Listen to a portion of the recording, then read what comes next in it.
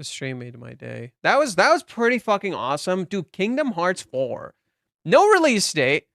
No release date, but made my fucking day. Right? What a weird place to have that, but it's so fitting too because of the fact that like it had the what do you call it? It had the brain work. Yeah, the ports, thank you. Yeah, because of the ports. I was like, okay, they have to. They kind of have to, and I'm glad they did. Yeah, it was in fact very criminal that they didn't. Okay.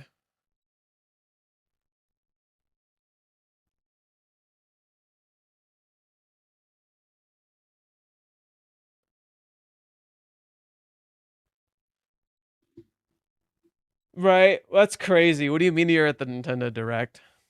Okay, I'm probably gonna end it with you with here for now. Sorry, I'll be back in a bit. I just gotta read the chapter because it's just about to come out. I'll talk to you later, dude. We can hype more later.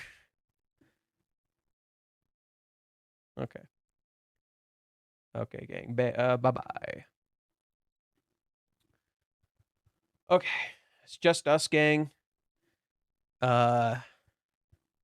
Chapter should be out in like a minute. Wow. I saw a rumor Kingdom Hearts 4 got scrapped and had to be redone. That might be why there's a release date. Also, no, there's a whole bunch of other reasons. That's not why. I'll explain later. That is absolutely not why. I'll explain later why Kingdom Hearts 4 was just put so far behind. The enemy's in the same boat. Okay. Let's mosey, gang. See what the fuck's going on. Okay, flashback. We're flashing back to Ruka. Okay, she's working. Should I call you Sarishna-san? Hey, he's wearing the tank top. He's wearing that tank top we saw before. Oh, wow, he looks really sinister. Look at that smile. Look at that smile, dude. Back to Hawaiians. This is really interesting. Back to Hawaiians. This is a very particular scene in Hawaiians. And the fact that Ruka is sitting in water feels very particular to me. The fact that Ruka is sitting in water feels very, very particular to me. Particular because Umi's name's Ocean. Ah, name tag, Sarishna. Ah, that's how he did it. Huh? Who's this guy? Who the fuck's this dude? Huh. I've definitely seen him somewhere before, but who do I know to suddenly call me by name? I have to remember. I don't want to be rude.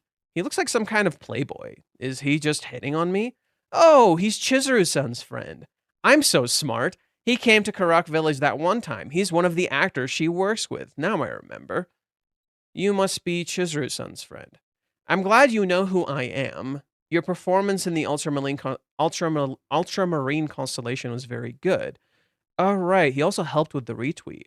Wait, I thought they removed Ruka's parts in Ultramarine Constellation. I could have sworn they removed her parts. That was like something in the story. Okay. All right. He also helped with the retweet. He watched the DVD movie. There's something I want to ask you. What kind of relationship do you have with Kazuya-kun? Huh? Kazuya? How does he know about that? Where did that come from? Did he see us? But if I said something, Kazuya would get so mad at me. What? You talked to Umi-kun? I hate you, Ruka-chan. I can't say anything. You're rude. I don't think that's any of your business. I heard Chizuru-chan and Kazuya-kun are actually pretty close. It doesn't look like they're dating yet, but at the very least, she seems attracted to him.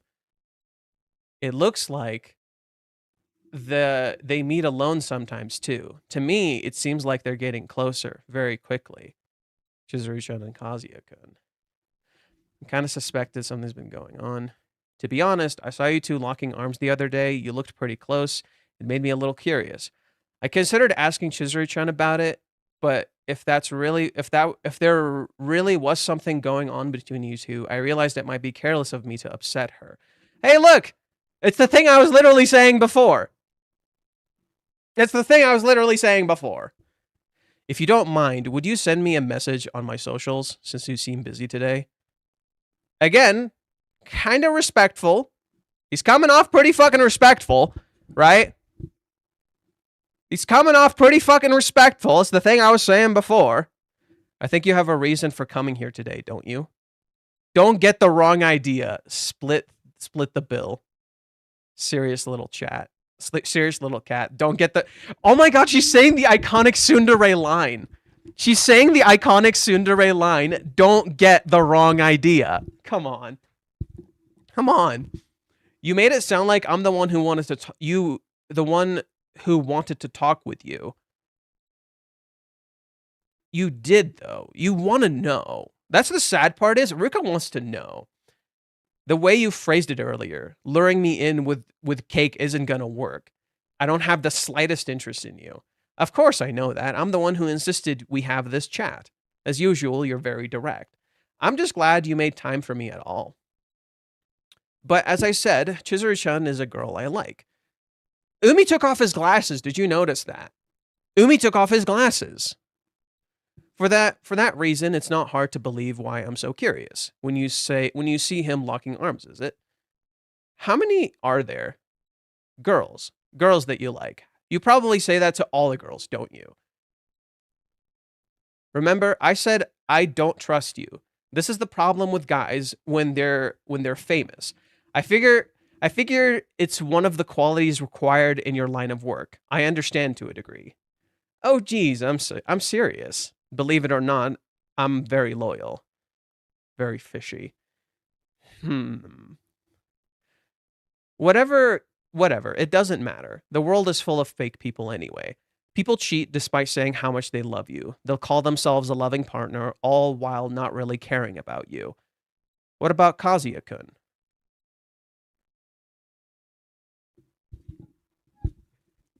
I'm telling you, he's deconstructing her whole fucking character, and I'm telling you, this was his reasoning for being here. What did I fucking say before? Umi's reasoning is, what if Kazuya's fucking cheating? That's Umi's reasoning. I fucking told you. Kazuya-kun's not that kind of guy.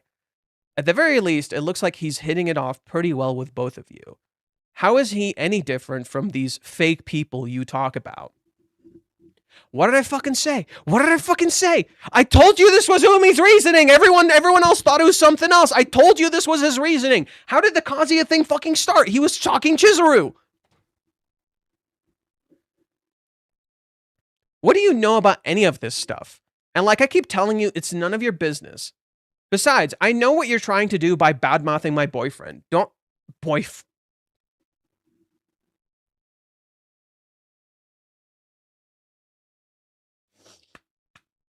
Ruka! Don't underestimate me. It's a trick and to try and cozy me up. It's what all you playboys do. Your boyfriend? He's your boyfriend? Dating? Oh no. That's just a figure of speech. I just meant it. I just meant if he were. It's a common way to phrase it. She's just a kid. She's just a kid, and because Kazuya didn't address it, it escalated to this problem. Crap. The secret is getting really hard to keep, but it's one of her friends of all people. It'd be so... he'd be so mad at me. But he saw us locking arms. He sounds very suspicious of us. What else can I say to make an excuse? But if I don't say anything, he won't trust me, and he'll probably tell everything to Chizuru-san. This would create a bigger problem. Maybe I should just tell him the truth about everything? It looks like they meet alone sometimes, too. To me, it seems like they're getting pretty close. They really have been beating each other. I thought I was ready to accept that, but it still hurts. I wonder if he knows how far they've gone. But I'm too scared to ask. Since he's willing to take it this far, maybe he's serious. He's apparently pretty famous. Chizuru-san really is popular with the guys. Maybe if I tell him the truth, he'll work with me on this somehow. I might never be good enough to compare to Chizuru-san, no matter how hard I try. Kazuya-kun will only have eyes for her. I'm such an idiot. All I've ever done is insist over and over that I'm his girlfriend. But he's never loved me, not even once. It's not fair, Chizuru-san. You said you weren't interested, and yet you fell for him anyway. Why? Tell me. Why isn't this person good enough for you? You're both actors, a perfect match. But what about me? Kazuya-kun is the only one I have. I told you it would be Ruka. I fucking told you it would be Ruka. I goddamn told you it would be Ruka. I'm his girlfriend, huh? His temporary girlfriend. I fucking told you it would be Ruka. She would tell Umi everything.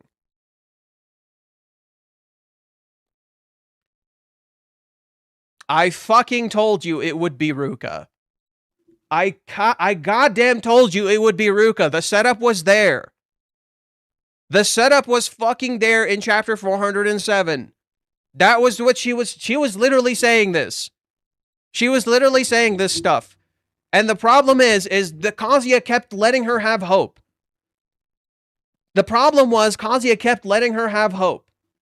Okay? I'm sorry, that is the truth of this situation. Kazuya kept letting her have hope.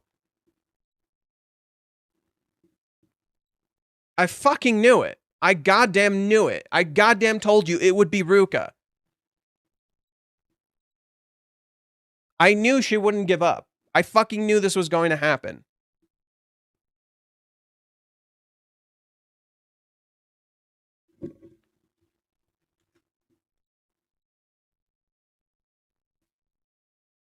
No, there's a lot going on in this chapter, just like last week. Just like last week. There's a lot going on in this chapter. It's just like last week, dude. There's so much going on in this chapter.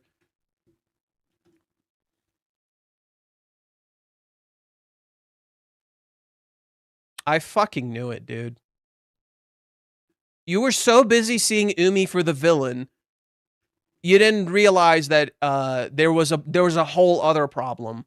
You were so busy seeing Umi as the villain, you didn't realize there was a whole other problem. That Kazuya was going to be framed like the villain. It's literally what I was saying before.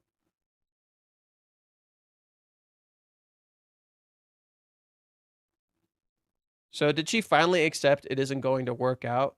No, she wants a solution. Ruka knows she can't find a solution.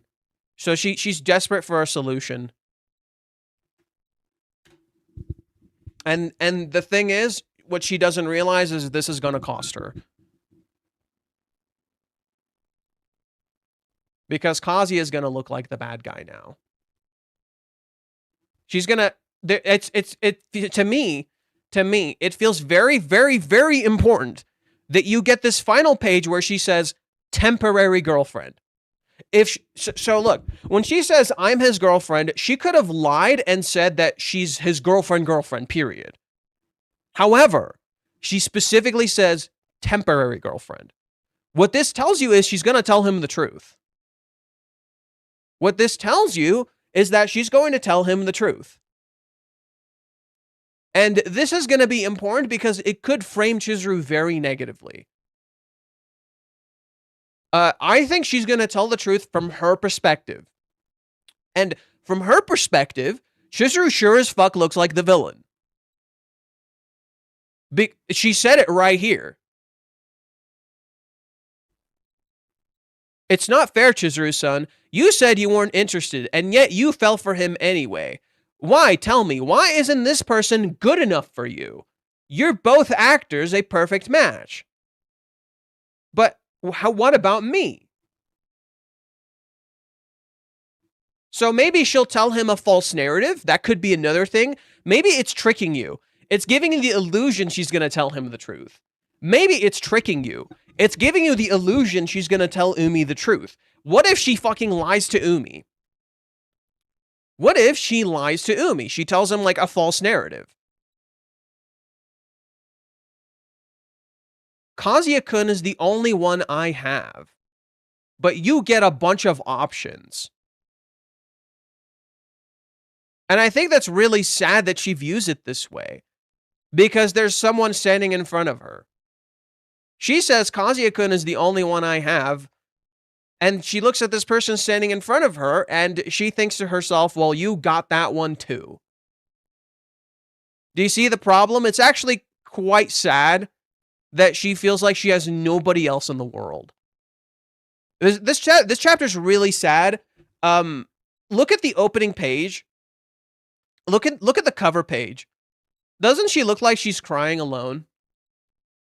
And there's no one else there. She literally looks like she's sitting and crying alone.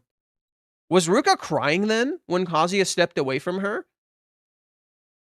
Was she blushing? You can't tell. Is she blushing or is she crying? That Kazuya doesn't care for her. Her heart rate is peaking while talking to Umi. I don't think it ever particularly did that, no. There's no Rent-A-Girlfriend chapter next issue. Are you sure? There's no Rent-A-Girlfriend next chapter?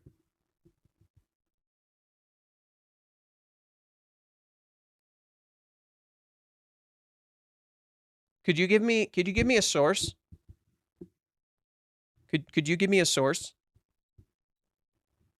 I just like a source.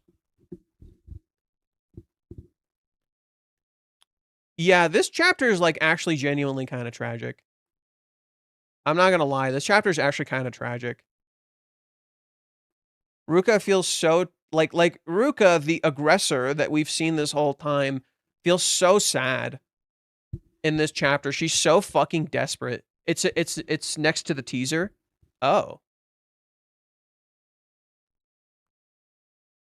Oh, this is the English. My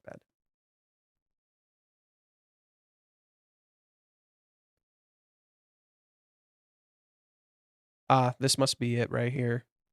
No chapter next week.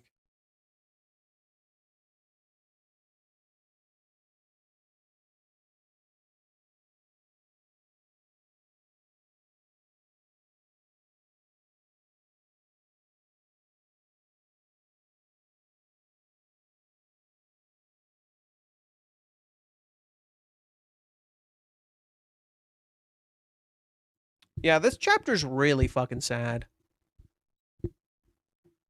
Oh. What's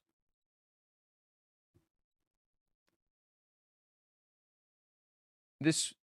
This week after is going to be insanely intriguing. Oh, this is the spoiler thread.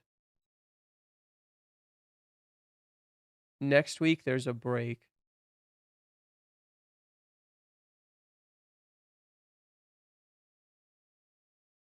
The title page features Ruka crying all by herself at Hawaiians.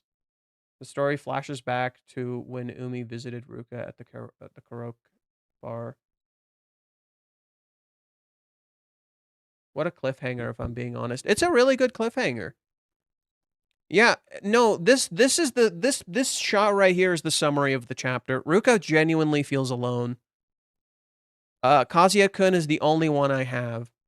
And when you look at it from that lens, doesn't it look really, really fucking sad? That she feels like she's alone. How does she start the chapter? She starts it alone. She's doing all this heavy lifting alone. And that's really kind of sad that she doesn't feel like she has her family, that she doesn't feel like she has friends, that she doesn't feel like she has anything. It's showing how toxic the relationship has genuinely become. Their relationship is really, really fucking toxic. That she feels like she doesn't have anybody but him, and he doesn't care. This, in my opinion, is exactly the problem. This is why he needs to break up with her.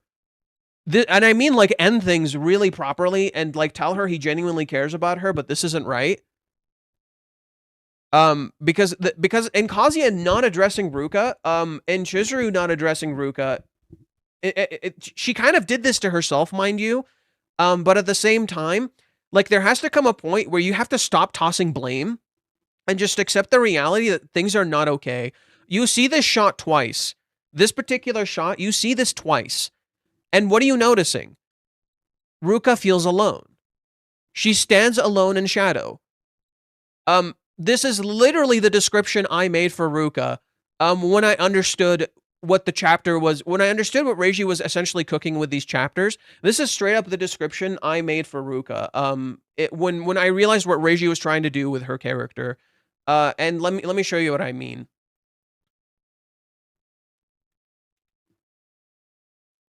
Motionless.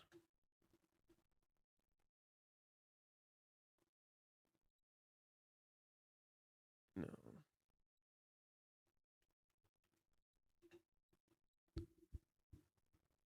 This I think this shot, where is it? If I can just find this perfectly reflects my point right here. These contrasting images of Ruka are perfection in my opinion. In one, she appears like a terrifying monster that feels no remorse. The other, a sad, scared kid who feels unseen, knowing she did something wrong but not what. This reframes the left image as empty loneliness rather than heartless. She's lonely. She's really, really fucking lonely. She genuinely feels like he doesn't see her. He doesn't understand her. She feels genuinely alone. And this is really, really ironic considering Kazuya and how Kazuya feels right now. And how in many ways Ruka is kind of doing that to him. That's what I mean about the relationship genuinely being toxic. That Ruka feels genuine. Like, the reason Ruka wants to have sex with him so fucking badly is because she feels so lonely. That she thinks this sex might give her that. That she thinks this physical relationship, this physical intimacy might finally end her loneliness. And it won't. It literally, that's why she's so desperate for it. She's so deeply desperate for intimacy because she's not getting it. And because she got like a glimmer of intimacy, because she got like a tiny glimmer of intimacy when Kazuya fell between her legs, it opened the floodgates. This acts as a reversal of what Kazuya did to her. Or sorry, this acts as a reversal of what she did to Kazuya, where Kazuya kept these lustful feelings so deeply in check that the moment he even got a sliver of it, it opened the whole floodgates. So that's literally the problem in their relationship, is that they are keeping in check what they desperately crave. Ruka desperately craves to be felt, to be seen, to be touched, to be loved. She's a kid who desperately wants to be seen and loved. So fucking desperately that she feels so alone that she's willing to cross this horrendous line and not realize what she did. Kazuya is the flip of this. Kazuya is so desperate for physical intimacy with Chizuru that he's kept this in check for so long his body doesn't care where it gets it anymore. It's like, you've just ignored what I want so much. I don't care where I get this anymore. The chapter is literally the theme of this chapter is sad, empty loneliness. It's genuinely sad, empty loneliness. And I think the opening cover reflects Ruka sitting in her emotions and crying. These are her tears. These are her tears. She's sitting in her emotions and in her tears. And she feels genuinely fucking alone. And she is alone. There's nobody here but her. And in some ways, she kind of did that to herself. That's kind of the tragedy of the whole thing, is that in some ways, she kind of did this to herself. That she feels so alone because in many ways, she kind of put herself in a place to be alone. She genuinely believes she has no one else but Kazuya, but there are people who care about her. Nagomi absolutely cares about her. I bet Curry would fucking care about her. Chizuru cares about her. But she genuinely believes she's all alone and that Chizuru is taking this one person she has left away from her. It's really tragic, and I think what is going to happen is that it's going to frame Kazuya and Chizuru in a really negative light to Umi. It's going to frame them in a very, very negative light to Umi, right? Like, he's going to look at them and he's going to be like, what the fuck is this?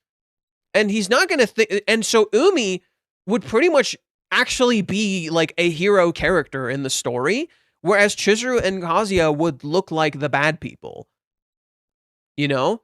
And the fact that Umi in this chapter heavily implies that, like, is Kazuya like this too, right? When he asks her, is Kazuya like this too? This fake person. Like, the fact that the teaser for this chapter is a shallow fake person. And Umi labels that as Kazuya, when so many of you have been seeing Umi as the shallow person, you know? He even says, no, I'm pretty fucking loyal. Right? And you have evidence to think in the past he's not loyal. You have evidence in the past to indicate to you he might not be loyal. But what if, like I said in the past, Reiji reframes those scenes? It's not that Umi wasn't loyal, it's that his girlfriend broke up with him. She wasn't loyal.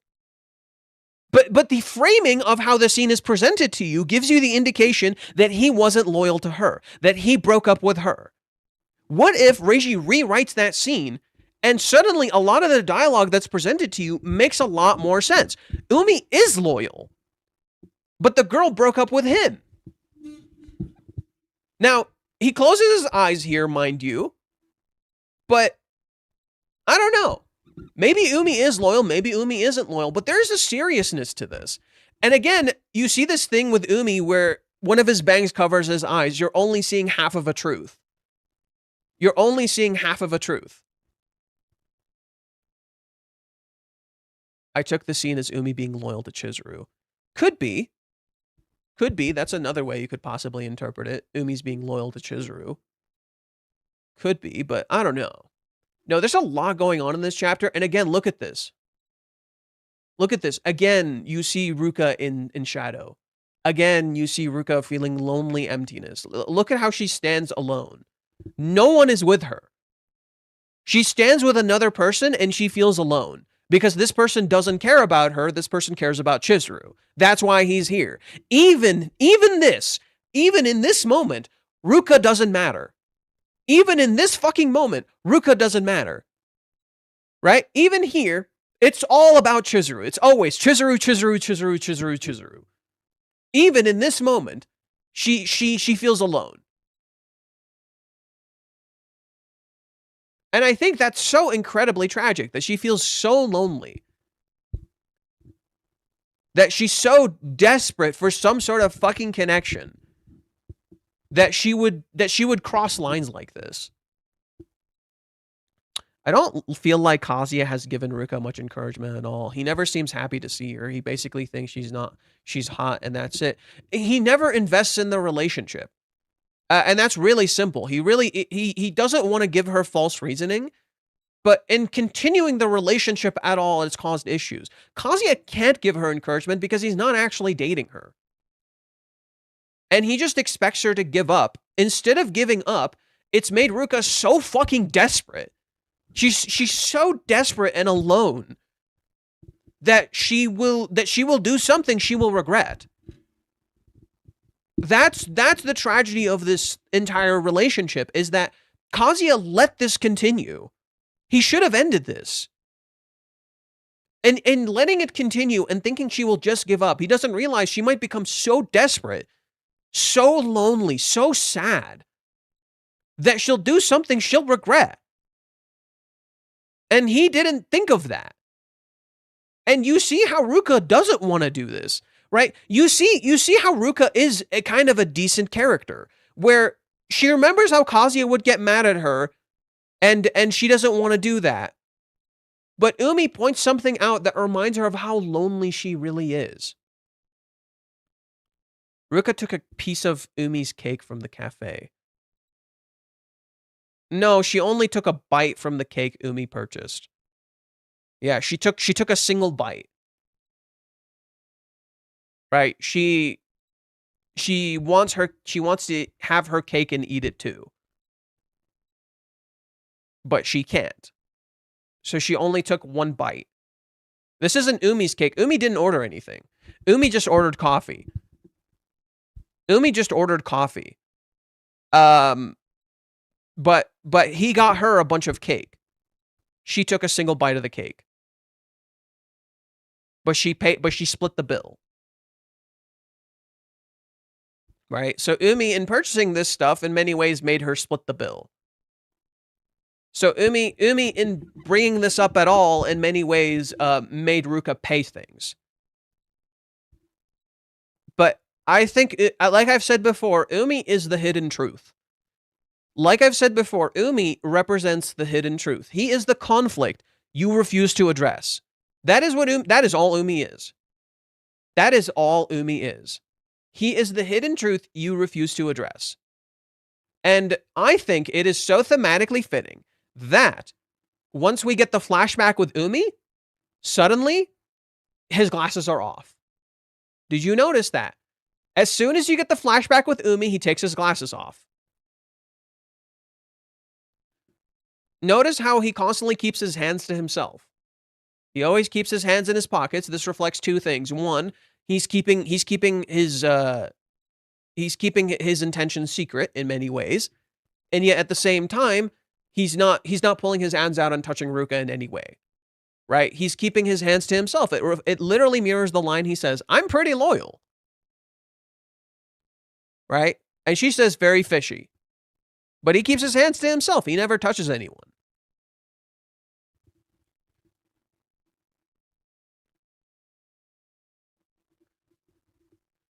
And it's so sad that these characters are trapped by this shitty reality where they call themselves a loving partner, all while not really caring about you. Congrats, you just described Kazuya.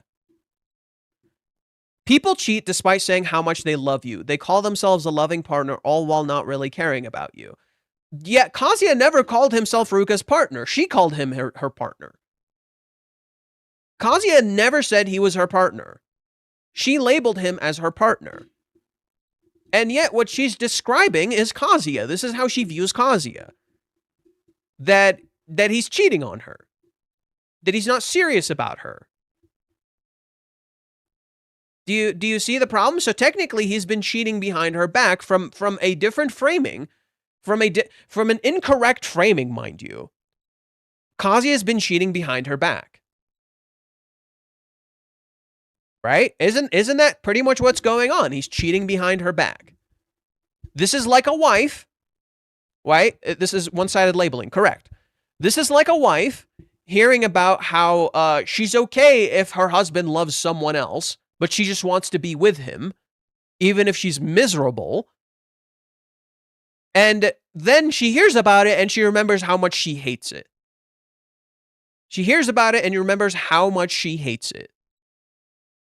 Except, Ruka kind of did this to herself. It's not simply Kazuya doing this to her. Ruka did this to herself. And she genuinely believes she has no other choice. Thematically, this is really important. Why? There's a lot of elements of trains. Ruka likes trains. When Kazuya is rejected by Chizuru, he gets on a train. When we see Chizuru going to her work after Ruka sexually assaults Kazuya, you see Chizuru on a train. Why is this important? A train only has the tracks it's on to go. It only has one destination. That which is decided on the tracks. These characters are like trains trapped on a track. They don't know any other way. This is all they know. And rather than build a new track for themselves, rather than take a harder path that requires them to build a new track for themselves, to go off the rails, if you will, they stick to the rails. They don't know how to go any other way. This, in my opinion, captures a defeatist mentality that is very deeply rooted in Japan. This is a very deeply rooted thing in Japan. It's present in other places, absolutely, but not in this specific contextual way it's present in Japan. This is absolutely relevant in other places, mind you. I see it all the time at my work. It's something that, like, I would argue is very directly connected to Western civilization as much as it is connected to Eastern civilization, countries, whatever. It's present in Japan, it's present in the US, but in Japan, it's a little bit different. This is a defeatist mentality of, if I leave, happiness is not guaranteed. This bleeds into jobs. This bleeds into relationships. You can see this in the West as well. It's just a little bit different, mostly because people here are more willing to advocate for themselves to some degree. While at the same time, there is this traditionalist mindset of marriage and how You know, you should work through the marriage. You should stick through it, even if it fucking sucks. When in reality, sometimes leaving is the correct solution and you have to chase your happiness. So it's not that this isn't present in the West. It absolutely is. But in Japan, it's a little bit different, mostly because people have a hard time advocating for themselves, and they tell themselves lie to stay in situations they don't like. And so you have to continue the phrase, if I leave, happiness isn't guaranteed. And in response, you say, but if you stay, your misery is certain.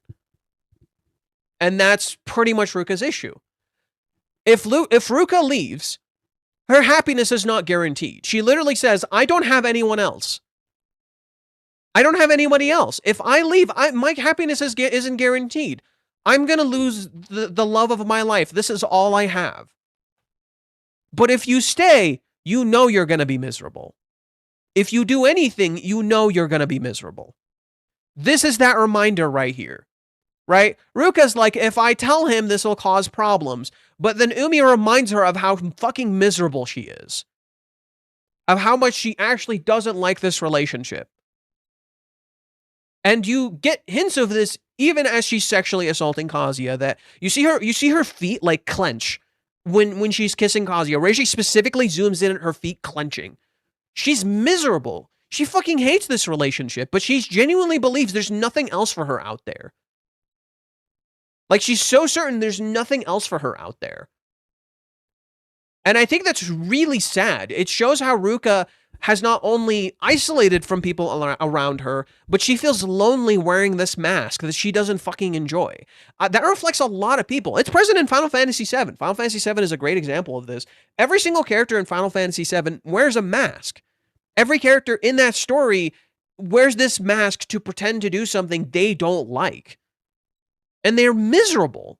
They fucking hate themselves. Umi is Gaston, Kazuya is Beast, Chizuru is Belle. Ironically, that's the framing it's supposed to appear like. That's not true. That's the framing that it's supposed to appear like. That's not necessarily true. In many ways, Kazuya and Chizuru kind of are the monsters, but in many ways, the Ruka herself is also a monster. She does have friends like her school friends she mentioned, but she feels alone. Even when you see her with her school friends, she feels alone. It doesn't feel like she connects to her friends. This matches Kazuya perfectly. He has friends, absolutely, and he feels alone. Chizuru is the same way. She technically has friends, and she feels alone. Minnie has friends, and she feels alone. Sumi is never shown with any friends. Mami has friends, and she's really fucking lonely. She doesn't feel like she has anybody. This is real. I've experienced this firsthand. I've had friends and I felt really alone. I felt like they didn't get me at all. Like this is absolutely real. Like 100%, this deep, horrifying void that you feel in your heart, where you just feel like you just don't have anything or anyone. I know this chapter's supposed to invoke Divinity, but it just doesn't for me. It absolutely does for me. Your problem is you're purely seeing this girl as someone who did sexual assault. This is my problem with how people look at sexual assault. This is not me excusing it. But the moment the act occurs, all people see is the act, not the person and why it occurred. Yes, the act is evil. I'm not going to pretend like it fucking isn't. The act is absolutely evil. The problem is you're not seeing the person, you're seeing the act. And this is why they try to explore intent in court cases. Because you do have to understand that. It's very imperative you understand that. Because if you don't, you're not going to see the full picture. The sad truth of the reality is the act is evil, absolutely, but you have to look at the full picture to understand it. Racism is the same way. Racism is evil, okay? But there is an inherent flaw as to why racism even exists. Remember, these are people trapped by their environment. They've been conditioned and raised to be this way. In that way, racism is a tragic reflection of this person, right? They're what they're doing is genuinely evil, but the environment they were raised in conditioned them that this is not evil. And I think this is a lot of the reasons why we have so many societal problems, that we look at the symptom of the fact that you're racist, therefore you're evil. But you don't address the inherent issue of how these people were conditioned by their environment and they don't know any other way. That they live in a society that invokes this exact fucking problem. That you've been taught to be this way and you don't know any other version. And I really fucking hate that. That's why I genuinely believe Ruka's not evil. She did something evil. You are not your actions. You need to see the person for more than their actions. And that is why I think people cannot understand Ruka's character. She is a very sad, lonely girl who feels like she has nobody around her. And she's so fucking desperate for intimacy, she sexually assaulted her partner. That's really fucked up and sad. And this person is so desperate for assistance in any way, shape, or form, she would open up to a complete fucking stranger because she feels that lonely. Ruka is not an emotionless monster. She is a girl trapped in a relationship she doesn't know how to get out of, and in many ways, she did that for herself. And that is the tragedy of Ruka's character. She, in many ways, did this to herself, and in many ways, she didn't. And that is really tragic, that all these characters are trapped in these situationships where they're just really unfucking happy, and they don't advocate for themselves, and they don't fight for their future, and they don't pave new tracks. They're stuck in a circle. They're stuck in this circle of their own making, and they fucking hate themselves. And they're so desperate to get out of this circle that they'll tell anybody. What Ruka is experiencing with Umi right now is basically what Kazuya experienced with, not simply Sumi, but also Minnie.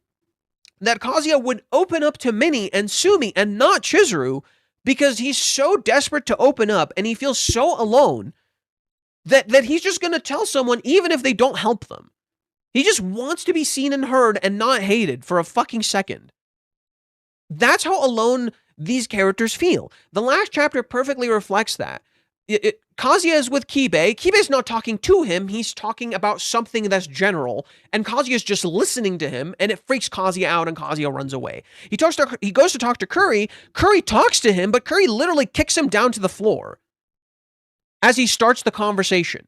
It's funny, but it reflects a sad tragedy. Kuri is screaming at Kazuya. Kuri is not talking to Kazuya. He's telling him to do something, but he's just screaming at him. He's not actually having a conversation with him. It makes Kazuya feel alone. And then when Kazuya walks away from them, when Kazuya runs away from them, they just see a glowing light. They don't see someone who's lonely. Ruka is the same exact way. You're not seeing this sad, lonely person who doesn't know how to change and feels trapped by this horrible environment they don't fucking like. You just see an abuser. Mommy is the same exact way. Mommy is an abuser. Abso-fucking-lutely. She did horrendous shit. And she's also a victim trapped by her environment and doesn't know how to change. Had Chizuru been in Mommy's circumstances, had Chizuru been raised in that household, she could have very well been Mommy. But Chizuru wasn't raised in that household. Chizuru got lucky. She had a family that cared about her. However, she has to see that similarity between them. I think that's what Reiji is writing, is like these characters need to see how similar they truly are. Need to see how the other person isn't horrible. Reiji is writing this story in a very particular way. He's trying to frame Ruka as though she's not like you're so busy seeing a horrible person that you're missing the sad, lonely person underneath. This sad, lonely person who doesn't know how to change and just so desperately wants to just be happy, but they keep being miserable and they hate it. And I again, I see people like this at work. They are miserable with their lives. They're not happy. But they keep doing it because they don't think they have any other way. And I think that perfectly captures Ruka. That perfectly captures Mommy. Mommy is an abuser. She did horrible things in Hawaiians. So horrible that I think people absolutely dismiss what she did and don't realize how horrible what she did really was. She gaslit Chizuru. She almost destroyed a family. She frames Chizuru as a gold digger and a house wrecker when that's literally her. Didn't you say you had work today? Not today. I made some fixes and changes. So I will be streaming every time the chapter comes out. However, in the future, it's going to be only 30 minutes. So my reaction will only be 30 minutes. I'm going to go to work for an hour and then come back and continue. That's pretty much what it's going to be in the future. I have a meeting at 9 o'clock. So basically, I just have to go to work at 9 o'clock. The chapter comes out at 8. And then I just come back. So I pretty much react for 30 minutes, maybe 40 minutes. And then I go to work. And then I just come back. That's pretty much the plan. Sorry about that. Anyways, Jaws did a Reddit analysis. Part of it said sexual assault is only written well if it's made clear after the person is evil. I disagree. Yes, I actually went through all of that. So let's pull up the analysis I did. I actually went through all of Jaws' analysis, and I heavily disagreed with him. The comparisons he makes, in my opinion, are not good. In my opinion, the comparisons that Jaws makes are not good. Because it's looking at it in a very black and white way. And even one of the analysis he particularly made, that being Invincible, was much more nuanced. In particular, Invincible, so spoilers for Invincible. Later in Invincible, a Viltrumite sexually assaults Invincible. Later in Invincible, he gets raped. He gets sexually assaulted. And what the story does, I don't think it does it super well, mind you. And I think the show will hopefully do a much better job with it. But the whole point of Invincible is that change is possible regardless of your circumstances. It is a story about radical change. Omni-Man commits a massacre in the first season. He commits a fucking massacre. He kills like 2,000 people or some shit. He levels a city. He destroys like so much.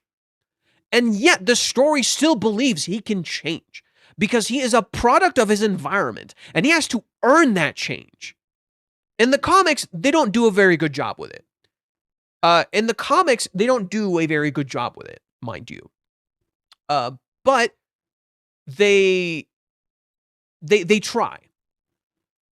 The person who sexually assaults Mark, aka Invincible, is a Viltrumite. And when they did it, this was normal to them. They were raised by a fascist society that only understood power. So to her, what she did wasn't wrong. But later, once she sees how horrible her actions are, she wants to say sorry. She thinks she did something horrible to him.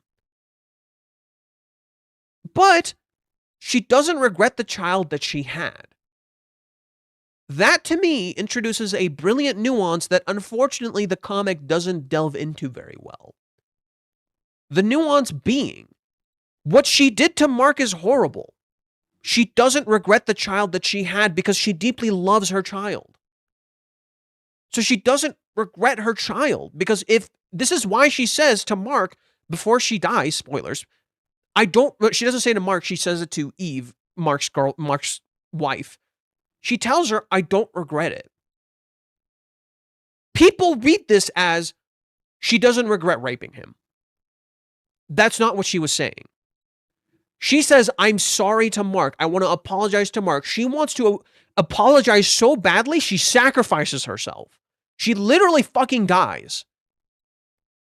But if she says she regrets it, that means she regrets her child. Do you see the complicated, messy nuance of that scene? That is the brilliant, messy nuance of that scene, and that reflects Invincible perfectly. Invincible is a messy show about nuance. It is willing to get into the uncomfortable, nitty-gritty details and look at the reality of the situation. Yeah, what you did to this person is absolutely wrong. 1000%. However, if you regret it, you regret this child that you deeply care for and raised. And this becomes a story for Mark. It is brilliant.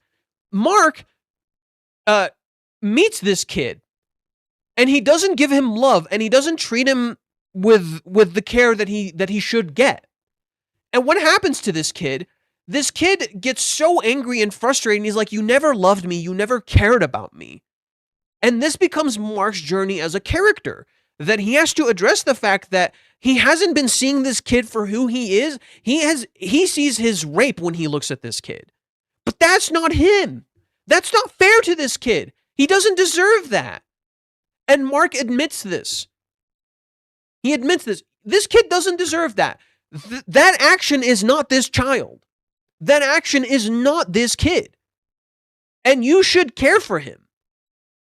But it's also fair that Mark felt like shit whenever he looked at him and he saw a sexual assault. That's also fair. I love that nuance in Invincible that I think people don't fucking talk about. And that's why, like, Jaws uses Invincible as one of these cases to justify why what Ruka did was wrong and evil. And in my opinion, no, it's the opposite. In my opinion, no, that particular case refutes that. In that same way, he uses Metal Gear Solid as another justification. Dude, Metal Gear Solid is a serious... The person was being tortured to get information out of them. It was intentionally to cause pain. The person was torturing the victim. That's very, very different. You have to, in my opinion, when it comes to discussions around this topic, you need nuance. You cannot remove the nuance and the context. You do that, you miss the fucking point. When you remove the context of the nuance of these scenes, you miss the fucking point. You cannot do that.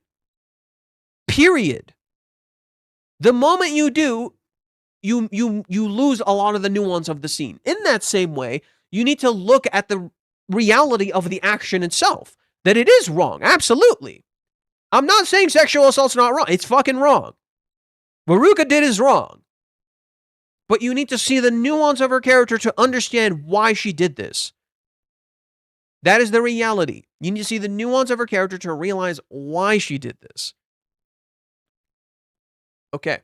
I think Kazuya will need Chizuru to solve the Ruka situation. Chizuru and Kazuya have to work together, in particular to realize how they made Ruka feel so incredibly lonely. It's the thing I said before. They tried so hard not to hurt Ruka, they hurt her even more. They made her feel alone. They made her feel lonely. They made her feel so desperate she sexually assaulted Kazuya. Because they didn't talk to her. They're so scared of her. They didn't talk to her. And in reality, what they actually fear isn't Ruka. It's mommy. It's the family. It's their own guilt. It's their own shame. And shame comes from pride.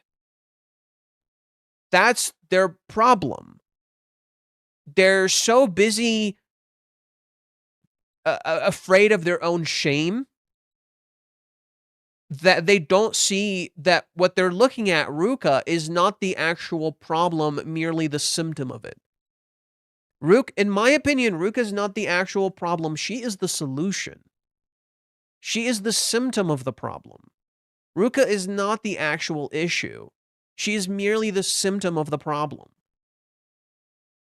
The real problem, and even mommy in many ways, the real problem is yourself. You really have to look at yourself. You got to see what you're fucking doing.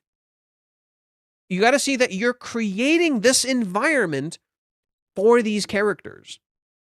The environment Kazi created no longer creates peace and harmony it creates uncomfortability and anxiety. It creates conflict and anxiety. And this, to me, is a perfect encapsulation of that. She's sitting down alone and looks to be crying. But then if you turn back to this scene, it's completely different. So here, I'll pull up this original scene, and the scene is completely different.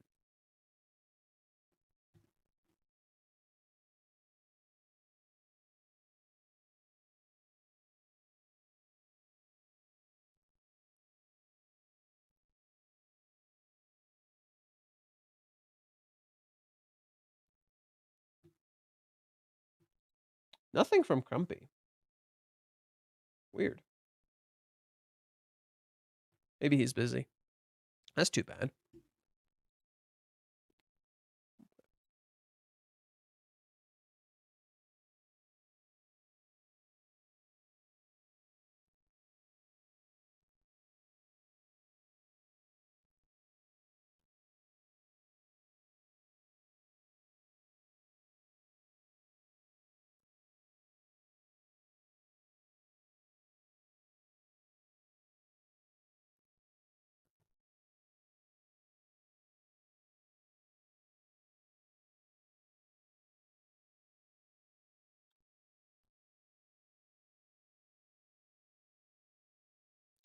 It's like 2:10?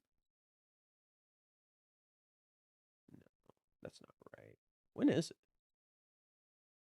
196, maybe?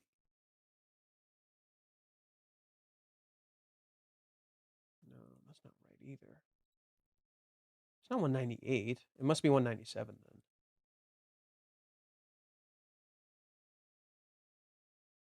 Huh. I don't remember the chapters. Like 199? That might make the most sense. Yeah, it's 199. Yeah, it's 199. Ruka calls Kazuya over. They go to this place. Ruka touches him. He accidentally hugs her in trying to hide. And literally, what does she say? Kazuya, you're so warm. And then he runs away from her. And when he runs away, Ruka looks upset. That's what you see. You see Ruka looking upset when he runs away. Maybe, right? You wonder, is this before she calls Kazuya? Right? You wonder, is this before she calls Kazuya or is this after she calls Kazuya? I would argue could be both. It could be both. And the fact that we see Ruka crying, or at least looks like she's crying, right? You can't tell. This is the face she makes when she's blushing, right? This is the face she makes when she's blushing. I wonder if we like see it anywhere here.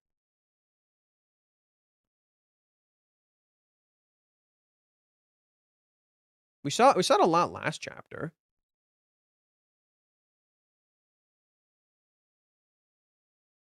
Yeah, no, it definitely looks like she's crying.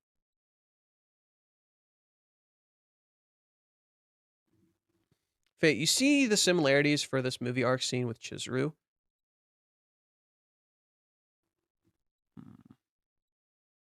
Kind of. Yeah, kind of. Oh, yeah, you're right. I kind of see it. You're right. I kind of see it.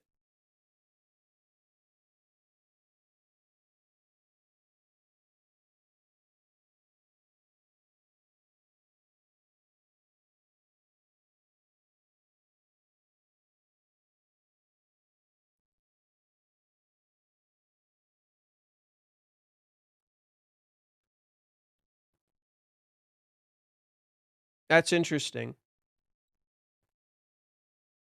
Oh, wow. Oh, wow. Wow. It cuts even deeper.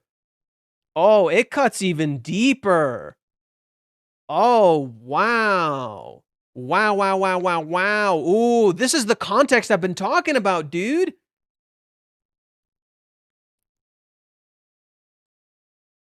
Look at this.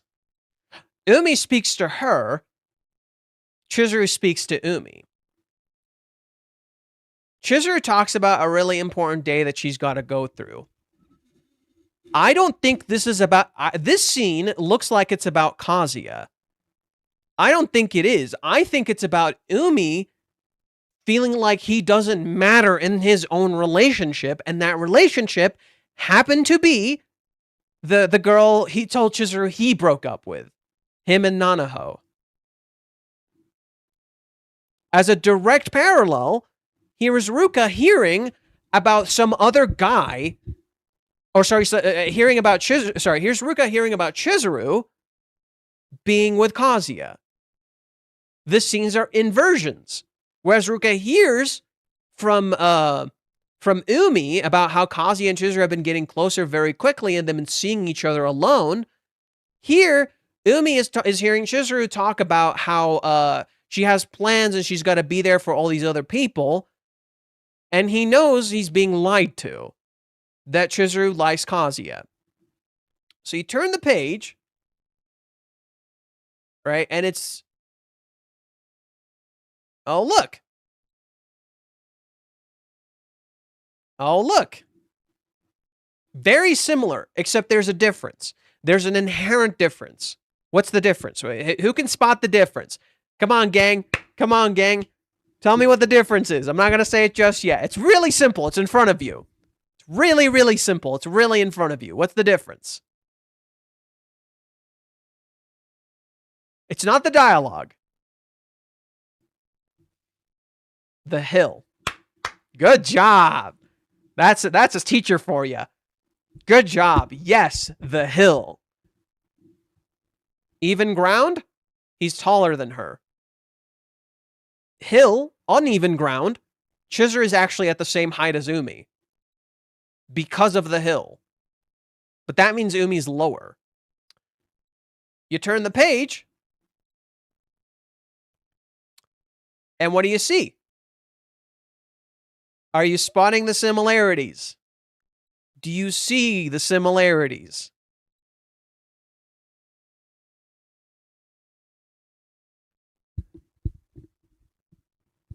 Right?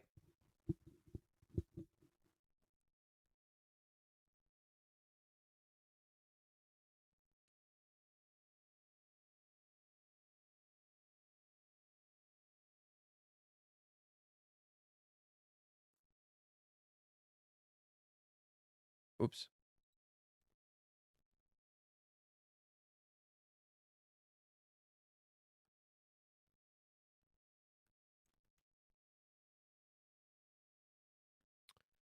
Umi sees how Kazuya made Chizuru happy. How Kazuya changed Chizuru's world. In contrast, he's about to see how he made Ruka's world miserable.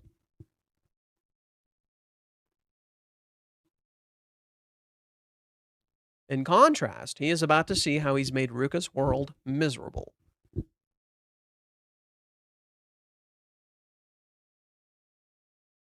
Why do we keep seeing Hawaiian's flashback? Is it intentional? Yes, Hawaiian's is directly connected to all of this. Hawaiian's is the central core of all of this. Everything is connected to Hawaiian's. Hawaiian's is what caused all of this.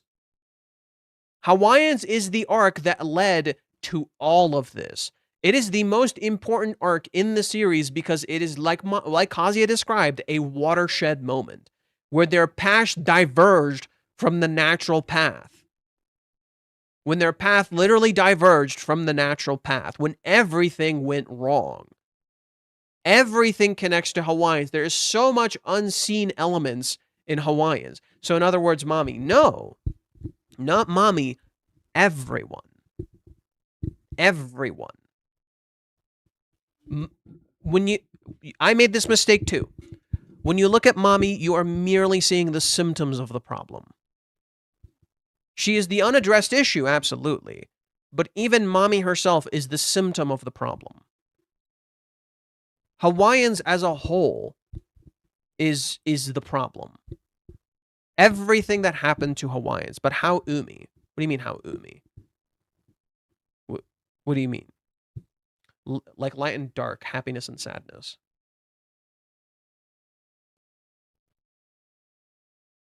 Yeah, this arc is literally about your unaddressed sadness. This arc is literally about your unaddressed sadness. You're so focused on happiness, you're not looking at the misery. And you can't do that. You have to accept that you're miserable in order to get your happiness. You can't live in misery and only focus on trying to get happiness. You have to address the fact that you're fucking miserable. This was a very good chapter. I'm glad we finally see Ruka realize the situation, even if it's painful for her. The story is from being over. It's not about Ruka realizing the situation. It's coming to accept how fucking miserable she is. She already kind of knew. No, see, the reality is, a lot of us already know we're kind of miserable. A lot of us already kind of know we're miserable. We're just not being honest about ourselves with it. And we're going to start getting reminders of how miserable we are. And that's when we start addressing the problem. This isn't... I don't like that description of Ruka realizing it. This is Ruka coming to terms with it. She already knew. She already knew she was miserable. But she kept getting reminders. Umi literally... How does the chapter start? How does the chapter start? What is Umi? Umi comes up from behind Ruka. Umi always stays behind Ruka. And he keeps following her the whole time. What is Umi? Umi is a reminder of how miserable she is. He is the shadow of the thing she fucking hates. He is a guy who likes Chizuru, who's following her around. He literally is Kazuya's shadow. He is the dark side of Kazuya, following Ruka around, actively reminding her how fucking miserable it is that he's not walking with her, but following her. Umi continues to follow Ruka from behind. He never walks next to her. Umi is never next to her until what happens? Ruka has to turn around. Until Ruka has to turn around and confront the reality. You need to accept the truth. So Ruka, and the fact that Umi wears black is also another indicator of this to me. The fact that Umi also wears black is another indicator of this to me. Umi represents the unseen hidden truth, the unseen, uncomfortable hidden truth. That you're fucking miserable. That you don't like this. And in continuing to walk, you're pretending it's not there. But it's going to keep following you. You're pretending this thing you don't like isn't there. But it's there, and it's going to keep fucking following you. And it's not going to go away. Until Ruka turns to Umi and just accepts how fucking miserable she is. How much she hates this. How alone she feels. This is what's happening here. This is Ruka turning around and just facing the thing she really doesn't fucking like. Just accepting how goddamn miserable she is. How much this fucking sucks.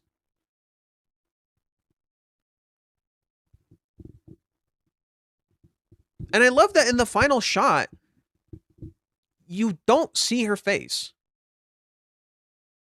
You don't see her face. You just see how lonely she is. And she says, Kazuya-kun is the only one I have, and what is Umi? He is a reminder of Kazuya. And here's Kazuya, she's his temporary girlfriend. You turn to Kazuya working hard, not for Ruka. You see Kazuya working hard, not for Ruka, but for Chizuru. Is this what you want? Do you want to be with someone who's going to put 110% effort in for someone else?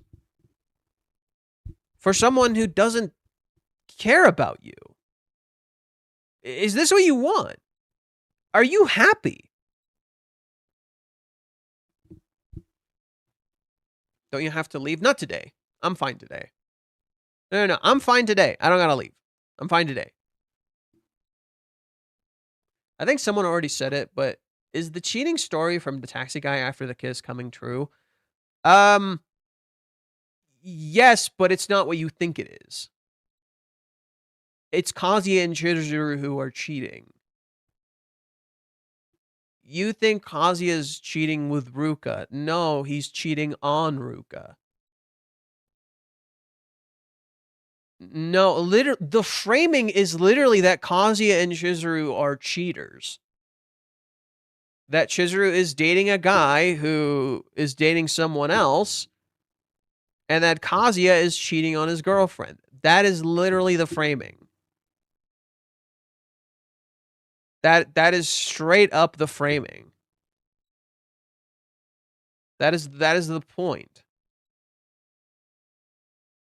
It's Kazuya and Chizuru who are cheating, not Kazuya cheating with Ruka or Chizuru cheating with Umi. It's neither of those things. You missed the point. You got hoodwinked. I also see a parallel of Kazuya and Mami at the driving school when she said, "Do you like me?" Between what? Parallel with what? Kazuya saying he will end it in a way that no one gets hurt is delusional and unrealistic. With his actions and decisions, someone will get hurt either way. No, but that's not the issue. You can end it in a way where someone doesn't get hurt. You can. Or at the very least, you can minimize the hurt. However, you keep putting it off, you keep not doing it, it will become delusional and unrealistic. People will get hurt, but you can do it in a way that lessens the pain. It doesn't need to be this painful. That's the sad reality. Mami is a great example of this. When she broke up with Kazuya, it didn't need to be that painful. She didn't need to do it that way. She could have done it a different way. It didn't need to be this way.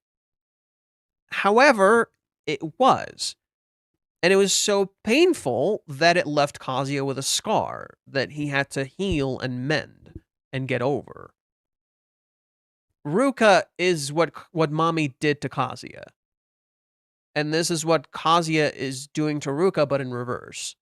Mami is Kazuya's constant reminder of what she did to him and what he's currently doing to Ruka. She's so attached. He let her stay with him for so long that now she thinks she only has him and she'll be miserable without him. But she's already miserable with him. Just as Kazuya was miserable with Mami. That Mami made him so fucking miserable. Umi with Chizuru, we see through Umi hairs, but with Ruka, we only see Umi one eye. No, we don't see through Umi's eye. You mean here? Oh, you mean here? Yeah. Here you see Umi's both. You see both of Umi's eyes. There is a scene here that could indicate something in particular right here. Here is where one of Umi's eyes is covered, right? This particular eye is covered where he talks about looking at the future, but his eyes are covered as if he can't see the future, but he can see her future. In particular, he can see that she likes Kazuya, but he can't see his future. He says Chizuru is now looking to the future, but he is not seeing his future. And she turns around to face him as he talks about her future. And she turns away from him and starts walking forward again. So Umi makes her turn back and tells her to, and talks about facing the future. But when she turns and talks to Umi, it's as if she's not really facing the future. She's only half-heartedly facing the future. Ruka, in contrast, is the opposite. She's not facing the past. And she keeps looking at the future.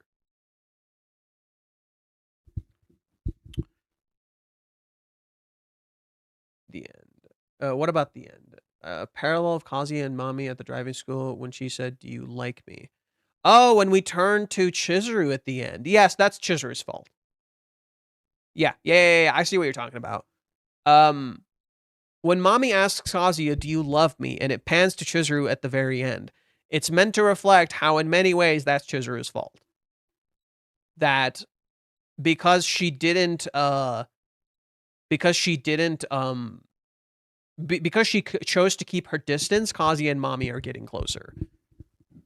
Because Chizuru chose to keep her distance, Kazuya and Mami got closer. Because Kazuya didn't address Ruka is opening up to Umi. They're inversions. Yeah, I see what you're talking about. Yeah, absolutely. 100%. You're right. Because Kazuya didn't address and didn't truly face Ruka, Ruka was so desperate she opened up to Umi. In contrast, Chizuru, in not addressing Kazuya and not actually facing him, Kazuya ended up getting closer to Mami. However, you'll notice an inherent difference. You'll notice an inherent difference between those two scenes.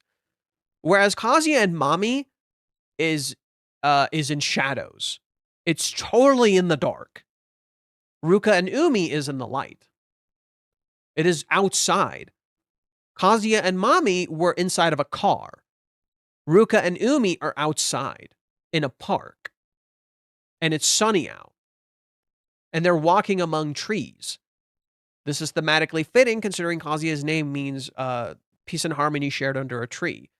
And yet, they aren't under a tree, and there is no peace and harmony. All you see is discord. All you see is chaos. There is no peace here. There is only chaos. And these scenes are inherently different, too, for another reason. When Umi confronts Chizuru, what do you see? There's another parallel that you see here. Here, you see industrial stuff. You see buildings. You see you see like power lines. You see all sorts of stuff like that. It's the same way with Ruka, but inverted. With Ruka, rather than seeing power lines and buildings and like human built things, you see trees. And then you cut to Kazuya inside of a gym, not lifting natural weights, but lifting, doing gym work, lifting, fake weights, human constructed weights, right? Rather than doing like a natural push-up or building like natural muscles, because you can do calisthenics, which builds like more natural free use muscles that are more flexible in movement. He's lifting in the gym, right? When you lift in the gym, you're just benching weights. These muscles aren't necessarily being used for anything. Yeah, you're getting stronger. Maybe you're making your body a little healthier. But when you lift at the gym, it's not always giving you natural muscles that you're actually using for something. So a lot of the times when people do these workouts and like get these sexy abs, these abs aren't actually for like actual real life things. You're not actually using them for real purposes. They just look pretty. That's it. They're just nice looking abs, but they're not actually like for example, you're not a fighter. You don't actually like have fighting like the actual build for a fighter. You probably can't do as much physical work as you think you can. You're not a runner. You just have bulk. You're just big. But these aren't actually useful muscles. So Chizuru does something similar to Ruka here. Ruka says, "I'm his girlfriend." And you're like, fucking what? Then she corrects herself, his temporary girlfriend. Chizuru says, "I don't like him. But I don't not like him either." There's an inherent parallel. There's an inherent parallel. I don't know if Umi's trying to do a mommy play on Kazuya and Chizuru, because if he was him and got rejected by her, I wouldn't bother digging her personal life anymore and caring what she does. But no, Umi does care about Chizuru. The truth is, and people will love to deny this, Umi does care about Chizuru. He actually gives a shit about her. That's why he's doing this. He's doing this because he cares, and he's worried. But what he's not addressing is that he doesn't see the full truth. He's trying to see the full truth, but he's going about it in all the wrong ways.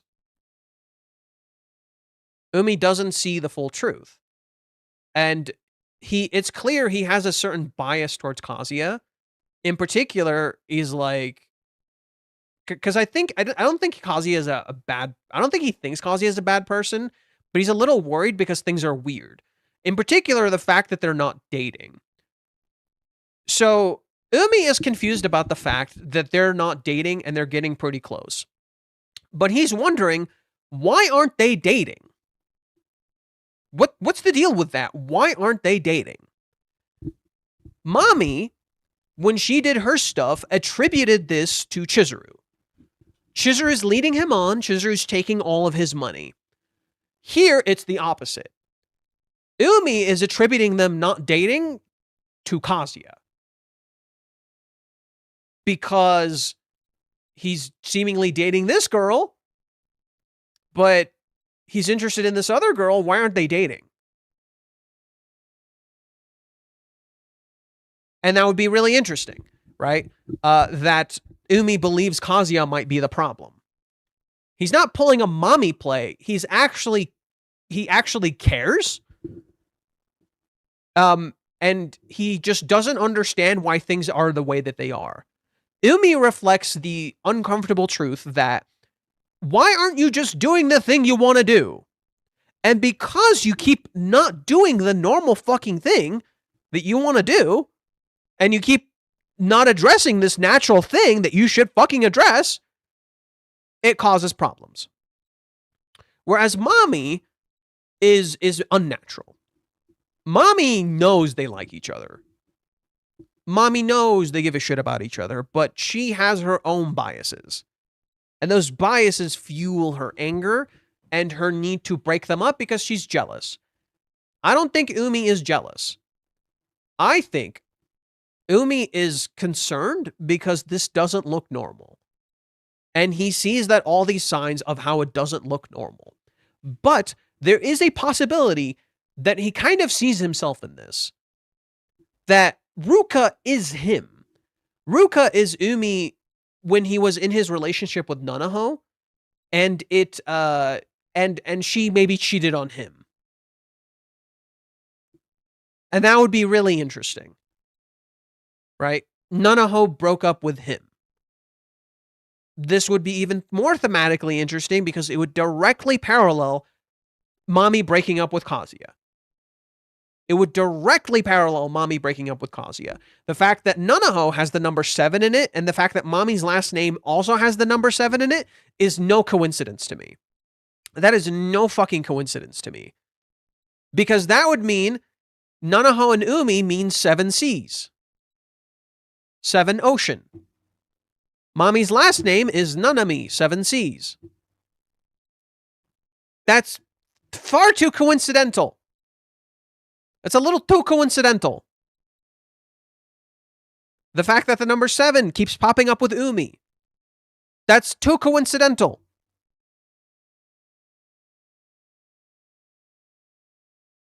So you could say Umi has trust issues with women or just Chizuru. Not specifically women.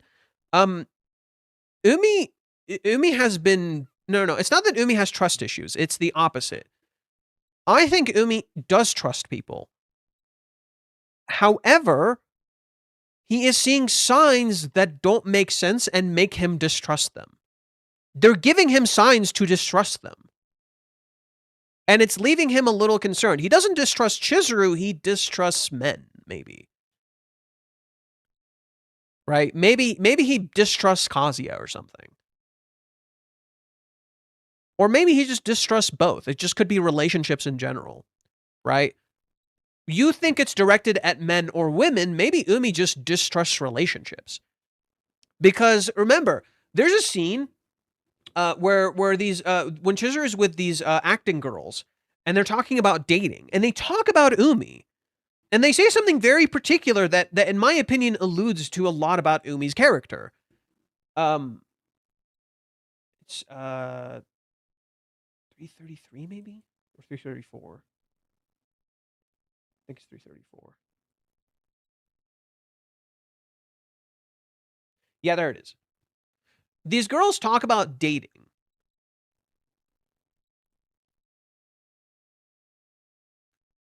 They talk about Umi. I hear Nakano-kun is up for grabs right now. Maybe I'll DM him. You've got no chance if you don't even have his number. He is a tough catch. Right? It's right there. Umi is a tough catch. Because he doesn't just date. Now, you would get information that might contradict this. You get information that might contradict this, right? You've been fed a certain set of information that might contradict this. In particular, when he asked Chizuru out, where it looked a very particular way, right? It looked like he broke up with his girlfriend for Chizuru, but the information he provides doesn't make sense. And I think that's very intentional. In this outing right here with Chizuru, he tells Chizuru that he made plans for this event 7 days ago.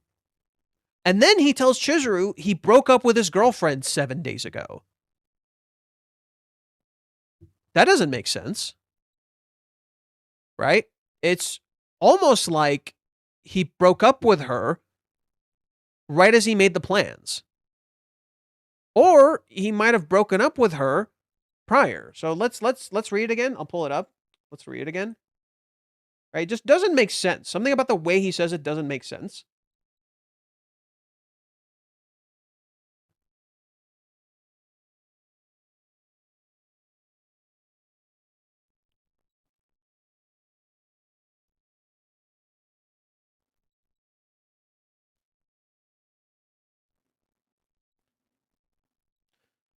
I don't have a girlfriend anymore. We broke up.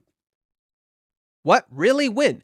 About a week ago, I think. That's why she couldn't be here today. I couldn't bring myself to say it, so I lied. About a week ago. Okay?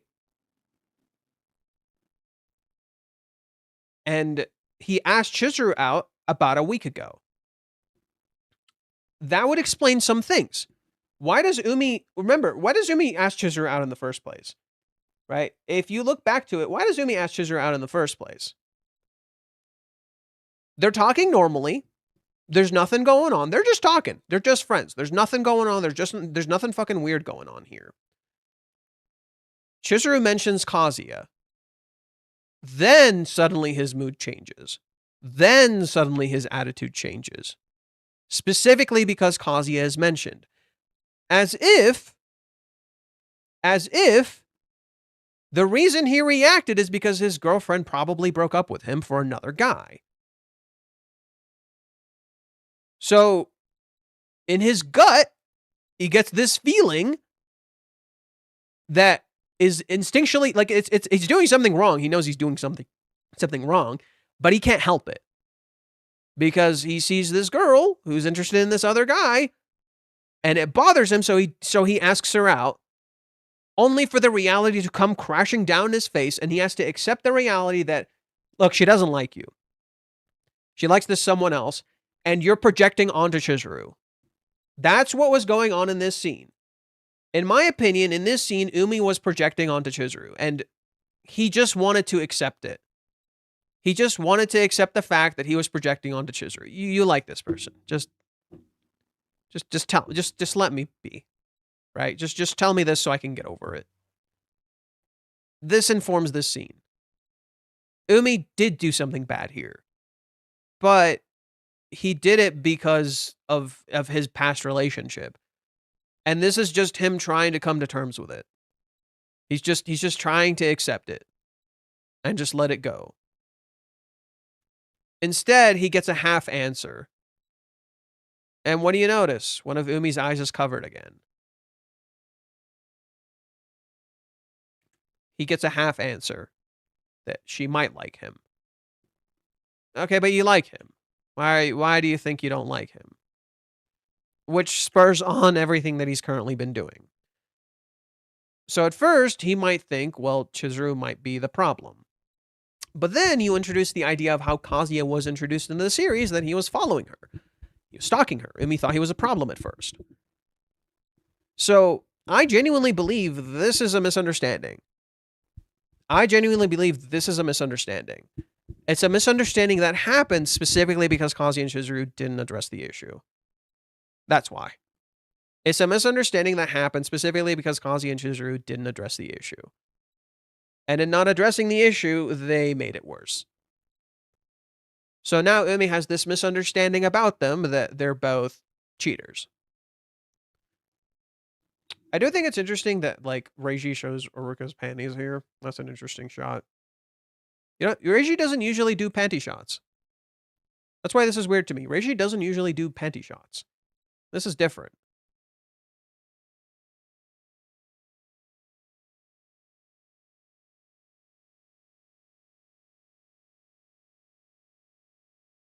Yeah, this is really different. I think it's meant to allude to this. It's meant to allude to this. Umi thinks everybody is fake just like him. I don't think so. I think Umi can sense when people are lying. When things don't add up. That's kind of I think that's what Umi is. Umi is a professional liar. So he can sense when people are lying. He can tell when people are not telling the truth. And what Chizuru and Kazuya are saying to him just isn't adding up. Right? I think you're making a correct assessment and coming to the wrong diagnosis. Here's more accurate. You're looking at the correct symptoms, you're seeing the wrong diagnosis. There we go. You're correct in that Umi probably sees fake people pretty well because he's an actor. Right? He's a professional BSer, correct. But specifically because he's a professional BSer, he can tell when people say things that just don't add up and don't make sense. I think you think Umi's just totally fake. All I've seen is Umi being pretty fucking straight. All I've seen is Umi be pretty fucking straight. And I don't mean that in a heterosexual way. I mean that in the, like, he actually doesn't seem like he's lying. Whereas Mommy is more of a... That description, I think, fits Mommy more accurately. Mommy thinks everybody is fake like her. That, to me, fits Mommy much more accurately than Umi. That's not how I read Umi. I've never read Umi like this. However, if you say this is Mommy's character, at least pre-Hawaiians, absolutely agree. That's literally Mommy's backstory. That's straight up Mommy's backstory. And this is really interesting because I saw this yesterday too, where when I was reading JoJo Maniacal stuff, yet again, the descriptions he attributed to Umi were literally things Ruka was thinking. The descriptions JoJo attributed to Umi were literally things Ruka was thinking. Except, even then, we were kind of mischaracterizing Ruka a little bit. What if after learning stuff from Ruka, Umi confronts Chizuru?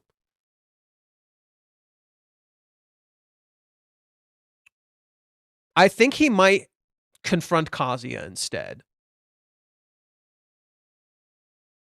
That would be interesting. I think there's a chance he might confront Kazuya instead. He could confront Chizuru. He implied he wanted to talk to Chizuru, but he didn't want to bother her by stirring up unnecessary trouble. Which is literally what I said yesterday. That's straight up what I said yesterday. That the reason Umi doesn't talk to Chizuru is because she's in the middle of a play and he doesn't want to bother her. And she just rejected him. That's why I kind of think Umi won't go to Chizuru. Chizuru just rejected his ass. If he just shows up and, like, starts pushing her at her work, he kind of be an asshole. And I think he knows that. He knows Chizuru won't like that. He's going to bother her. Approaching Chizuru is a bad idea. However, approaching Kazuya might not be. Right? Calling Kazuya out on his shit and telling him, like, what he's doing would be kind of more fitting, in my opinion. Damn, has Crumpy not translated anything yet? Damn. Oh, wait. No, nothing. I got excited for nothing.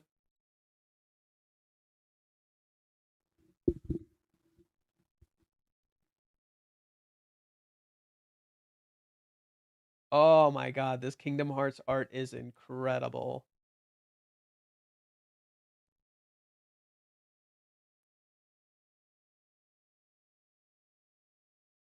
Oh, the Kingdom Hearts art is incredible.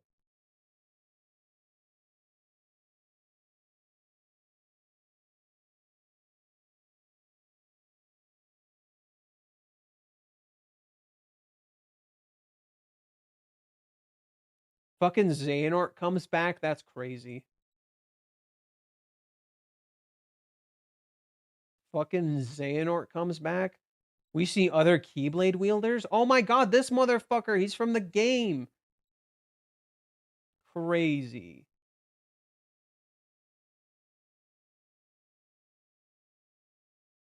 Damn it, I'm looking at Kingdom Hearts. I'm getting distracted. Fuck, sorry. Getting distracted with Kingdom Hearts. I'm sorry, I can't help it.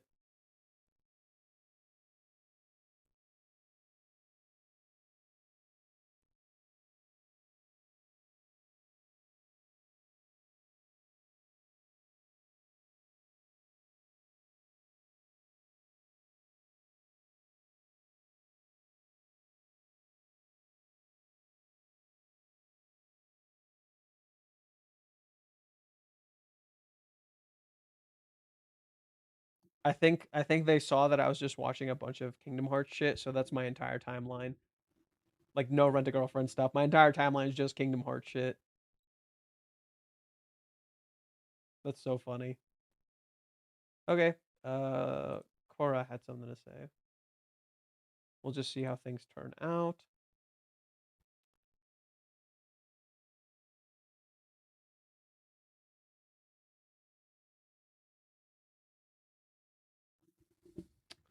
Let me check Discord. Hey, didn't watch the direct then? I did. No, I did. It's in an earlier stream. You can check it out. No, I watched the entire direct. It was awesome. Well, a decent amount of it was just kind of dumb. A decent amount of the direct was just kind of fucking dumb. Like the stuff they did for Wii Sports. Some of the other stuff, it wasn't so much dumb as it was just kind of like not interesting to me. And then there was some cool things in there. And then when they showed Kingdom Hearts, and then when they showed Ocarina of Time, I like lost my shit. Well, Ocarina of Time less so because my friend spoiled it for me, which kind of sucked. Kingdom Hearts 4 was insane. I was not fucking ready for that. I was not ready for Kingdom Hearts 4. That was insane. The native ports made my day. That was the only thing I was betting for. That was the only thing I wanted from the Nintendo Direct. Native ports of Kingdom Hearts. Thank you. Thank you. That's literally what I wanted, and I got it. That's literally what I wanted, and I got it. I am a happy boy.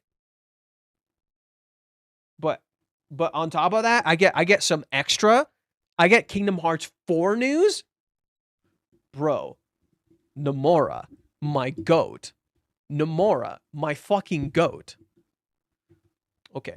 Imagine being Umi and finding out that the guy you technically stole the girl you like also has a temporary girlfriend. It would like devastate, but also be like, what's wrong with these people? I still genuinely believe this. Umi doesn't actually like Chizuru. He likes her as like a person he deeply respects and cares for. But I don't think he actually likes her. Because if he did, he would have done more. He didn't. I genuinely don't believe Umi likes her. Because you don't see a dude hear about how the girl you like kissed another dude and smile about it. Unless you a goddamn cuck. Unless you're a goddamn cuck, you don't hear about the girl that you like kissing some other dude and smiling about it. Umi smiled when he heard Chizuru and Kazuya kissed. That is good news to him. That is not bad news. I genuinely believe that. Umi is an excellent actor. That's why it's easy to fall for his lies, but Reiji has already set up the clues to figure out his real character. Dude, you have been on this for a long time, and all I'm getting from this chapter is confirmation what I already believed. That Umi is not what you think he is. That he's not actually a bad person. All I have been getting is that Umi is not actually a bad person. You're just mischaracterizing him. He is Kazuya's other shadow. He is someone who was in a relationship just like him, and you think he broke up with the girl that he liked to be with Chizuru. In reality, it was the opposite. The girl broke up with him. And in seeing Chizuru possibly be interested in another dude, it bothered him and reminded him of that, and he literally did what Kazuya did. He rented a girlfriend, hoping for a real relationship, but he was lying to himself, and he always knew. Umi is Kazuya. Umi is Kazuya. He is literally Kazuya's flip. He is Kazuya if he had everything. And even then, it didn't work. And that's because, what does Reiji describe Kazuya as? Kazuya is a character that is spoiled in every way possible. Kazuya is a character that is spoiled in every way possible. And when he listens to Umi, he's just like, wow, this guy is crazy. I could never relate. Has literally 5 girls in love with him. Bro, shut the fuck up. What do you mean you can't relate? There are 5 different beautiful girls in love with you. What do you mean you can't relate? The fuck you on about? You dated a super beautiful girl. You're currently dating another beautiful girl. And a super, super beautiful girl is in love with you. One of the beautiful girls supports you wholeheartedly. One of the other beautiful girls is so smitten with you, she can't fucking get over you.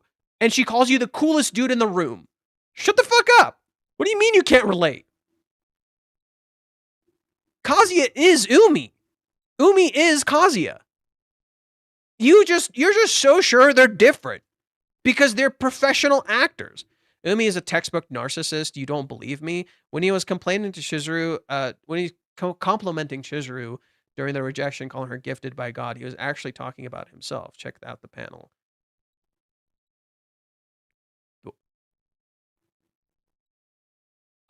Bro, there's a whole lot of projection happening here. I will look at the panel, but there's absolutely a whole lot of projection happening here. Like, nah, dude. Nah, dude. That is not how I read the scene at all. I'll pull it up. I don't mind. I'll pull it up. I don't mind. But that is not Umi's character. And I'm not going to get into this for the billionth fucking time because that is your assessment of Umi's character. That is how you interpret him. They say heaven doesn't give more than one gift, but that's a lie. I can count at least 3 or 4. He genuinely looks honest here. He genuinely looks honest here. He's not talking about himself. Now, he is, I will say one thing.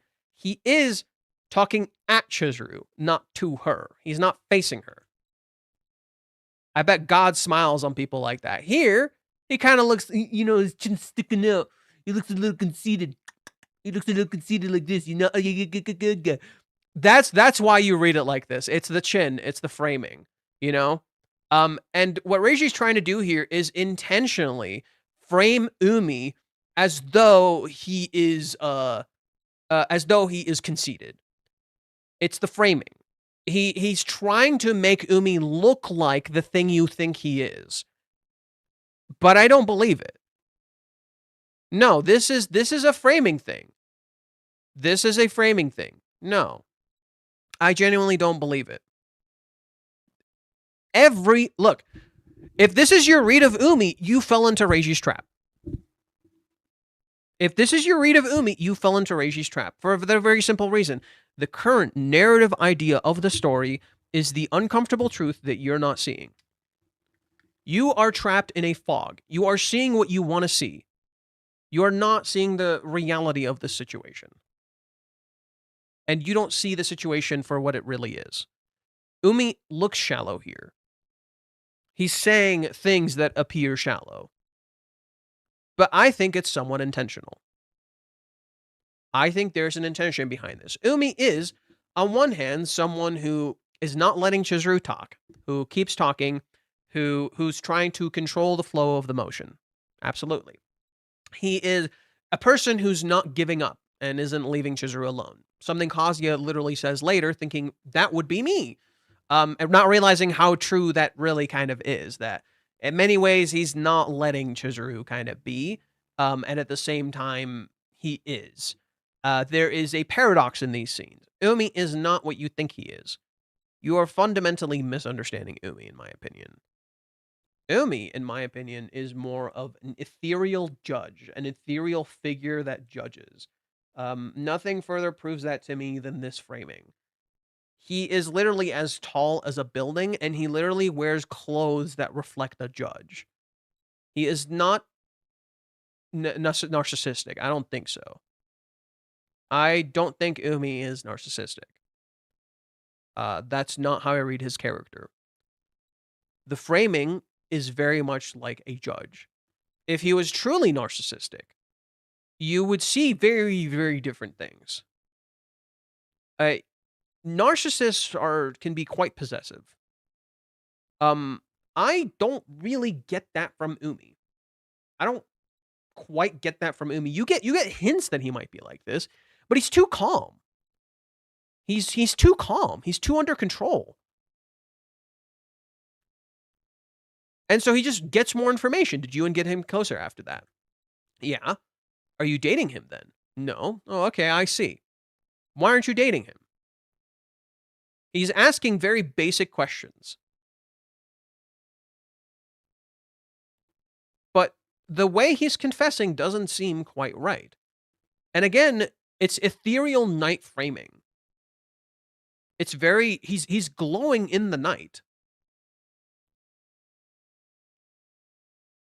And something just doesn't seem right. I don't think we're seeing the picture. We're not seeing the picture for what it actually is. I don't read Umi as a narcissist. I think Reiji frames him this way on purpose. I think Reiji frames him this way on purpose to bait you hook, line, and sinker. And you fell for it. I genuinely didn't think you did. Read Twitch chat. What's there on Twitch chat? God damn it, Ruka. She's just a child, and Kazuya has waited for long. Spilled the beans. Now people are going to see Ruka as the bad person. I wonder who's going to break between Ruka and Kazuya. Is there really a break next week? Umi acts as a plot accelerator. Love him or hate him, he faces characters to drop their facade, pushing the overall narrative towards a definitive conclusion. That's pretty much Umi. Umi is an actor that makes people drop their masks. That is what I mean when I say Umi is the hidden truth. He is an actor that removes your mask because he knows what a mask looks like. Because he knows what a mask looks like. He removes the masks. He's not simply a plot accelerator. No. I don't think that's accurate. I agree with your second statement. You know, the characters drop their facades. I agree with your second statement. I don't agree about the plot accelerator. He's not a plot accelerator. He is the part of the plot you're not addressing. He is literally the issue you refuse to address. That is Umi's character. He is the hidden truth you are not addressing. And he shows that truth in various ways, whether it be the fact that Chizuru is pretty obviously in love, whether it be the fact that Kazuya and Chizuru kissed, or Kazuya's insecurities literally showing up just because Umi's there, or for Ruka, he shows her how sad and lonely she truly is. He shows Ruka how sad and lonely she truly is. In so doing, that makes the plot kind of move. Because it makes them come to terms with the fact that they don't like certain things about themselves. You know what broke my heart? The art title panel, seeing Ruka cry in a hot spring, I believe. That's the thing. I can't tell if she's crying or if it's something else. She could very well be crying. Absolutely. She could very well be crying, but it also looks somewhat similar to the blushing she does whenever someone talks about Kazuya. So let me pull that up really quick. Like you see it in the previous chapter.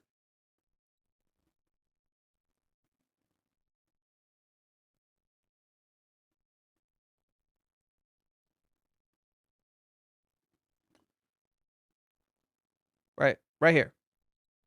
It kind of looks like that. Right? It kind of looks like that. The difference is it looks like she's facing to her, it's to her face. So that's why I can't tell. And Crumpy hasn't done the translations yet, so I don't know what it says.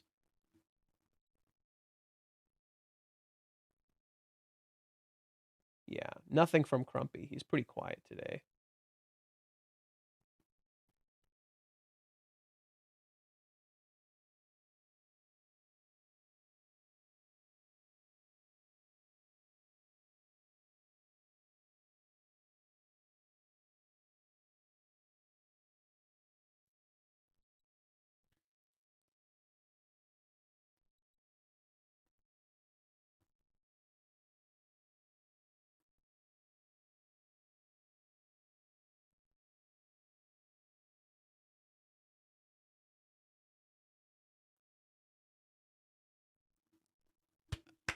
Someone took a clip out of context from the Nintendo Direct, and it looked like the dude who was presenting the Wii Sports thing was beating his meat.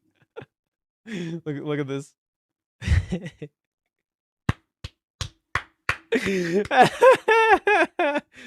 That's great. That's great.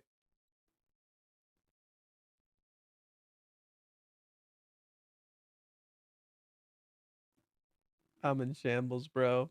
That's fucking hilarious.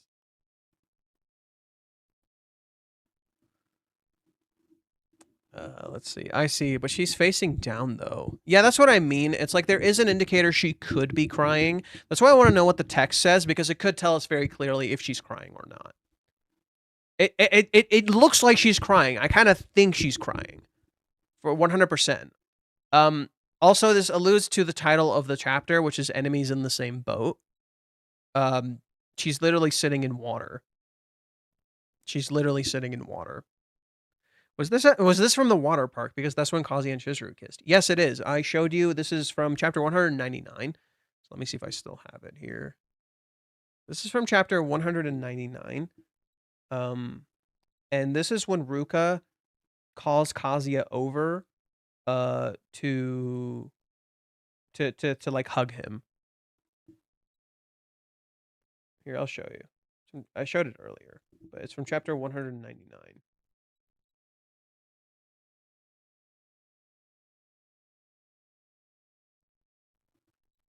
Kazuya is looking at Chizuru. Ruka calls him over.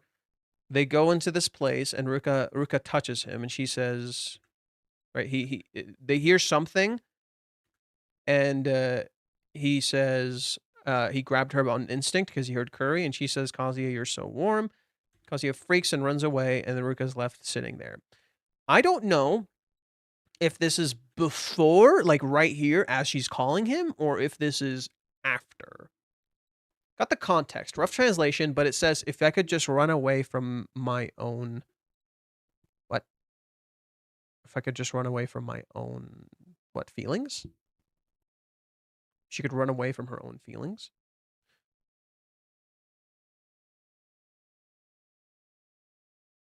I just don't know what's next for Ruka, man. I really feel like for her, and don't want her to be in this depressed situation. Kazuya Chizuru and all these really destroying her mentality and emotionally. But it's also something she's doing. No. But there's a sad situation to this. There's a really sad situation to this. Look, every single character in the story has a defeatist mentality. It's not simply Kazuya and Chizuru destroying her mentality. She's doing it to herself. That's the sad truth. You cannot blame Kazuya and Chizuru solely for this, because Kazuya has made it clear he's not interested. She keeps trying anyway. Ruka has a defeatist mentality. If she leaves, happiness is not guaranteed. If she stays, misery is certain. That is Ruka's problem. She wants change, she doesn't know how to get it. Kazuya is like this. Mami is like this. Minnie is like this. Sumi is like this. Even Chizuru is like this. They are unhappy with their current circumstances and they want change, but they don't know how to get it. Because this is all they understand. It is not purely Kazuya and Chizuru's fault. However, they do have a part to play in this. That's all. That is the thing I wanted to say. I do not believe you should blatantly blame Kazuya and Chizuru for this. Ruka absolutely, in some ways, is doing this to herself, and she doesn't know. As most people do things to themselves, and they don't know. You know what sucks? She knows that she's doing what she's doing, and yet she still called herself as the temporary girlfriend. Well, she is. What did you think she should call herself? She is the temporary girlfriend. If only I could just run away on my own. Oh, if only she could run away on her own. Yeah, she wants to like run away from her family too. Yeah, she's literally like a kid who doesn't like the environment she's in and she doesn't know how to leave. Okay, so there's something going on with her parents too. She wants to like Ruka has implied this a few times too, that she doesn't like her circumstances, that she doesn't like where she is, and she wants to leave and escape her problems. Wow. Every character of a girlfriend is a victim and use their condition of victim as an excuse. Kind of, yes. Kind of. Rather than simply so I don't think that's fully correct. There's a reason I said kind of. Victims don't necessarily use their conditions as an excuse. They're conditioned to be victims. They victimize themselves. The excuse is both real and at the same time an excuse. That is the nuance. That is the nuance. And I think that's where like you're right. It's like they are victims. But to some degree it's also an excuse. Yes. I just want to add that little bit of more nuance to it. Yeah, it's tragic, really. It's really sad that these characters feel so trapped. I also think it's really interesting that Ruka's eyes glow here, just like the girls from last chapter's eyes start glowing. I'm so smart, now I remember. Is that why her eyes are glowing? That she's smart?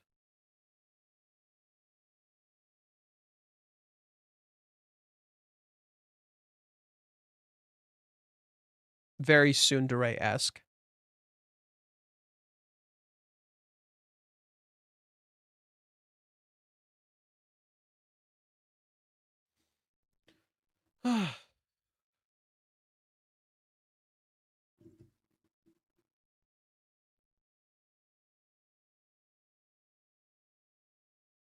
Okay.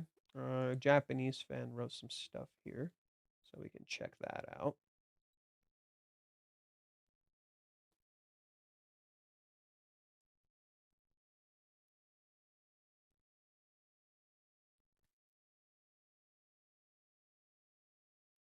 Okay.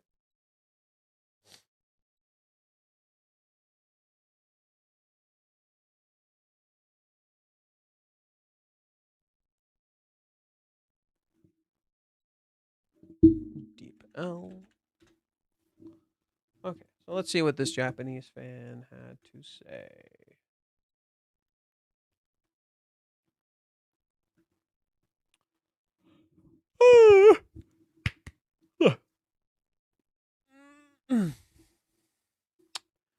Page 1, at work. Page 2, Sarishna-san. Page 3, a cover illustration at Hawaiians. Page 4, who.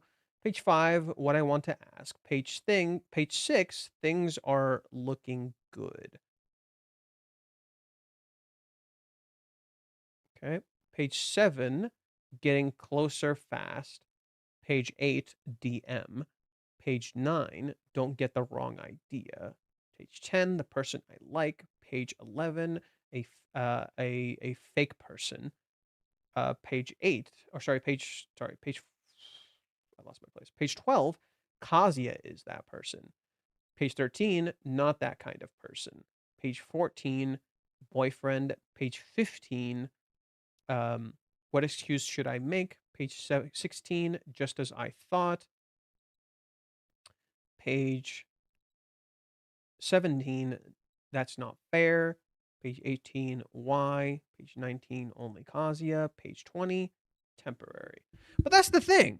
That's not fair. The world isn't fair.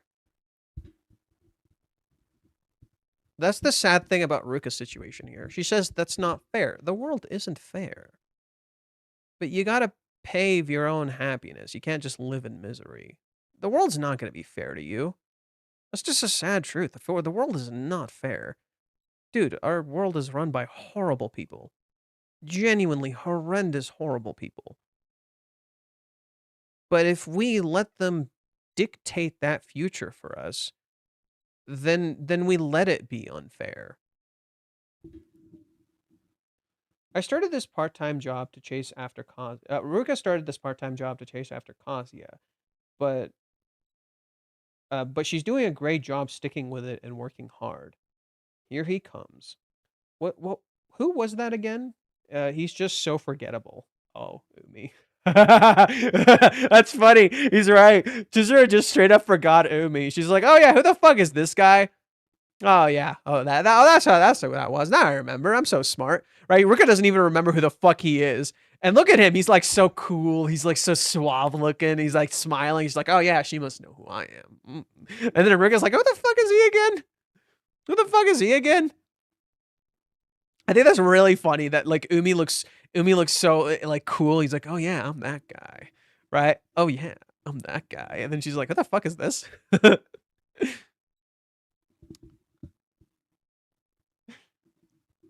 You remember me, even if you're forgetting. That's pretty direct. It's rare for Ruka to have such a persecution complex. He's really trying to keep to keep her in check.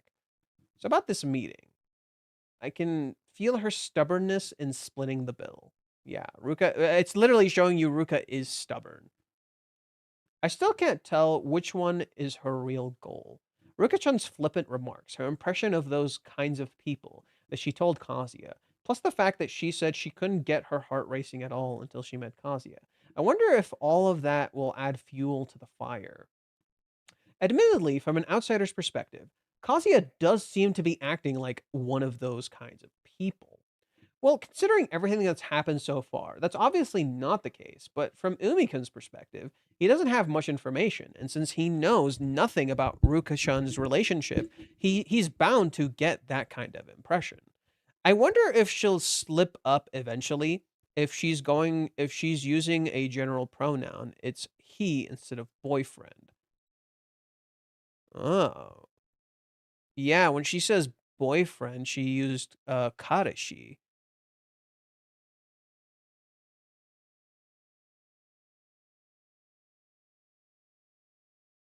It's a common ways to use the phrase too. Yeah, so she could have just said he. But yeah, it doesn't work. Yeah, she is a kid in the end. She's literally doing the arm swinging thing.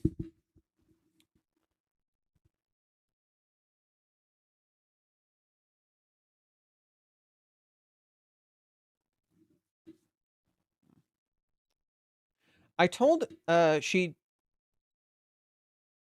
told Kazuya she'd be okay with being second and was prepared for it. But hearing it said like that really hits her hard. And that unyielding hope for being number one. Ruka has that much feeling. There must be other people for her, but for me, there's only Kazuya. I think that's a really ironic statement to make. To Chizuru, there is only Kazuya.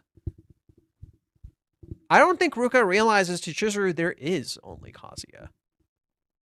I think that's a really funny statement of hers to make. She doesn't realize she probably feels the same way. That's the irony of Ruka's words. She doesn't realize to Chizuru she probably feels the same exact way. That there is no one else but him. Kazuya feels like there's no one else but Chizuru for him. So that's really ironic. She thinks there's other people for Chizuru just because someone else happens to like her. But to Chizuru, there is nobody else. He was the only one who made her feel like she was in a story. To her, there is no one else. But Ruka, ironically, does have other people who do want her. That's the irony of this situation. Ruka does have other people who do want her. But she's so convinced Chizuru does when Chizuru doesn't. It's not that, it's not that Chizuru doesn't have people that don't want her. People, of course, want her. But Kazuya is the only one who makes her feel this way, which is very ironic because this is what Ruka thinks Kazuya does for her, that he's the only one who can make her feel this way.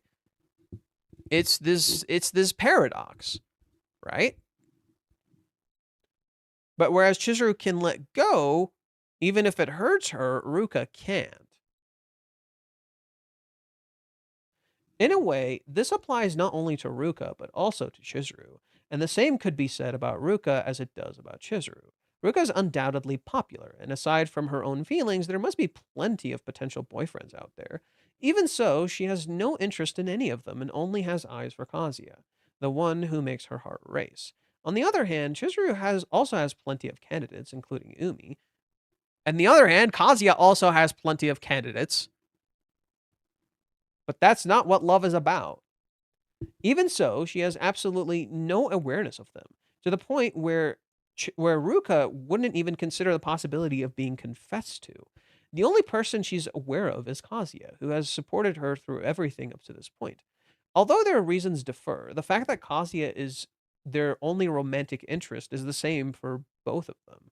I guess it feels like Chizuru's lack of understanding of her own feelings, combined with the immense importance Kazuya holds in Ruka's heart, has led to this mindset.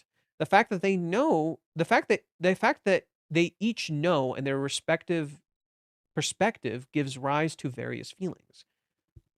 And then came this remark. Ruka, who until now had always ended up acting to protect Kazuya, has decided to take a gamble here. This revelation might not really benefit Kazuya, but it might just lead to the outcome Ruka desires. It's a move that could go either way, but it's a move that will lead to something. The preview title is I'm Super Curious. Well, of course, it's something that really piques Umi's curiosity. How Umi reacts to this revelation will likely give us a glimpse of what's to come. Ultimately, he's been trying to draw something out of Ruka all this time while keeping her in check. And that's what led to this statement. I don't know if that's what Umi wanted, but if it is, then the purpose behind his recent contact with Ruka is I just realized Umi tailing Ruka from behind is a direct parallel to Kazuya tailing Ruka from behind because he wanted something from her. Umi is Kazuya. This is literally what Kazuya did. He followed Ruka.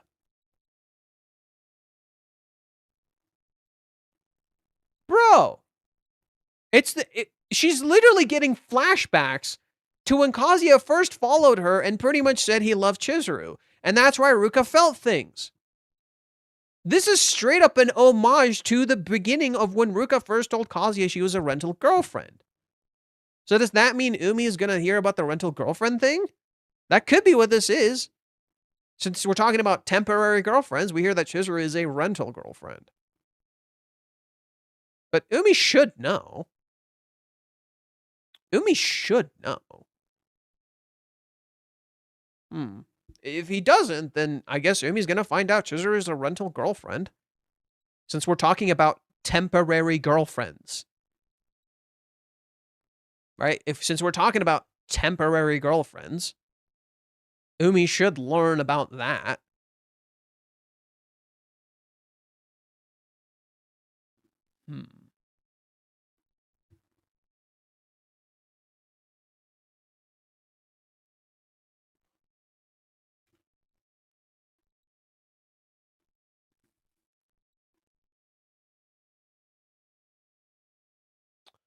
Okay, where were we? I don't know what Umi wanted, but if it is, he'll probably move forward with the plan he had in mind when he approached Ruka this time. Is he trying to bring Ruka and Kazuya together so he can end up with Chizuru, or does he want to confront Kazuya about his infidelity? I'm super curious. Well, considering they're forced to work together, I guess it's the former. So the meeting came about after he maneuvered around Ruka-chan in various ways. He even tried to brush her off, but she quietly struck back. Even as he showed his weakness, he realized the gap between himself and Chizuru. Oh, I think they're referring to Ruka. So even though Ruka realized her weaknesses, she realized the gap between her and Chizuru. The action she took after that internal struggle. I'm incredibly curious to see how this will play out, whether Umi-kun is ultimately a good guy or a bad guy. But since there's a hiatus next week, let's hang in there for another 2 weeks. Bro, another 2 fucking weeks. Brother, 2 weeks. At least we got the anime, but damn. 2 fucking weeks, dude. That's gonna suck. Oh, man, that's gonna suck. Another 2 weeks? Gotta wait another 2 fucking weeks? Jeez. Okay, I'll read one last comment and go to the restroom and come back. Guys like Umi know exactly what to say and how to play the game, but it often comes across as calculated. Ozzy is clumsy, overthinks things, and constantly fumbles, but his feelings are 100% transparent and genuine. For someone like Chizuru, who lives in a professional world built on acting and pretending, Kazuya's raw, unpolished honesty is the most refreshing and trustworthy thing in her life. That's one part of it, but the other thing is that with Kazuya, Chizuru gets to be herself. A lot of the times, the reason relationships flourish is because when you're with a person, you don't feel like you're working. When Chizuru is with Umi, she definitely feels like she's working.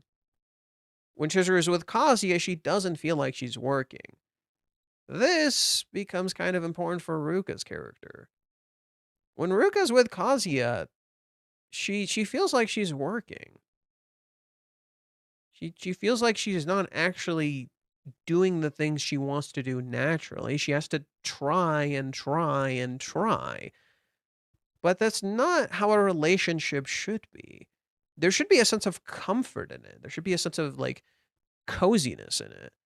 You know, like you have to try a little bit, absolutely. Like you can't not try in a relationship, but with Ruka, it feels like she's trying too much and she's not getting any results, and that can feel really defeating, you know? It's literally kind of like one-sided. I think there's more to this chapter, but let me go to the restroom really quick, and then I'll come back and we can talk about it a little more. There's a lot going on in this chapter, I feel like. Even now, I don't feel like we, like, covered everything.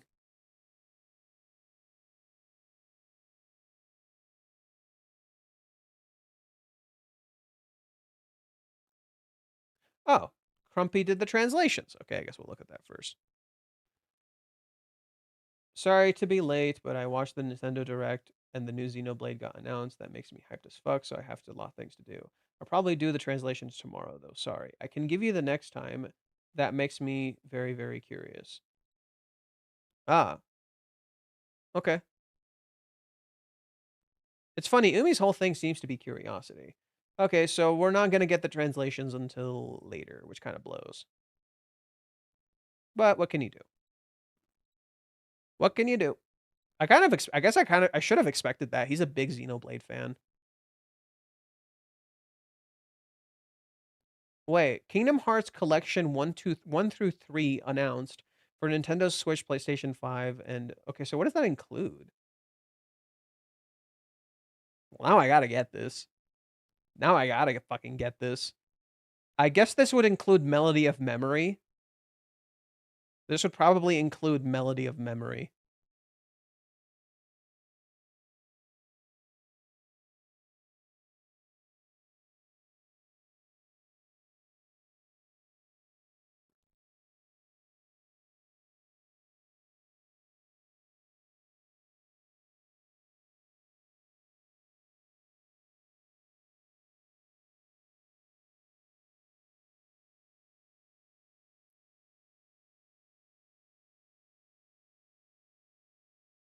My depression. Square Enix. Kingdom Hearts is back. Kingdom Hearts is back. Oh, man, it's too bad we don't have translations. That blows. I would have liked a little more translations, but what can you do? I guess I could try asking a Japanese fan, but we're not gonna get anything. So yeah, let me use the restroom. I'll be back.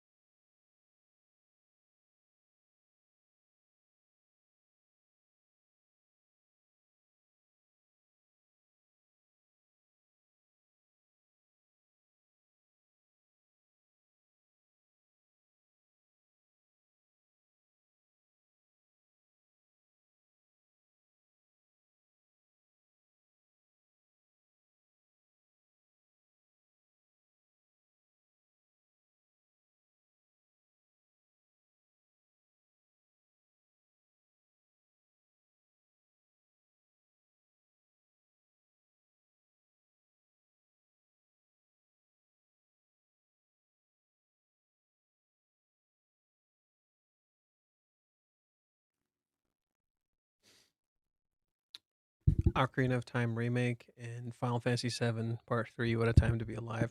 Bro, Kingdom Hearts 4! Kingdom Hearts native ports on fucking Switch 2! What a time to be alive! Motherfuckers. Speaking of which, since we have 2 weeks, I probably should just use that time to like to probably play some of these games. Right? We definitely gotta work on Part 3. We definitely got to work on Final Fantasy VII. I'll definitely need to play more Kingdom Hearts. Like, I gotta finish 2, dude. I can't fucking leave 2 just hanging there. I gotta fucking finish 2. So I'll probably use that time to do some streaming. I feel like that's a good idea. That probably feels like a good idea.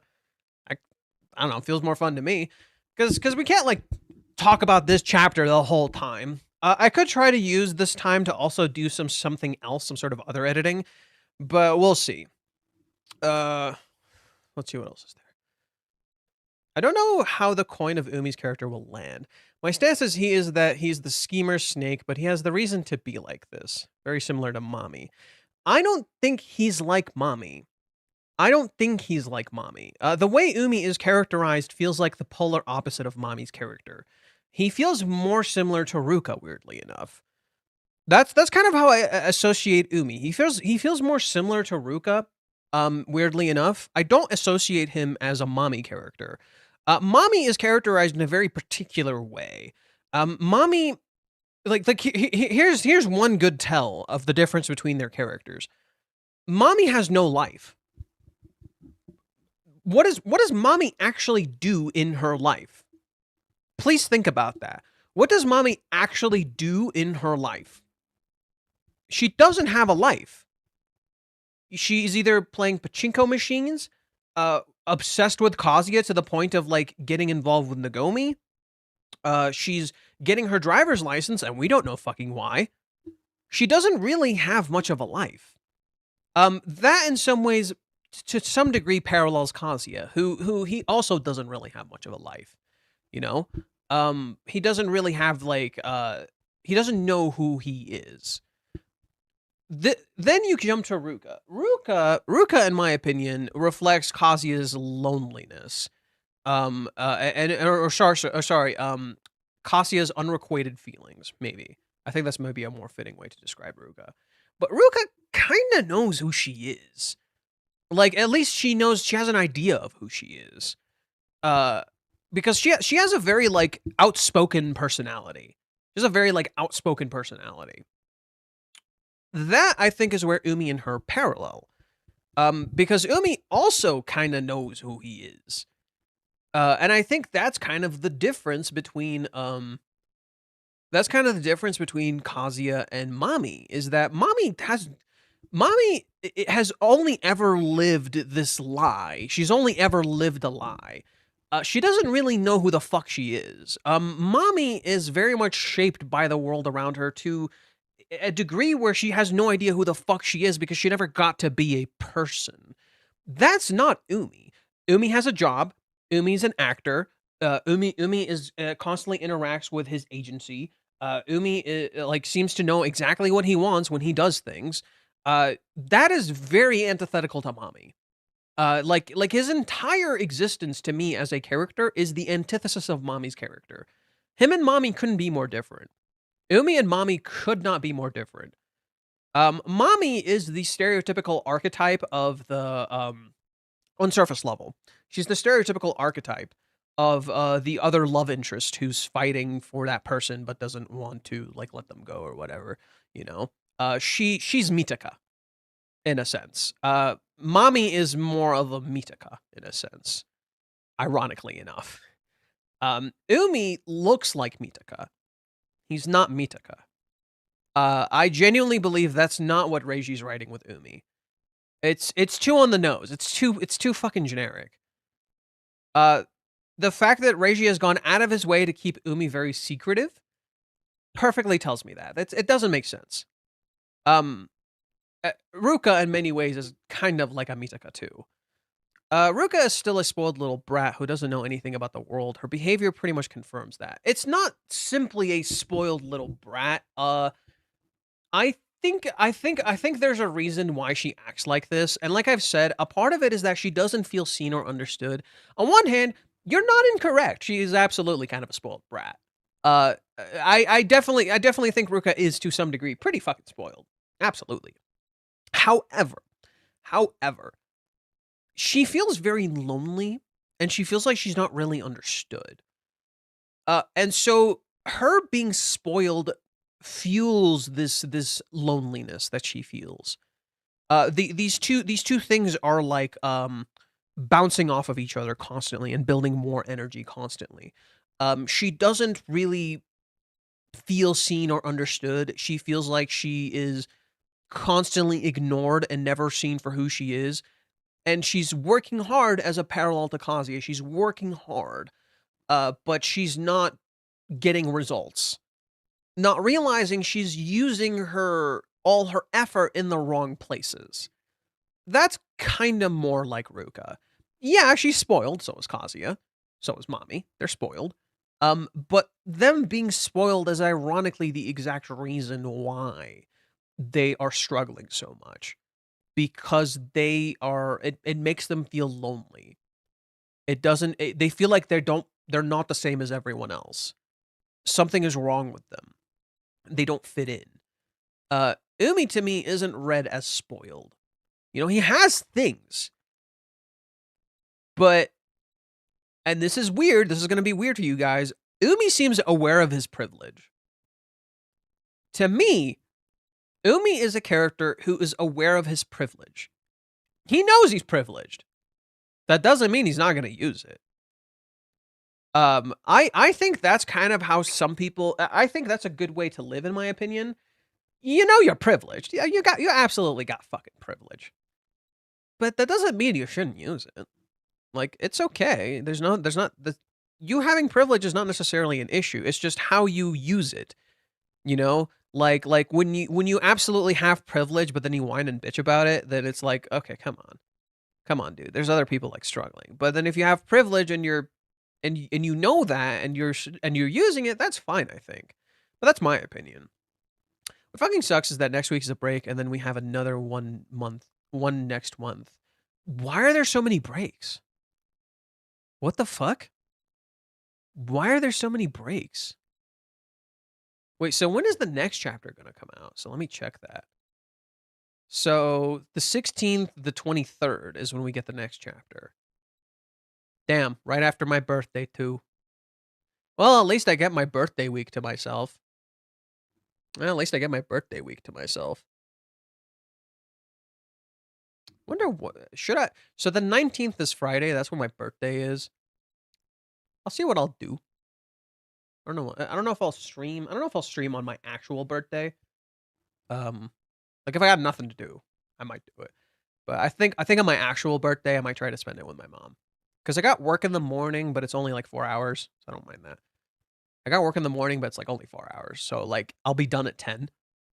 So I'll just get home at like 10 in the morning. My mom will be up by that point. So I'll probably do something with my mom. Yeah, I'll probably just spend my birthday with my mom, and then I'll stream with you guys like after, like the day after. I'm wondering where the superficiality is in the chapter, but from the way I see it, both of them are being superficial. No. So the superficiality of this is the discussion of superficial people, not so much actually superficial people. It's more of the discussion of superficial people. It's this question of what is a fake person. This is what this chapter is essentially asking. What is a fake person? Right? What is, like, the Ruka was just describing how it doesn't matter. The world is full of fake people anyway. But Ruka is closing her eyes. She's not seeing the reality. That what she's describing is very shallow. What she's describing is in of itself pretty fake. And I think it's so incredible that Umi is the one who calls her out on this. I think it's so incredible that Umi is the one who calls her out on this. Because Umi is a character who lives in a world of fakes. So he knows how shallow and fake what she's describing is.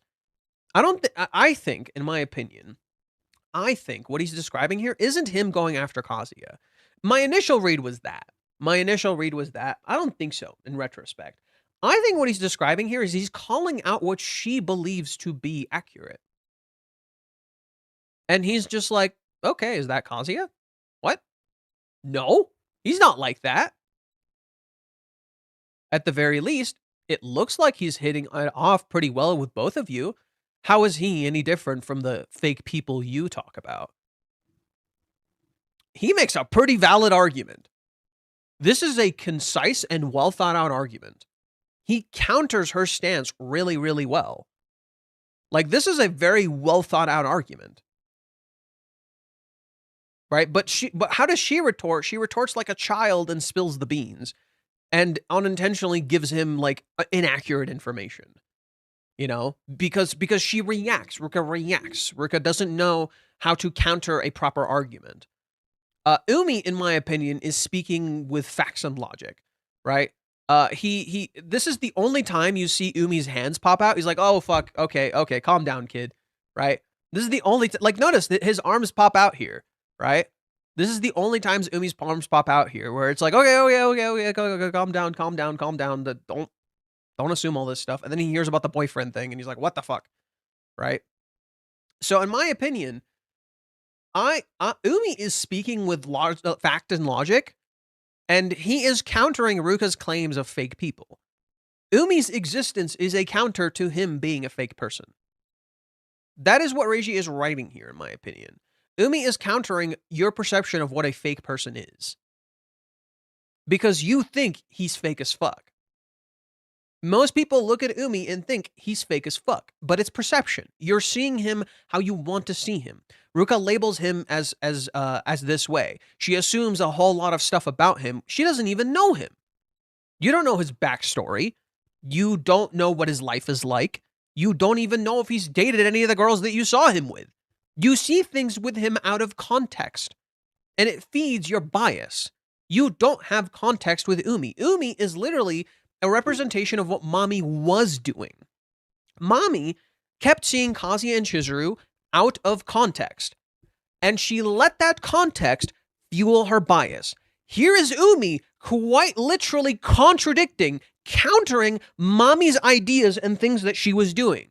Mommy acted on this bias. Mommy acted on these things and these perceptions of how she understood information, rather than the true reality of it, because it fed her prejudice towards Chizuru.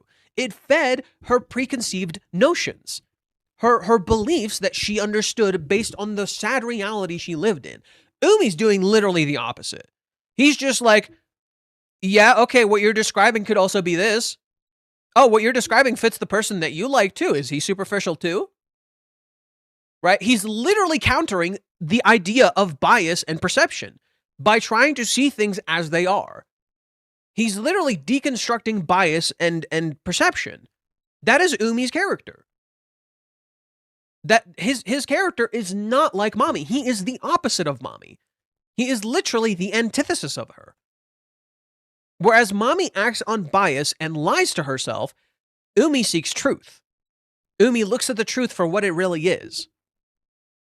Umi looks at lies and counters them with truth because he is an actor.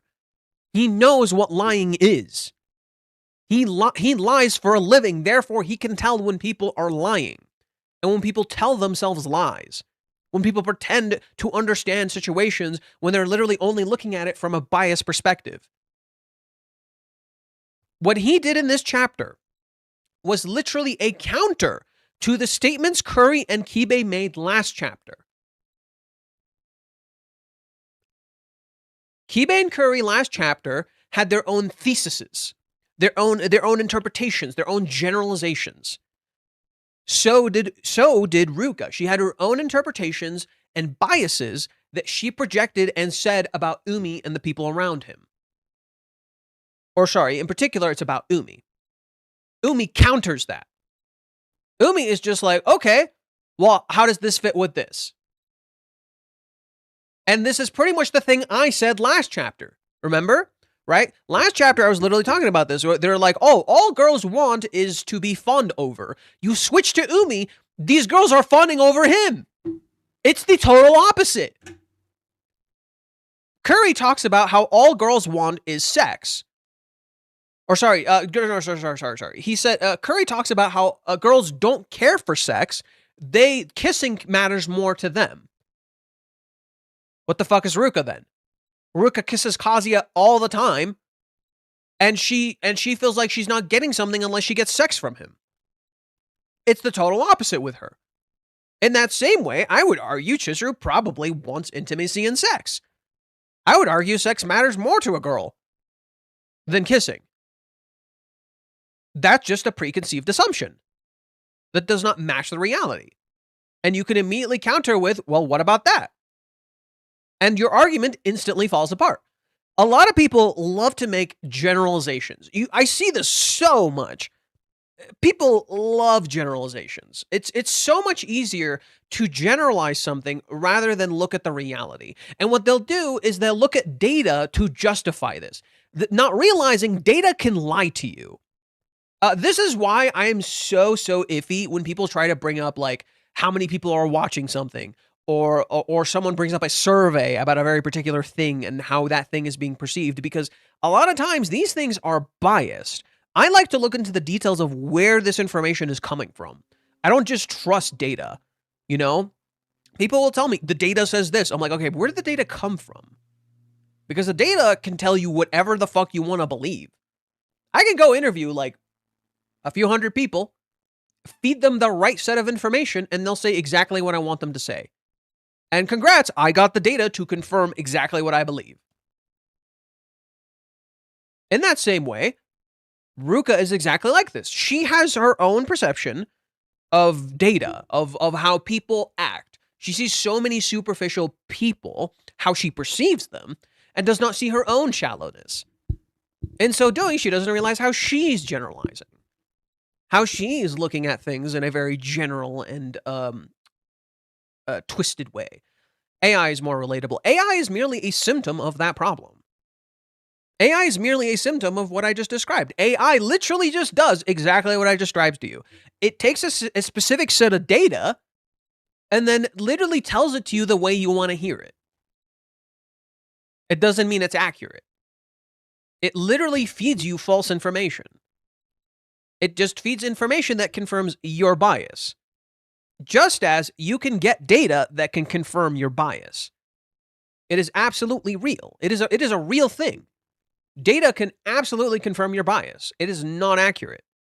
I was watching a video the other day with Maximilian Dude, where he was watching this video from this dude who did who worked on Killer Instinct, and the dude was literally talking about how to listen to people, and how to listen to fans, and how to adjust to fans, because you'll get data from these people which will not be accurate.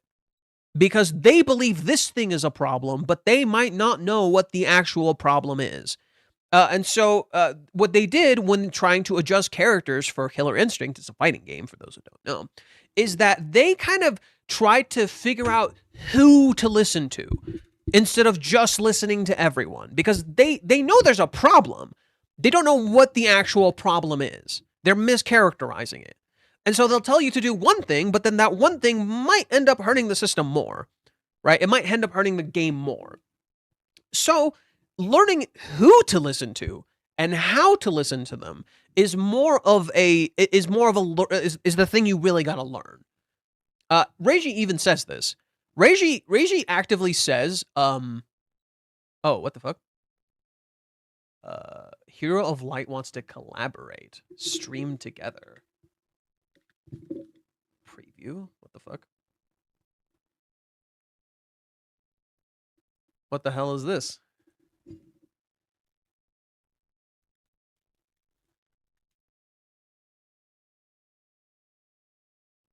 Oh, he's trying to raid me? Well, I guess I'll just accept. Sure. Prepare to be bored? Okay. Hello, Fate. Oh god, get rid of that. Hello. Sorry, Hero. I calls you Fate. Hero. That's my name. Fate is my name. Thanks for the raid. Shit, I lost what I was talking about. I was talking about something else. I totally forgot. Is raiding with a party of 2. Raiding me with a party of 2. That's cute. Thanks. No, seriously. I'm sorry. It's just the number's always so funny. Thank you, though. Thank you. I know, I sound like a dick. I'm aware. I know I sound like a dick.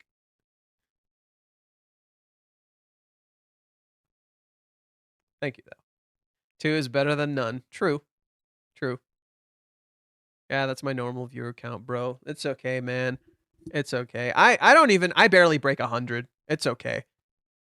I barely break 100, and only on YouTube. I don't get people on Twitch.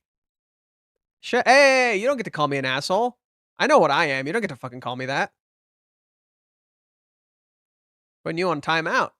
You don't get to call me a fucking asshole in my own stream. Get the fuck out. Yeah, Bacon, I just put you on timeout for 30 minutes, bro. I put you on timeout for 30 minutes, bro. You don't get to call me an asshole in my own stream. It's my goddamn stream, boy. It's my goddamn stream, boy. Well, I'm always here. It's cool. It's cool. Yeah, that's my job. I don't think you even call me an asshole, dude. I don't think you even call me an asshole. I think you call me a butt. Face cam? What happened to the face cam? No! Fuck me. Ah, crap baskets. Oh, I didn't plug it back in. Ugh. Okay, well now it's gotta charge for a little bit. That sucks. That's gotta charge for a little bit. That sucks. Okay, well we don't have a cam for a bit. Oh well. We don't have a cam for a little bit. Oh well. I can see Kazuya breaking down. Anyways, we were talking about like data. We were talking about data and how data can lie to you. And I was using like that fighting game as an example of how data can lie to you. AI is merely a symptom of this issue where it extends further and how data can lie to you. Ruka is using data and assumptions about people like Umi from stuff maybe like films or how she understands the world being a high schooler to make these assumptions about Umi's character. It's not accurate. It's not true to the reality of the situation, and Umi literally calls her out on that. Just as Kibe and Kuri's statements in the last chapter were countered by Umi's character and Ruka's characters, respectively, so too does Umi here counter Ruka's statement. Johan showed his butt and Twitch wasn't having it. Lol. Damn. I got cooked for that. Oh yeah, I got Traces of Two Pasts today. I got the book today. It's pretty big. It's a pretty big fucking book. I wasn't expecting the book to be so goddamn big. Like, damn, this is a big fucking book. It's cool though. I wonder if they're gonna make a third book, after Revelations is done. That'd be kind of cool. Because you already got 2 books, so it'd be kind of cool to have a third book. Okay, phone's turning on right now. Just needs a sec. But yeah, I guess we can read a bit of Reddit or something. Fate, never mind. There's a break in August due to holiday, not July. Oh, thank God. Oh, thank God, in August. Okay, thank Christ. Not July. I don't need another month where we get another fucking break. That's gonna be rough. I really want to know what the text here says. Ugh. I guess I can try just throwing it into the translation bin. All right, let me try. So Google Translate.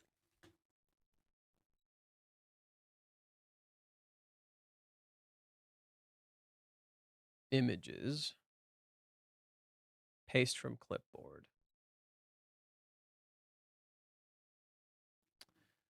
I'd rather be alone if only I could just run away. I'd rather be alone if only I could just run away. Interesting.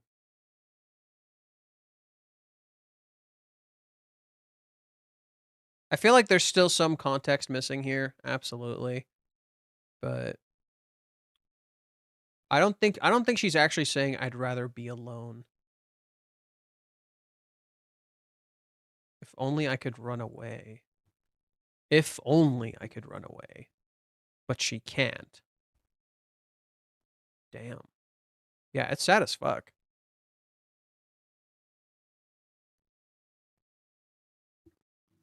Johan, haven't you ever thought about getting a webcam? Webcams aren't good as your phone. Your phone is a lot better than a webcam. I have a webcam. It sucks. I have a webcam. It fucking sucks. Your phone is a lot better than a webcam. Like, significantly.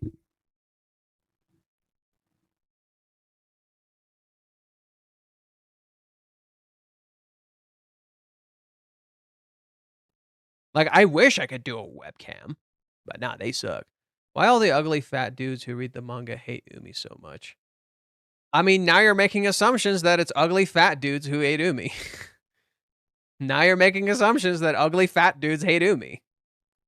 You don't know that. There's probably some weird motherfuckers who look up to him. And they don't know anything about him. They don't know jack shit about him. You don't know anything about him. Umi's a character you don't understand. You don't know anything about this character. And that's kind of his brilliance, is that he's a mystery box. He's a character you don't understand. Okay. Camera should be back up and running. Just give me a sec. You sure? Okay. Come on. You can work. I believe in you.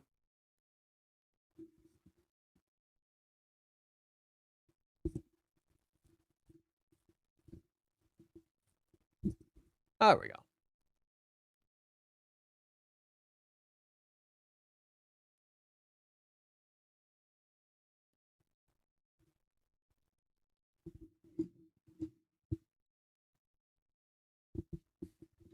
Fixed.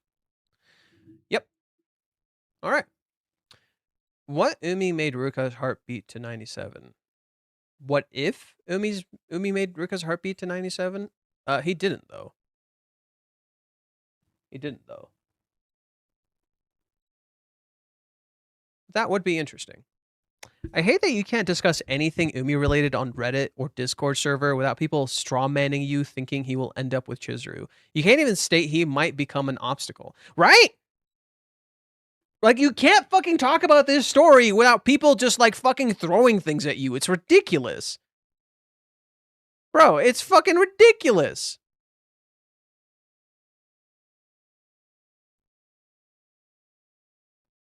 Look at her phone. Her phone.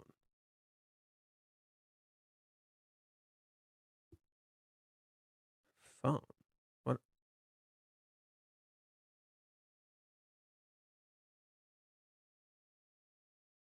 Where do we see her phone?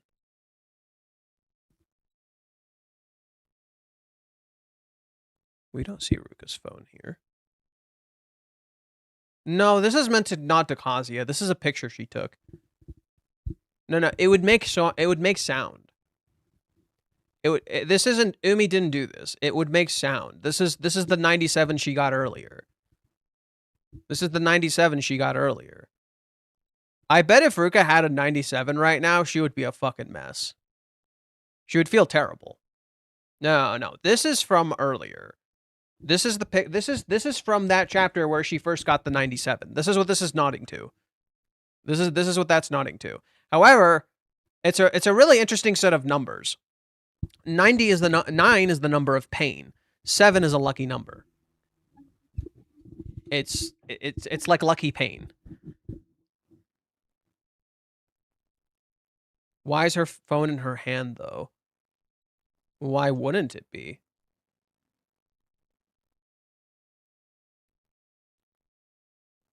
I think it's just meant to nod to this. That just makes the most sense. I don't think this is Ruka's score. I don't think this is meant to be Ruka's like current score. I think it's definitely meant to nod to that earlier portion in chapter 407. Like, don't overthink it, gang. Don't overthink it, gang. It's coming from me. This is coming from me. I am a chronic overthinker. I am a chronic overthinker, and I am telling you, don't fucking overthink it. Unless you get evidence that she just got this score, don't overthink it. And I say this very particularly because when Ruka gets a score, it makes a sound. Now, you didn't see that sound in chapter 407 because she did it when Kazuya went to the restroom. So, let's just not assume. It's best to not assume. I'm behind on stream, so when I get to this part, it'll be mad funny. I saw on Reddit and had to double check and share. Oh, that thing. Yeah, I kind of like... No, Reiji wouldn't leave something like this suddenly here. And if anything, this isn't Umi doing this. This is Umi making her think of Kazuya that's doing this. It's not Umi. Even if this was actually the thing, literally taking the score right now, right? Even if this was actually the thing, literally taking the score right now, which wouldn't make sense because that would mean she would have to navigate to the app. It would be happening because she's thinking about Kazuya, because Umi made her think about Kazuya. Umi didn't do anything in particular to invoke this feeling from her. So it doesn't make sense anyway. Like, logically, it doesn't make any fucking sense anyway. You know? Like, it's not like Umi did anything here that would be the trigger for her to be like, oh my god, I got a 97 from Umi. Oh, I must love him. That didn't happen. All that happened here was that Kazuya and Ruka, Umi and Ruka were talking about Kazuya. And Ruka's feelings regarding that. Imagine that's Ruka's lock screen or wallpaper. Honestly, it wouldn't be surprising to me if she either looked at it a lot or if it is her lock screen to remind herself of that.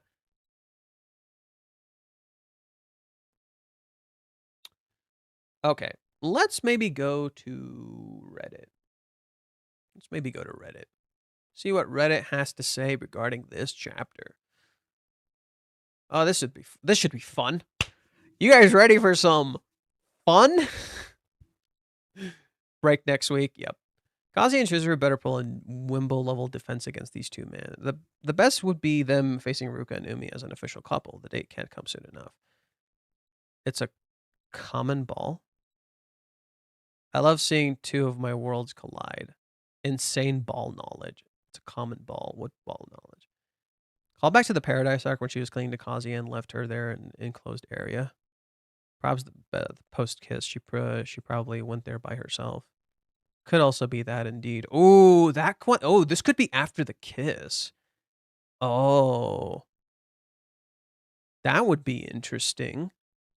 After the kiss, Ruka goes here and cries. Ooh, that's pretty good. That's a good read. Okay. That's a pretty good fucking read. I was wondering, because it didn't make sense in other instances, but this one might make some sense. Heartbreaking. Hard for me to feel sympathy for Ruka after the current chapter she's been pulling. Impressive cover. I can still feel some things for Ruka. I swear Umi's even noisier than Mommy. Oh no, Mommy's worse. I'm sorry to tell you, Mommy's significantly worse. I would say Umi doing what he's doing in this chapter feels to some degree justified. To some degree, but like it's still none of his business. But I think he still considers he still cares for Chizuru, so that's why he's doing this. But it's funny because Mommy seems to actually be trying to improve lately. Mommy wants to improve and doesn't know how to. At least he has a reason to be. He wants Chizuru for himself. Same goes for Ruka. Mommy simply wanted to break them apart because of her twisted views about love. Oh no, she wanted Kazuya. No, she just was lying to herself, but she wanted Kazuya. It's the same. Reiji's doing the same thing as here as he did to Mommy back then. People have been judging her for years without knowing anything about this guy. It's not the same. It's the total opposite, actually. First impression, Umi is good at handling Ruka. By just talking to her and pushing the right buttons, he makes her inadvertently reveal her secrets. He got her by telling her that Kazuya and Chizuru seem close, showing that he knows more than Ruka. Kazuya would never tell her anything, and Ruka didn't ask.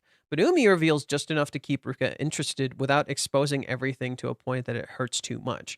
Yeah, like he's engaging in dialogue, but he's not trying to outright hurt her, you know? Like he doesn't tell her about the cohabitation. And I think that's a good thing. That's smart to not tell her about that. That's not something you should tell her. I like that it was Ruka who talked about the shallow people who would cheat while claiming to love someone. Umi asked if Kazuya was a cheater. Is he one of those shallow people Ruka talked about? Ruka claims to hate those people, yet she's trying to make Kazuya into one of them. Kazuya never claimed to love Ruka. He always claimed to love Chizuru. Ruka knows that, but to Umi, it looks like Kazuya is two-timing quite hard here. Ruka claimed Kazuya wasn't like that, but Umi asked the right question when he asked what made Kazuya different. Did he ask that? I don't remember. Let's check that. Did he actually ask that?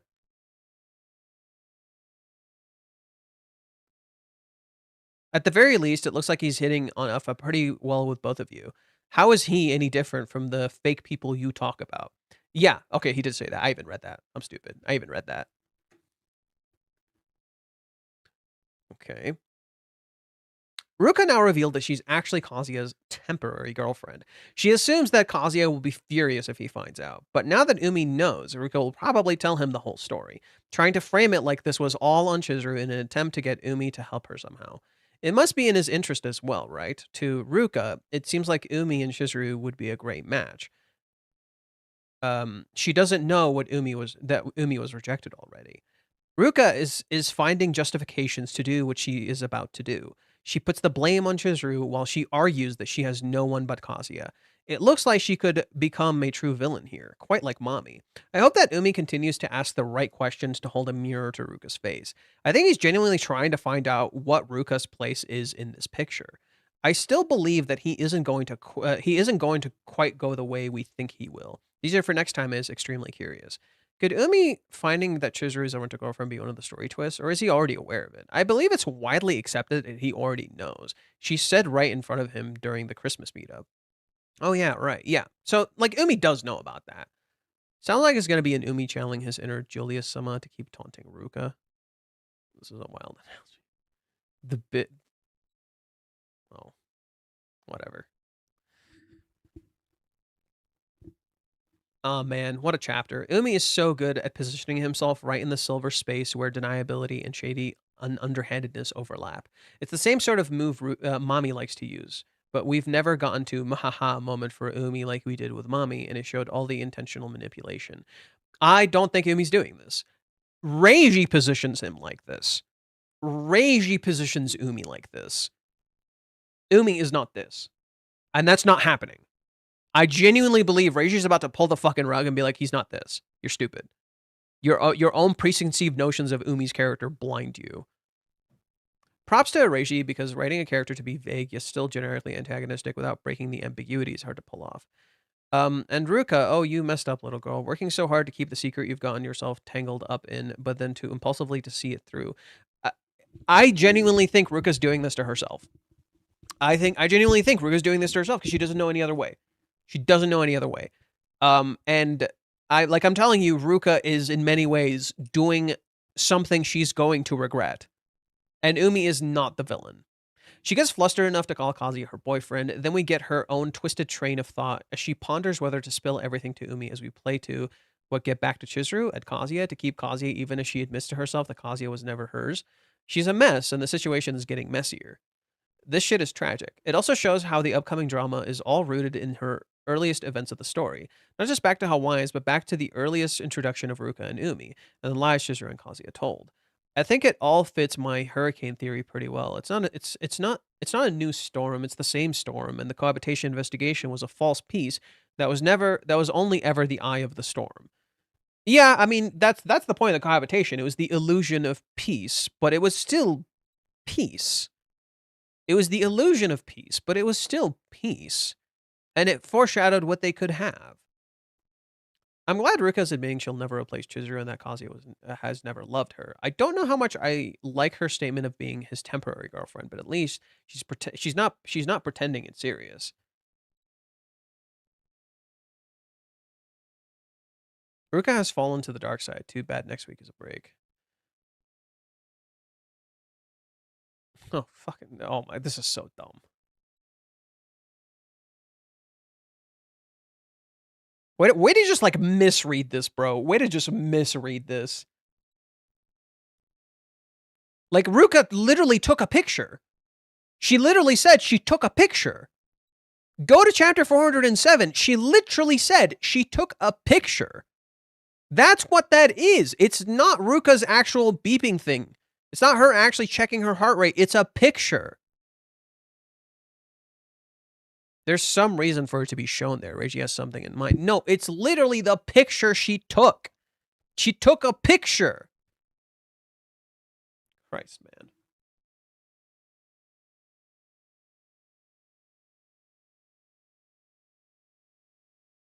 Really? Okay, good.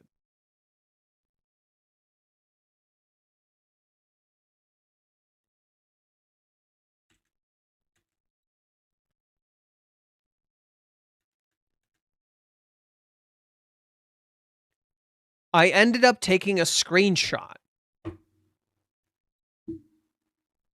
She took a screenshot, bro. That's all it is. It's a screenshot.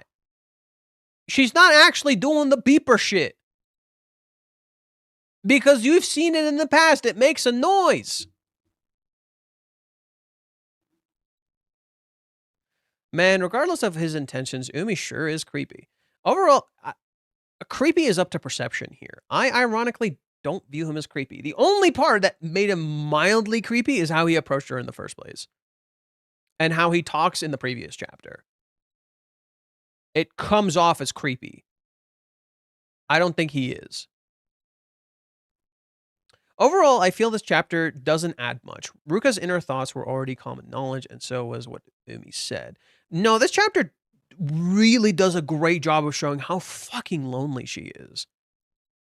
Ruka is so desperate and lonely that she gives herself an excuse to do something she knows she's gonna fucking regret. And it directly parallels Kazuya in chapter 426. It directly parallels Kazuya in chapter 426. He was in his room. He's alone. He's sad. The internet is feeding him information he doesn't like. How do you... Look at Kazuya here. He's fucking alone. He's fucking alone. And he has these sexual feelings. And he sees that he was rejected. And he sees how life just fucking sucks. And then... what does he do? He gives himself justifications. Right?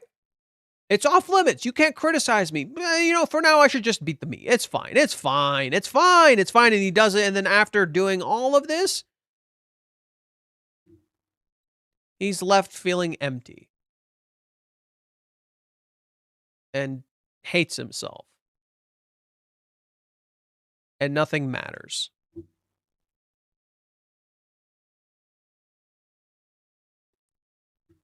It's literally Ruka right now. Reiji is exploring how genuinely lonely and empty she feels. It's genuinely actually good writing. One thing I found interesting is how Umi sees Kazuya and to an extent Chizuru and how he described himself. Chizuru is definitely not a person he would choose someone who plays around as a partner, and Umi says he's a loyal person, but he tricked Chizuru on a date one day after breaking up with his girlfriend and was seen going out with other girls. Ruka spilled the beans. Ruka spilling the beans is really the only thing that pushes the story forward. Oh my god. It's all push the story forward this, push the story forward that. Fucking hell, can we stop with that fucking rhetoric? It's all push the story forward this, push the story forward that. Like you said, it's a good question. Why are we supposed to be worried about Umi finding out the truth about Kazuya and Ruka? What's he gonna do? Tell Chizuru about it? Sure, Ruka panicked, but I can't see her panicking so much that she'd end up telling Umi that she almost slept with Kazuya. I can definitely feel the tension building, but I don't really know where the payoff is supposed to come from, so I understand why you're puzzled. It's really interesting that the story is at a point where the really only obstacles Chizuru and Kazuya face is themselves. That's the point.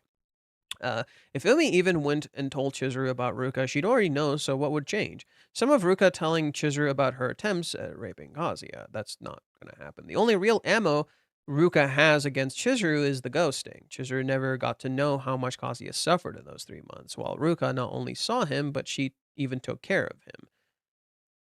Okay. Maybe that's what's interesting.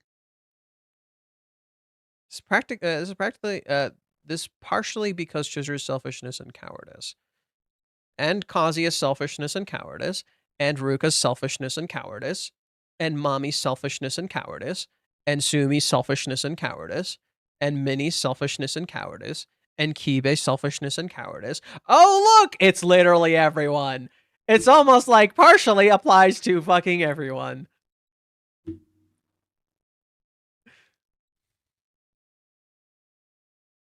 Umi's intentions are not very clear yet. Looks like he's scheming, but not entirely. All comes from Ruka's own thoughts. Interesting enough, though, Ruka is just like Kazuya in the sense that she's just running away from uncomfortable truths. She already knows she's going to get hurt regardless, and she's close to come to the realization that it is something she caused by herself, by forcing herself on Kazuya, a self-inflicted wound. If she decided to blame Chizuru, looks like this arc may make or break Ruka in a similar fashion to the end of Hawaiians when she made a last-minute decision to stand by Kazuya and Chizuru or seize the opportunity mommy presented at the time. I think this isn't an arc that makes or breaks Ruka. This is an arc that shatters Ruka's entire character. Her image is going to break. Ruka's whole character is going to shatter. And that is how you rebuild her from the ground up. Ruka's whole character is about to be fucking shredded. And that is how you build her back up. I have a feeling Umi might play a disruptor as well as just like mommy. Everyone just thinks he's mommy. I don't think so. Everyone is just reading Umi as mommy. I don't think so. He is not mommy's character. He is not mommy. I don't think so. So what was the purpose of having Chizuru reject Umi? Just to have him tell Kazuya that, and now we do this. The plotline makes no sense given this development. Exactly. It's not meant to make sense. It's not meant to appear like it makes no sense. It makes perfect sense. How is Kazuya selfish? He is the guy that's been taken advantage of from selfish people. Okay, then. How is Kazuya selfish? Why might be asking. Kazuya refuses to give up. He refuses to ever pursue the... Okay, well, seems like I'm buffering, it seems, so I'll hold on that. Give me a second. Let it simmer. Let me boil a little bit. Oh, let me boil a little bit. Okay. Is YouTube caught up? Am I still buffering? Viewers will experience buffering. Nah.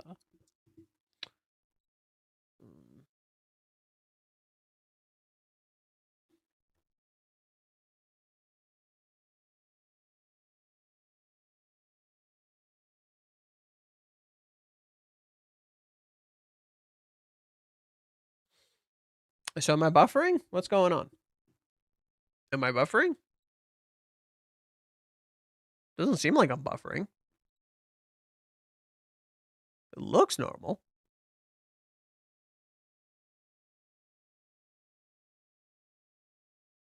Okay. Seems like it's normal now. Okay. How is Kazuya selfish, might we be asking? Well, let's get into it, kiddos. How is Kazuya being selfish? Kazuya refuses to actually invest fully, completely into the relationship with Chizuru, and at the same time refuses to leave and keeps saying he's gonna wait. He never really asks her questions and tries to solve the problems because he would rather sit in his own pain. He would rather sit there and suffer and keep suffering over and over and over and over again, rather than really try and ask questions and engage. He's being selfish in that instead of really confronting Ruka, instead of really facing Ruka and ending this relationship, he drags out the pain, hoping she'll just fucking give up when he never gives up. That is really fucking ironic of him, wouldn't you say? I wonder where Reiji took a break. Reiji didn't take a break. The magazine's taking a break. I don't think Reiji's taking a break. I'm pretty sure the magazine's taking a break. Anywho, okay? That's how Kazuya's being selfish. Kazuya knew what happened with mommy in Hawaiians. Never asks. You know, just kind of keeps it off to the side. How is Kazuya being selfish? In all of Hawaiians, he's constantly trying to confess over and over and over again, and he knows something is wrong with Chizuru. Something is going on. Never considers it. Nope, confession first. Ask questions later. He corners her 3 different times. Scares the ever-living fuck out of her. Because he's trying to confess. Over and over and over and over again. He does it multiple fucking times. He knows that maybe he should, I don't know, talk about Ruka, talk about his family, talk about any of this stuff, because Chizuru keeps fucking asking. He never tells her. He never fucking tells her. Is that in part on Chizuru? Absolutely. But to say Kazuya is not being selfish is utter fucking nonsense. The Kazuya, during the entire date, never, ever once checks if Chizuru is okay. Only to, at the very end of the date, realize that she fucking hurt herself following him around. And he never checks on his date and asks if she's okay. He's so busy freaking the fuck out, being a little fucking baby, freaking the fuck out about how he's going to get rejected, how he's going to get hurt. We're literally talking about how every character is a victim and they're victimizing themselves. This is how Kazuya is victimizing himself.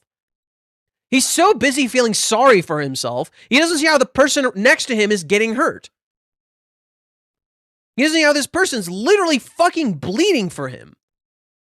Because he's so busy being afraid, never asking questions, never engaging, never fucking doing anything.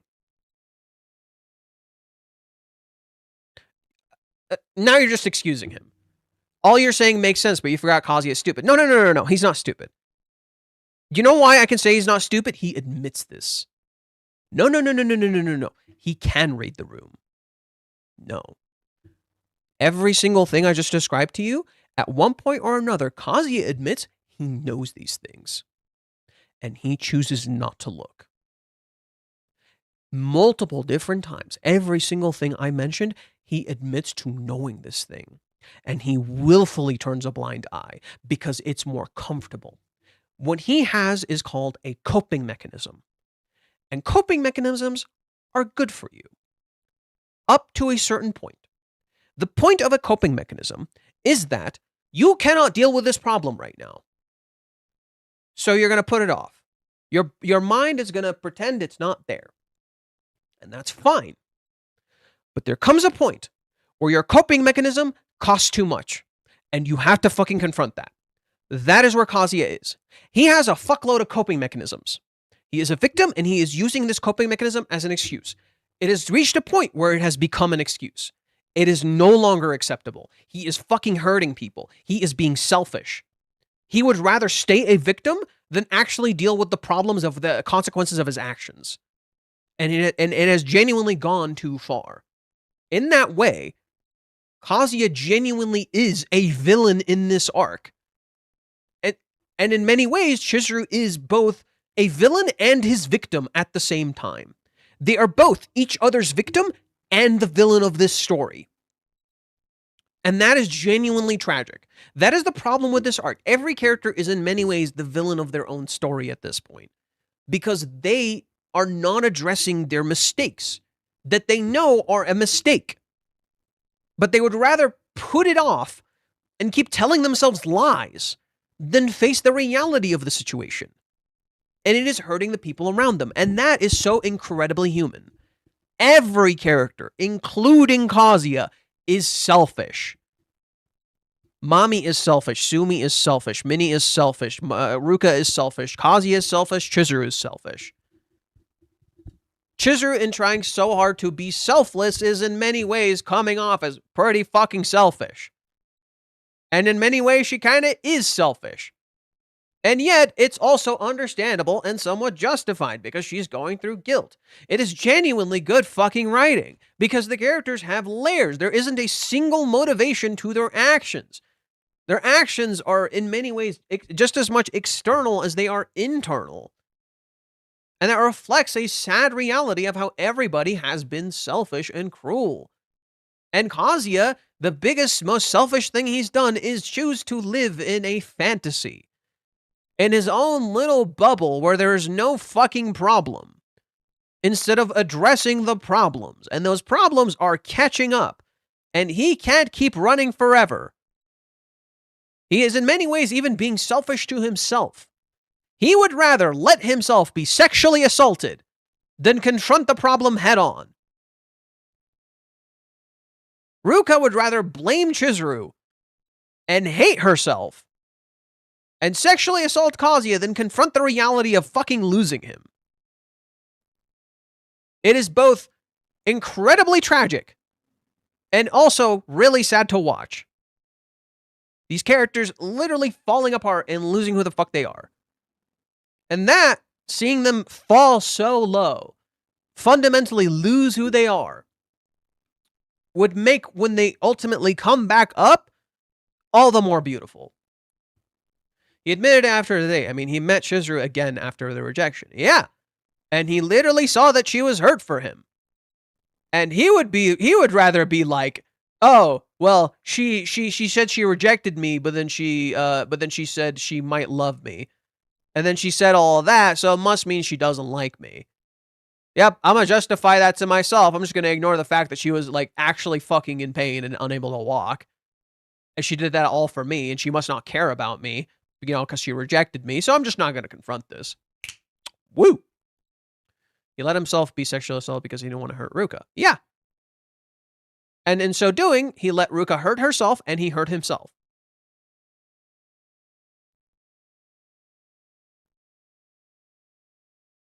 Yeah. Congrats. In trying so hard not to hurt people, you not only hurt them more, you hurt yourself. You're literally selfish to yourself. Like, is it any wonder that he's out of sync with his own body and it doesn't fucking listen to him? Because he's literally, his decisions actively hurt it. He is selfless to the point of stupidity. This isn't selfless to the point of stupidity. That's not what this is. That's a generalization. No. He is so selfless, it turns back around to being selfish.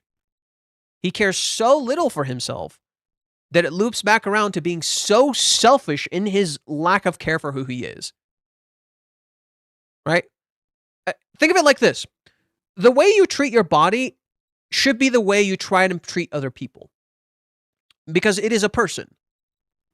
When you when you're so selfless that you don't value who you are, you're essentially, you don't care about someone else, right? You're so self-absorbed, you don't give a shit about someone else.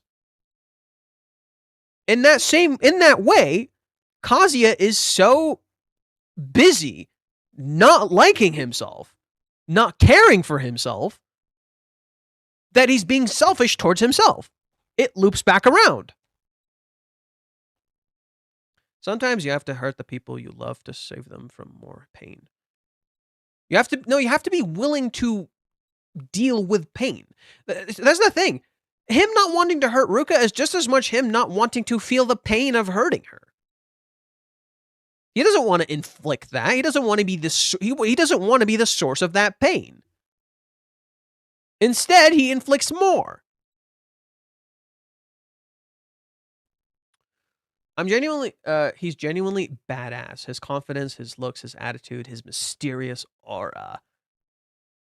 I still get the feeling that he's trying to protect Chizuru here, which isn't exactly the scenario I was the most interested in. But honestly, what matters is that all of this blows up sooner or later. Whether it comes from Ruka or Umi, I don't really care.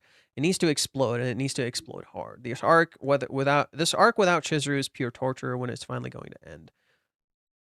If anything, I feel Umi was projecting since he claims to be superior in love and loyal to Chizuru while spending time with the girls. He didn't say he was superior. He just said he was loyal. Not to mention not respecting Chizuru's choices. See, it looks like he's not respecting Chizuru's choices here. And in many ways, he isn't. In many ways, he isn't. You're not incorrect in that department. And in other ways, he actually kind of is, and he cares for her enough to, like, just to check these things. This guy is basically playing the role of a playboy with women lining up for him. So the real question is, does he want Chizuru because she's the only girl he can't have, or is he actually genuinely in love with her? This will be interesting to see. I'm glad at least people are, like, acknowledging they don't fucking know. I like that people are at least acknowledging they don't fucking know. Just admit that. You don't fucking know shit. I ended up having a lot of unexpected mixed feelings. Ruka crying at Hawaiians.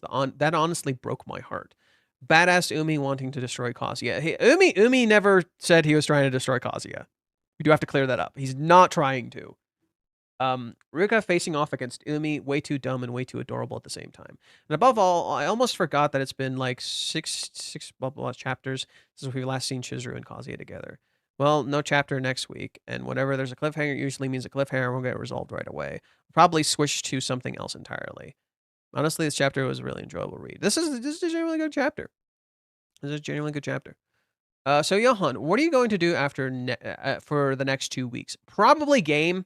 Like I said, we're probably going to play Final Fantasy VII. I'm going to use that time to play more of the game. I want to write more. So I'll see if I can invest time in that and writing a little bit. I might go to the previous streams and timestamp them. Cause Goku gave me that idea, so I might invest in that. Just go back to older streams and timestamp them. That could be nice. But yeah, I'd like to. I think gaming is a good choice. In particular, Final Fantasy VII. I think that's a good choice because that way we can get through the game a little bit, you know, and we can start establishing a bit of gaming time.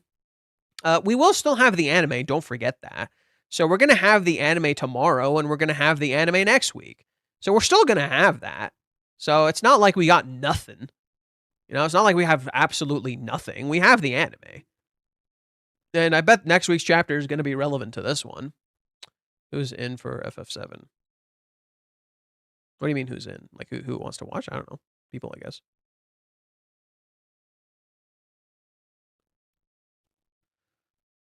Umi's expressions are very ambiguous. Sometimes he seems to be plotting something, and other times he simply wants to know everything that's going on.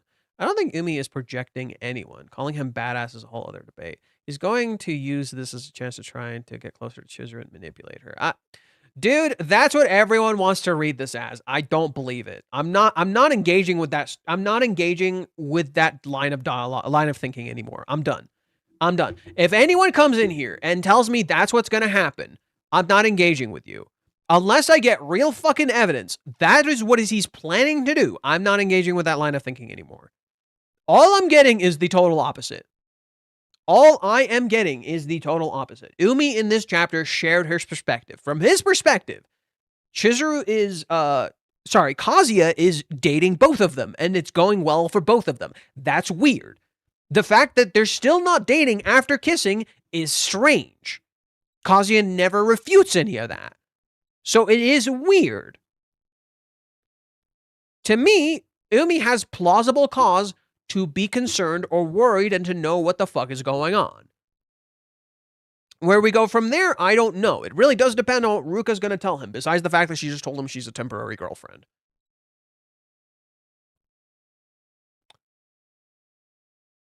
Umi appeared in 6 panels smiling, as if he wanted to gain Ruka's sympathy or lighten the mood. That's not how I read it.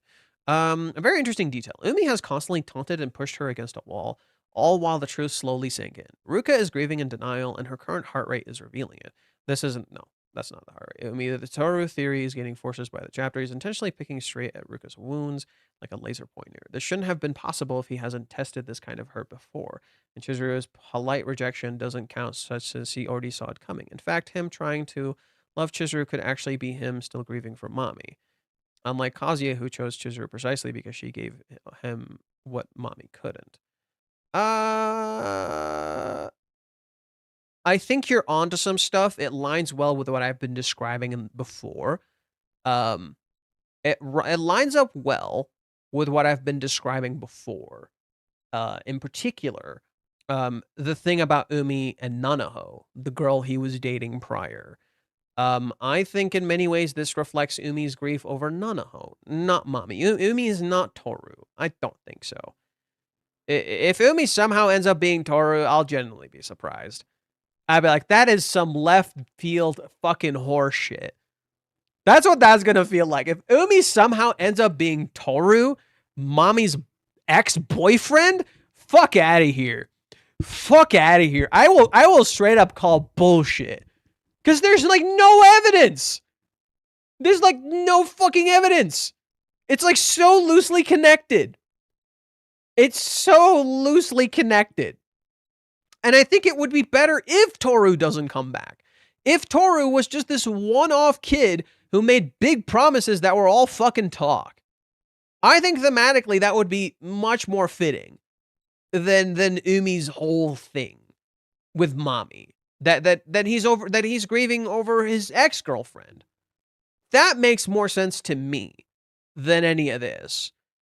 I think that's so much more interesting for his character instead of suddenly making him so deeply connected into mommy's backstory. He matters so much. And if you do that, it'll come off as really forced. It'll come off as really, really forced, you know? It just wouldn't really hold very well. It's funny people think Aerith is like Sumi, some sort of pure white angel. Bro, she is a sneaky little bitch who tries to get closer to Cloud if the chance is presented and ignoring Tifa's feelings. No. No. That's not Aerith. Now, Aerith is no Sumi, mind you. Aerith is no Sumi. In fact, Sumi is not what people think Sumi is. She's not some pure white angel. That's not Sumi's character. Aerith is not sneaky. Nuh-uh. Aerith is not like that. Her and Tifa are homies. And Aerith, without realizing it, takes Tifa's place. That is, and she hates it. She literally fucking hates it. Right? She knows she's taking Aerith, she knows she's taking Tifa's place at certain points, and she fucking hates it.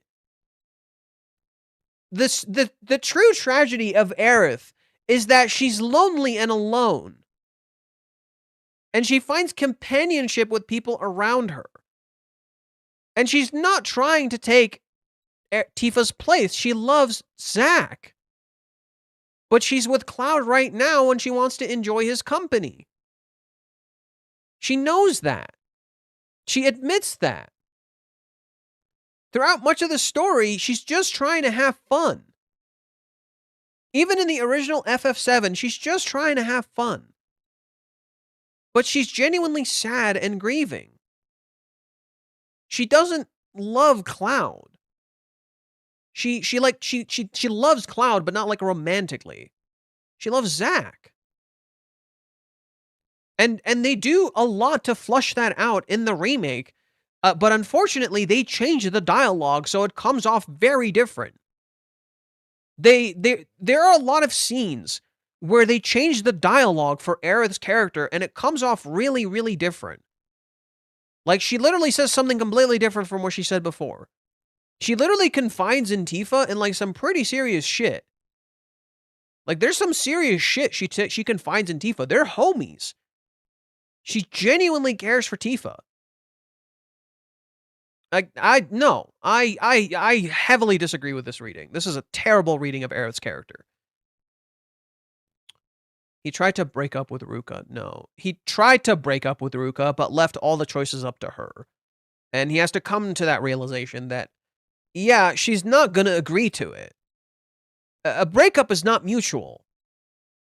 The unfortunate truth about a breakup is that it's not mutual, and you have to take autonomy over that. Prazia's problem is he doesn't take autonomy over that. Oh, Varicus, haven't seen you in a hot minute. Seems like Umi is genuinely trying to figure out what the deal is with Kazuya and the two girls he has. Umi might be a playboy, but he doesn't two-time.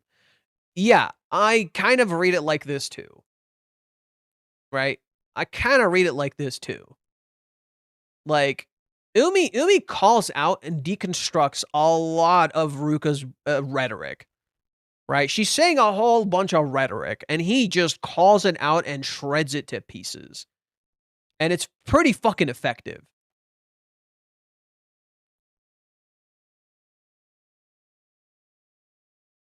No, I'm not. I don't care about that.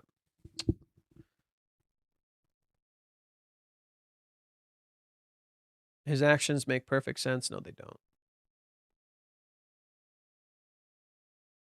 Blah, blah, blah.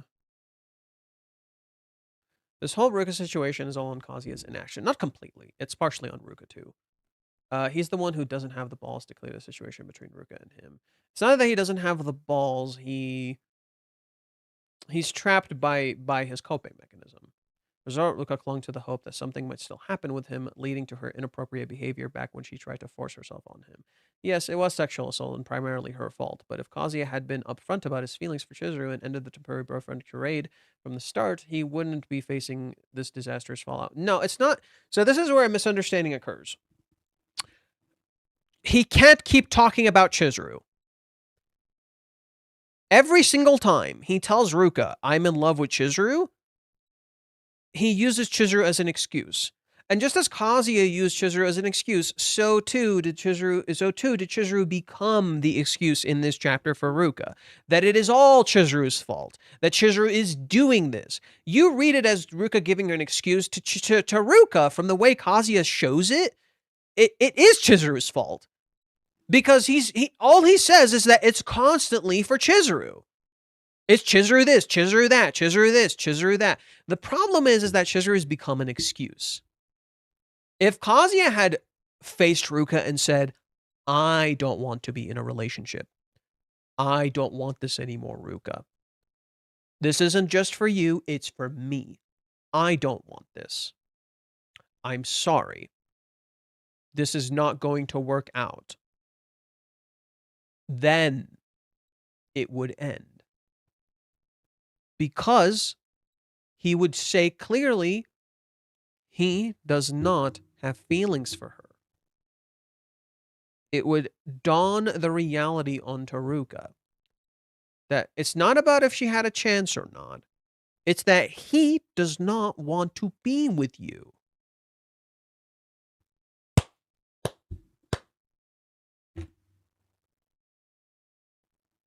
The problem is he talks about Chizuru constantly. Chizuru became an excuse. He talks about his feelings for her, not what he actually personally wants. When I break up with someone, I tell them, I'm sorry, this isn't going to work out. I do not want this. This is not a relationship I want. I'm sorry if that's unfair to you, but this is not going to work. I would like to be friends maybe, but I can't have a relationship with you. And it's not because of I like someone else or anything like that. That's not the excuse. That is the exact excuse Mommy gives Kazuya. I like someone else. No. Don't say that to them. You want to break up with someone? Don't give them the excuse of I like someone else. Just tell them, I'm sorry, I don't want this. Do you know why people don't do this? You want to know why people don't do this? Because the blame is directed all on you. You have to shoulder your choice, not anybody else. And people are not good with that. People are not good with shouldering this all on their own. You have to live with a choice that you made, and it is uncomfortable. I hope he will continue to call Ruka out. She might try to frame this a certain way, but Ruka isn't a good liar, and Umi is experienced with lies. He might actually be able to get to the truth. Yeah, I think one thing I've seen with Umi that's really fascinating is curiosity. There's a constant theme of curiosity with his character. He's just really interested. Like, this is just so odd. Right? So, Chizuru and Kazuya got closer, but they're not dating. And that justifies Chizuru that justifies Chizuru rejecting Umi. Okay. He goes to Kazuya. He's just like, hey, so what happened between you two? What the fuck's going on? Did you guys kiss? Oh, you kissed. Why the fuck aren't you dating? That's weird. Oh, then I saw him earlier with that girl and she was holding his arm. The fuck does that mean? He goes to talk to her and he's like, hey, so he likes this other girl and they're getting really close, but I noticed you two are locking arms. What's up with that? Then Ruka tells him unintentionally that he's her boyfriend. He's like, what the fuck? He's your what? And then she tells him she's his temporary girlfriend.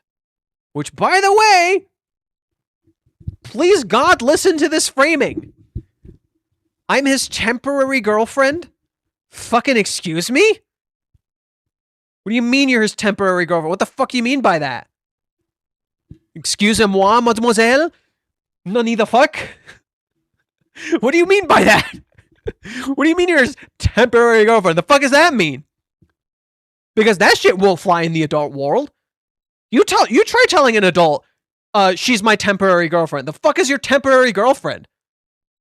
So you're not taking her seriously? What the fuck is that? See what I mean? Like, it's nonsensical. Like, you listen to that and you're like, this is fucking nonsense. The fuck are you on about? So when you hear that shit, like, as an adult, you'll be like, what the fuck are you doing? What the fuck is this? Are you even serious about anyone? Right? What do you mean, temporary girlfriend? That's horrible. And then you go to Chizuru and you ask Chizuru, hey, what the fuck is this? Why are you okay with this dude having a temporary relationship with this girl? It's like you're leading her on. You're giving this poor girl false hope. What the fuck are you doing? You go to Kazuya and be like, hey, what the fuck are you doing? Why are you in a trial relationship with this girl? The fuck is that? Like, this is real life, motherfucker. What the fuck are you on about? This is all a bunch of nonsense. This is just gonna end up in getting everyone hurt. And I can see Umi calling Kazuya out. Be like, hey, this shit is just gonna get everyone hurt. Like, what the fuck are you doing? Like, you gotta address this, dude. And if you don't address it, I will. I feel like Umi is trying to find an excuse to believe Kazuya is the villain in order to justify the bad actions he may commit in the future. In Umi's mind, if he's the bad guy, I have the right to make them split. No. I genuinely believe Umi, like, literally, dude, I just described it to you. Like, from his perspective, it's just a whole bunch of what the fuck. From his perspective, it's just a whole bunch of what the fuck. It makes no sense. Like, why is any of this happening? Umi is the definition of an outsider. He has no idea what the fuck is going on. It doesn't make any sense. And it's not just to justify splitting them up. Like, I don't think so. I don't think that's Umi's flaw. Everybody has a flaw. I don't think that's Umi's flaw. Umi's flaw to me is maybe the idea that he sees half a truth. Or maybe his flaw is just the fact that he just says, like, really shitty things. You know, he comes off as very creepy. That's his flaw. I do think him saying he loves Chizuru doesn't work also because Ruka already knows that. She's okay with being second. I know, not really, but her words. I know, exactly. Kazuya saying that to Ruka doesn't hold much fucking weight. She literally said, I'm okay being second. I mean, Umi is just being a creep to this chapter with all the noisiness and going to her work. Chizuru is definitely coming back into the picture soon. I mean, yeah, I think that's literally Umi's, like, flaw as a character. He comes off as pretty fucking creepy. But I don't think he's actually a creep. Umi just comes off very creepy. I don't think he's actually a creep. Like, it's literally don't judge with appearances. The funny thing is, if Umi came to the conclusion that Kazuya was a bad guy, Ruka would want to prove that he wasn't. She would want to defend Kazuya. And she literally says that. I think the realization that could happen here is not that Kazuya is the bad guy, but rather what Kazuya is doing is pretty fucking shitty. Yeah, maybe he's not the bad guy, but I could see Ruka unintentionally trying to frame Chizuru as the bad guy. Which would make some sense. Right? That would be an interesting twist. You think Umi's interested in Chizuru. Plot twist, he finds what she's doing terrible. You think Umi is going after Kazuya. Plot twist, he thinks Kazuya is the victim. Because, oh wait, wasn't he the victim of another girl? But then it doesn't make any sense because, wait, why isn't Chizuru facing Kazuya right now? Chizuru's the one who said she would face Kazuya. See how it's like all a jumbled mess? See, that's all this like jumbled mess. So it would be really interesting if Umi like thinks Chizuru is the bad guy, or like literally just kind of like a flip of Hawaiians. But instead, it seems justified. Instead, unlike with Mommy, where it felt like it wasn't justified, this time it could be justified. It could appear pretty fucking justified. Who knows? Maybe Umi thinks Kazuya is the bad guy, right? In this chapter, he implies Kazuya might be the bad guy in the picture. Everyone thinks Kazuya is, or Umi's going after Kazuya, right? It could be literally the flip. Who knows? He's an outsider pushing into a business that is not his to know. While you are correct, like you're not wrong about that. He's absolutely pushing into business that's not really truly his. He is seeing things that are weird. And he just kind of wants answers. He's not getting answers, and he keeps getting weird info. So you're right. Umi is a little invasive. Absolutely. That is Umi's flaw. He can be pretty invasive. He gets into business that's absolutely not his own. And he's constantly fucking talking to people. I could definitely argue that is Umi's flaw as a character. That he absolutely does that. I'm not gonna pretend like he's not doing that. He fucking is. Chizuru in the volume release of volume 45 seemed bothered by him. So he is bothering some of the women around him. Absolutely. But at the same time, he could be doing something, he could be trying to do something positive, and he just doesn't see it that way. Is this kind of the start to the Ruka maybe realizing the trail is over soon? Ruka already kind of knows, but she can't let go. Ruka also probably won't be successful to make Chizuru the bad girl, and she also wouldn't want to frame her that because she might turn Umi off her. True. Yeah, Ruka wouldn't want that. See, that's what I mean. It's like, what kind of conclusion could you even come to here? Right? She wouldn't want to frame Chizuru as the bad person. She would want Umi to have her. But then that doesn't make any sense. See how it all, like, no matter what conclusion you come to, it doesn't make sense. And I think that's intentional. I think you're not supposed to find a proper conclusion. Because for every single conclusion I've come to, it doesn't make sense. And the whole point is that every character is their own worst enemy. Umi, in many ways, his own worst enemy is his curiosity. Literally, curiosity killed the cat. Umi's too curious.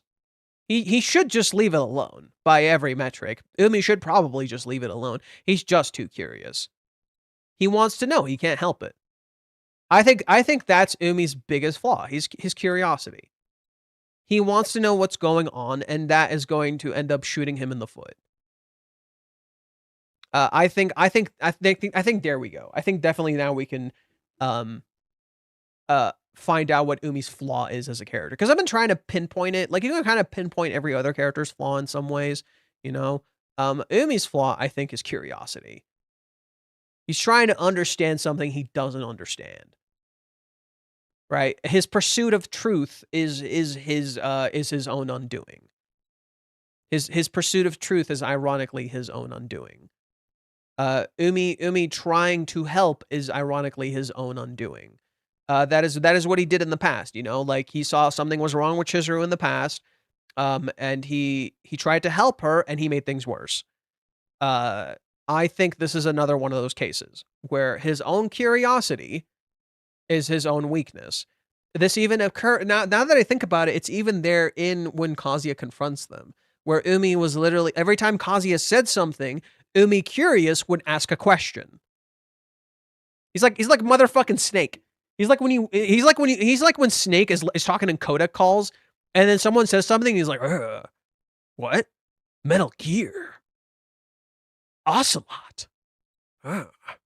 Pretty much that. That's pretty much Umi. His own curiosity is his own worst enemy.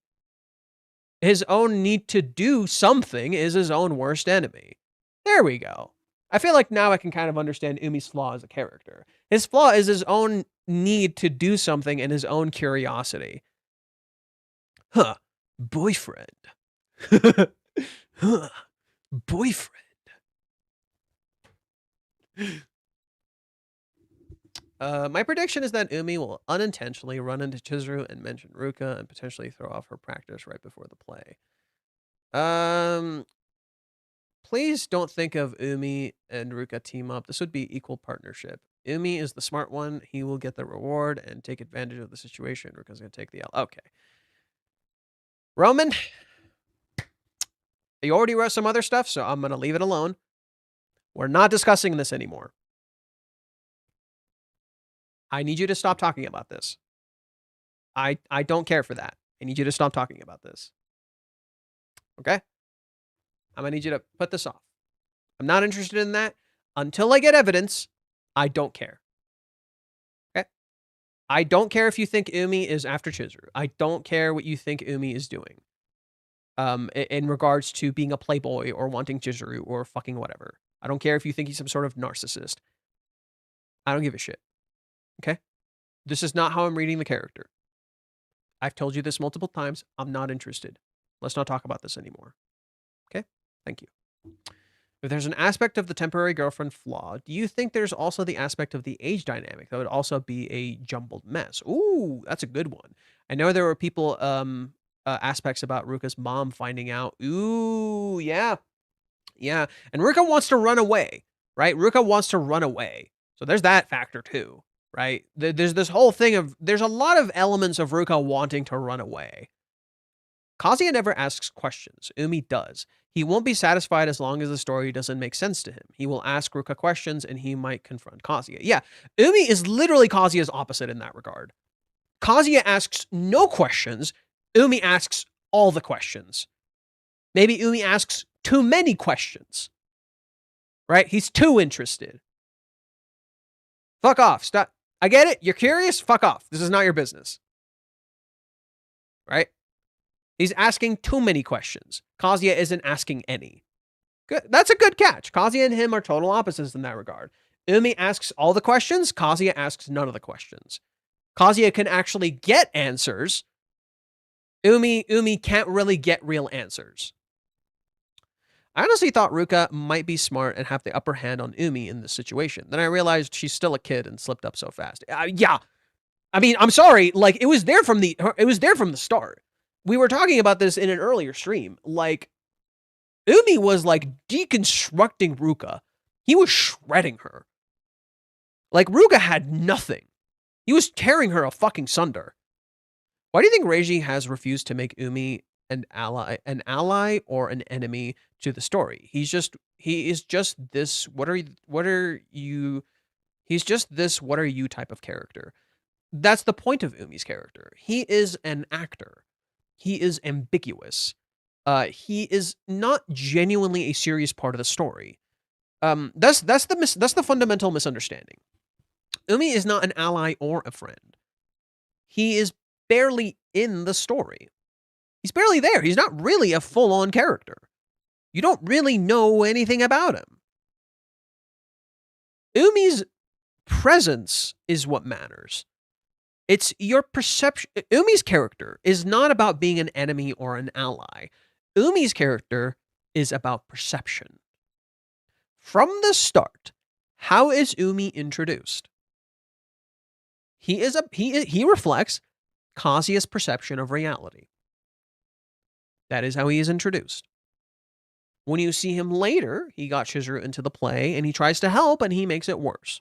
Then you see him later again in the movie arc and your perception of him shifts again. It now aligns more along the lines of how Kazuya perceives Umi. That Umi is sus and weird and you're like, what the fuck? Then you go to the Tiger's Den and you can't quite piece it together. He tells Kazuya he wants to be his friend, and he seems honest, but then he goes and meets Chizuru, and it clearly bothers her. Then we later find out he confessed to Chizuru, and you're like, so why the fuck did you want to be Kazuya's friend? What was the whole plan? What was the plan here? What the fuck? Then, when he comes over to Chizuru's house, it's pretty fucking invasive. It's a little uncomfortable. He just kind of opened the door. He didn't even know he was coming. He just kind of fucking showed up. At least Sumi, who was there before, actually like made plans with Chizuru. Umi just showed up, and we see him with another girl earlier than that, and you're like, what the fuck? Is this guy just a fucking playboy?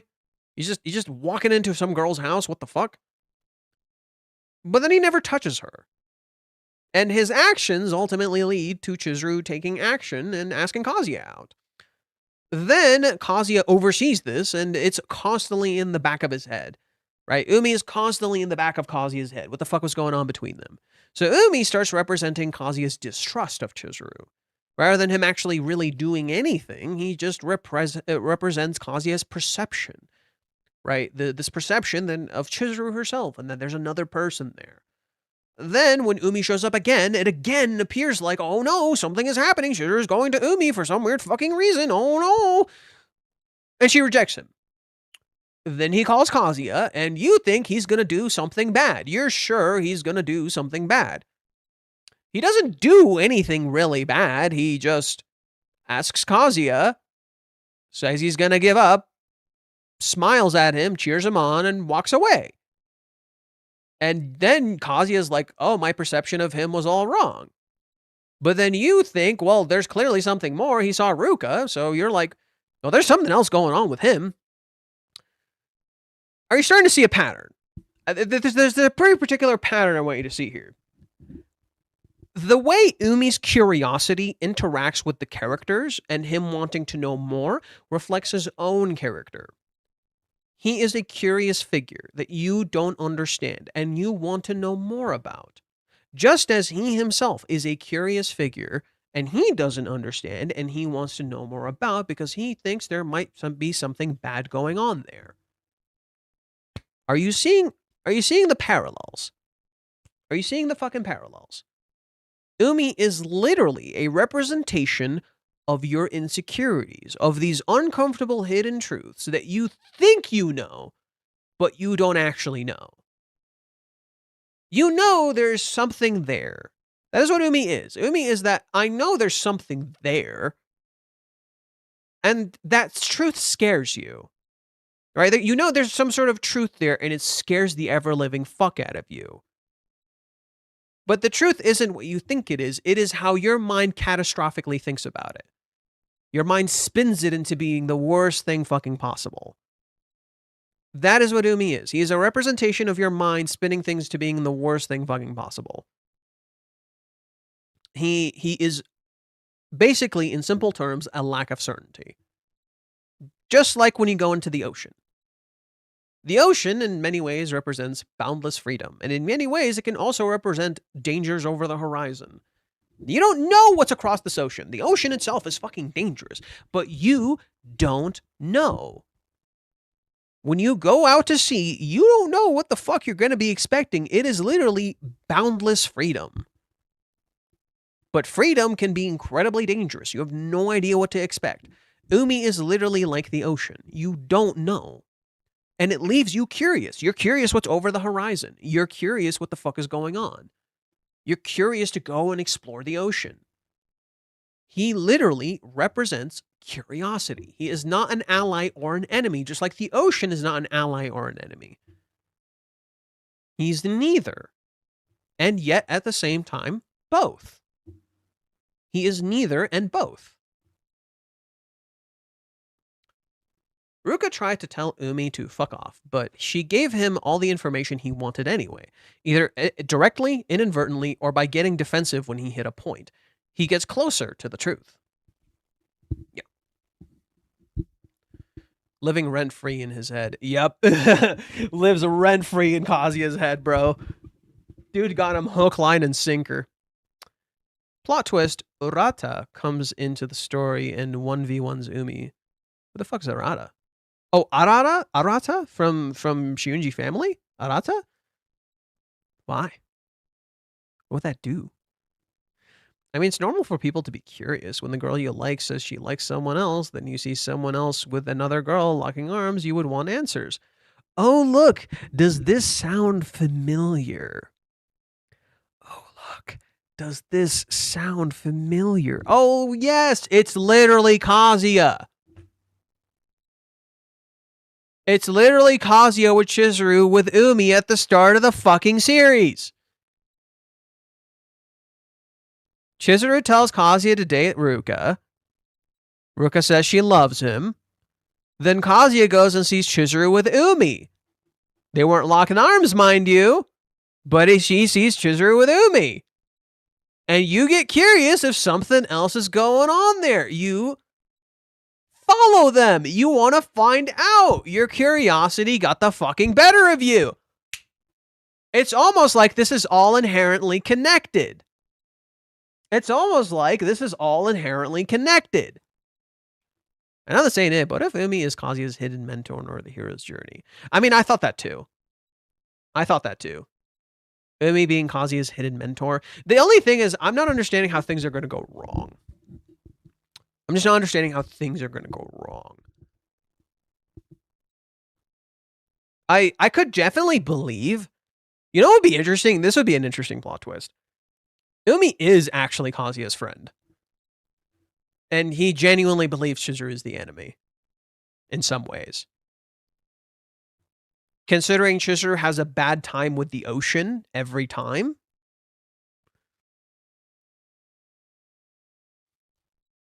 Come on. It's like too on the nose. Every time Chizuru goes to the ocean, there's some sort of problem. Kazuya even says it when he meets up with Sumi. Here, I'll pull it up. Because every time Umi interacts with Chizuru, he's like really strict. He seems like really harsh with her, really intense. And you don't see that attitude even with Ruka. The attitude he takes with Chizuru is nothing like the attitude he takes with Kazuya and Ruka. Or anyone else we've seen him talk to. The attitude with Chizuru seems very intense. And the fact that it seems to stem from the fact that Chizuru said, I don't like him, but I don't not like him, seems to connect to that. And if Ruka's interpretation of all of this is anything to go by, then that would tell you everything you need to know. This could also very well align with Kibei's words from last chapter, where Kibei said all girls want is to be fawned over. And then Kazuya imagines Chizuru like this. Then the manga it literally has Minnie constantly saying shit like, oh, Chizuru's just leading you on. She's not serious about you. Chizuru is one lucky girl. And the framing is actively, consistently that Chizuru is the villain. Consistently, the framing is that Chizuru is the villain. So what's to say that you think Umi wants to be with Chizuru, plot twist, he thinks Chizuru is the bad guy. And then that flips everything on its head, that he's actually judging her the whole time. That him saying, I love you and whatnot, is him assuming she would just agree or some shit. And that her not agreeing to date him, but not agreeing to date Kazuya, is ironically the very thing he described with Kazuya in this chapter. That Kazuya is, Kazuya is not dating her. Kazuya is not dating her, but he can't date Ruka. He's in a temporary relationship with Ruka, waiting for Chizuru. Just as Chizuru refuses to date Umi, but then refuses to date Kazuya despite kissing him.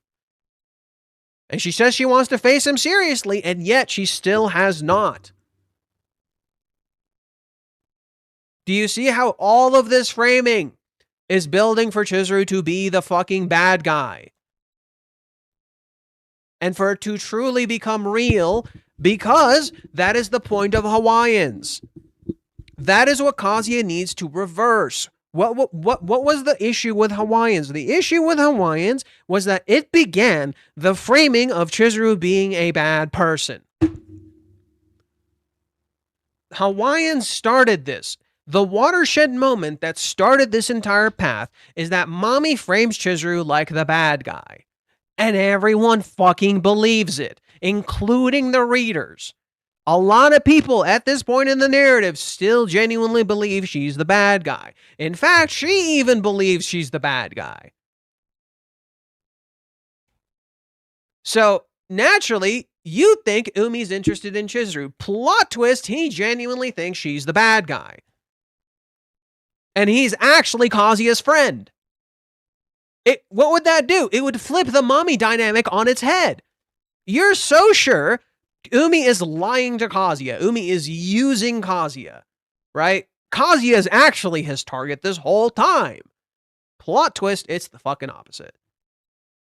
Chizuru, the person he says he's interested in reality might be this person he thinks is actually the bad guy. Because Umi is the only one who's ever heard her feelings. Umi is the only one who's ever heard her feelings regarding Kazuya. Or at least he was one of the first ones. I like him. I don't like him, but I don't not like him either. It's unclear.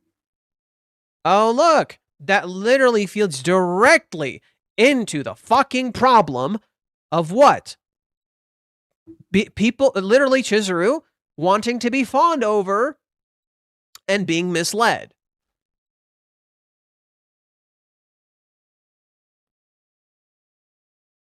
Right? She's literally misleading you. She's literally stringing you along. That is what Minnie has been saying this whole fucking time. Suddenly, the picture between Umi and Kazuya in Tiger's Den could get a whole new context. Hey, we're both dudes who were interested in this girl, and we could have been friends, but she led us along, or some shit like that. Suddenly, the narrative that girl, Miho, has against Chizuru has validation. Oh, look, Chizuru was leading both Umi and Kazuya on. They were both just people like fucking around, strings around her finger. She got a hole in every pie. She's using everyone. She's also a rent-a-girlfriend. She's using all of those people. Do you see how all the setup is there? That Chizuru is the bad guy. The narrative has been actively building her as the bad guy. Most of the internet is convinced she's the bad guy. The entire framing of the Odaiba date when she rejects him is she's the fucking bad guy. What if this story triples down on this, and this is the cost of Kazuya's actions? That Chizuru becomes the bad guy for realsies. And it's all his fucking fault. Because he didn't really confront the issue full-heartedly. This is the consequences of their actions. That, to me, makes the most sense. It's about Chizuru. It's always been about Chizuru, but just not what you think of Chizuru. It's not that they like her, it's that they think she's the fucking bad guy. It all fucking clicks together. It rhymes like a poem. Nice. I got claps from Johan. Today's gonna be a good day. My Reddit comment on the cover chapter. Really? Where? Which one is yours? Which one is yours?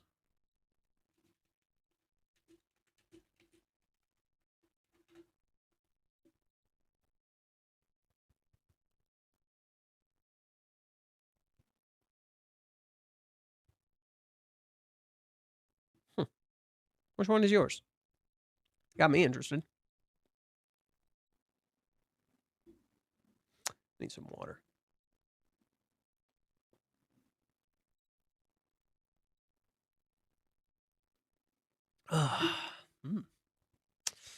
Might need more water, actually.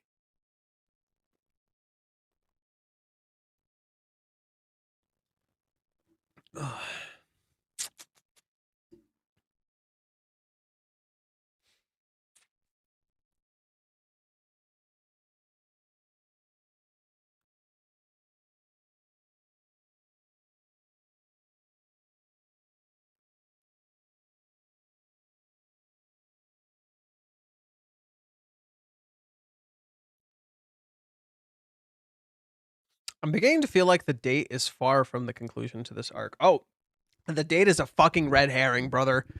The date is a fucking red herring, brother. Wouldn't it be just like Hawaiians where everyone thought that Chizuru was the bad girl? Wouldn't Kazuya now let her be the bad girl? Or would he, again, try to defend her and take the blame?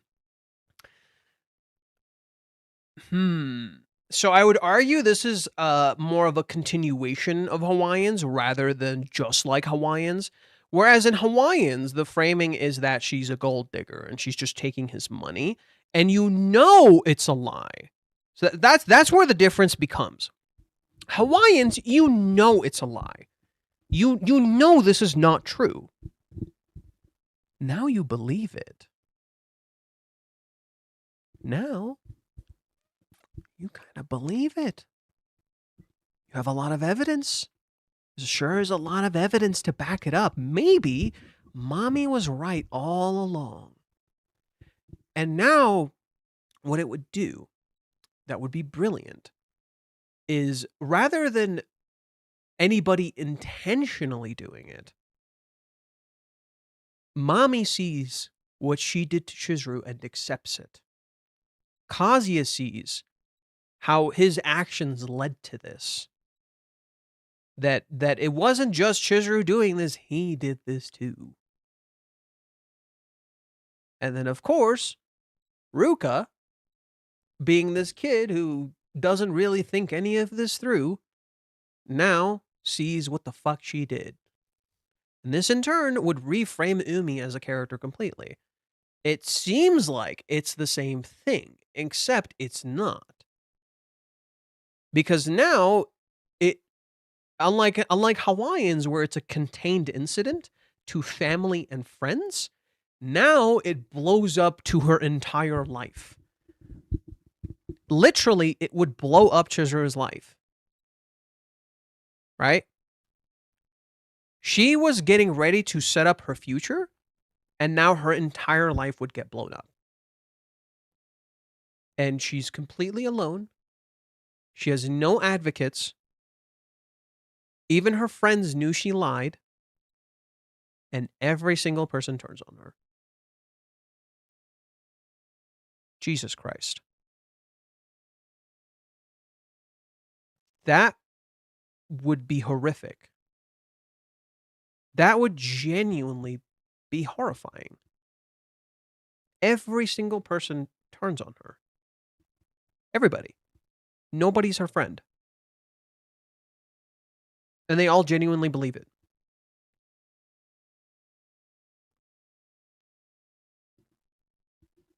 Dude.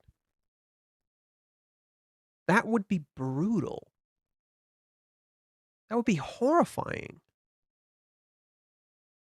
Right? Imagine you are putting in 110% effort in, only to be told you're the bad guy. And you believe it. Brutal, to say the least. Now, I do think Kazuya will have a play in all of this. I think Kazuya would probably embrace his role as a villain. And again, it would be similar to Hawaiians. But something else has to happen. I think something else has to happen. A kind of reversal. He reverses everything somehow. And it's going to be something akin to Steins Gate, where he doesn't avert the death.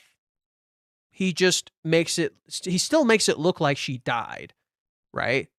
But she doesn't actually die. Something like that.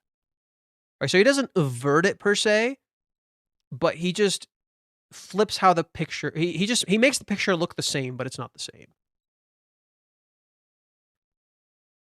I could see Chizuru being framed as the villain, if even Kazuya had some frustrations with Chizuru. Women are the worst. He felt that she emotionally jerked him around somewhat.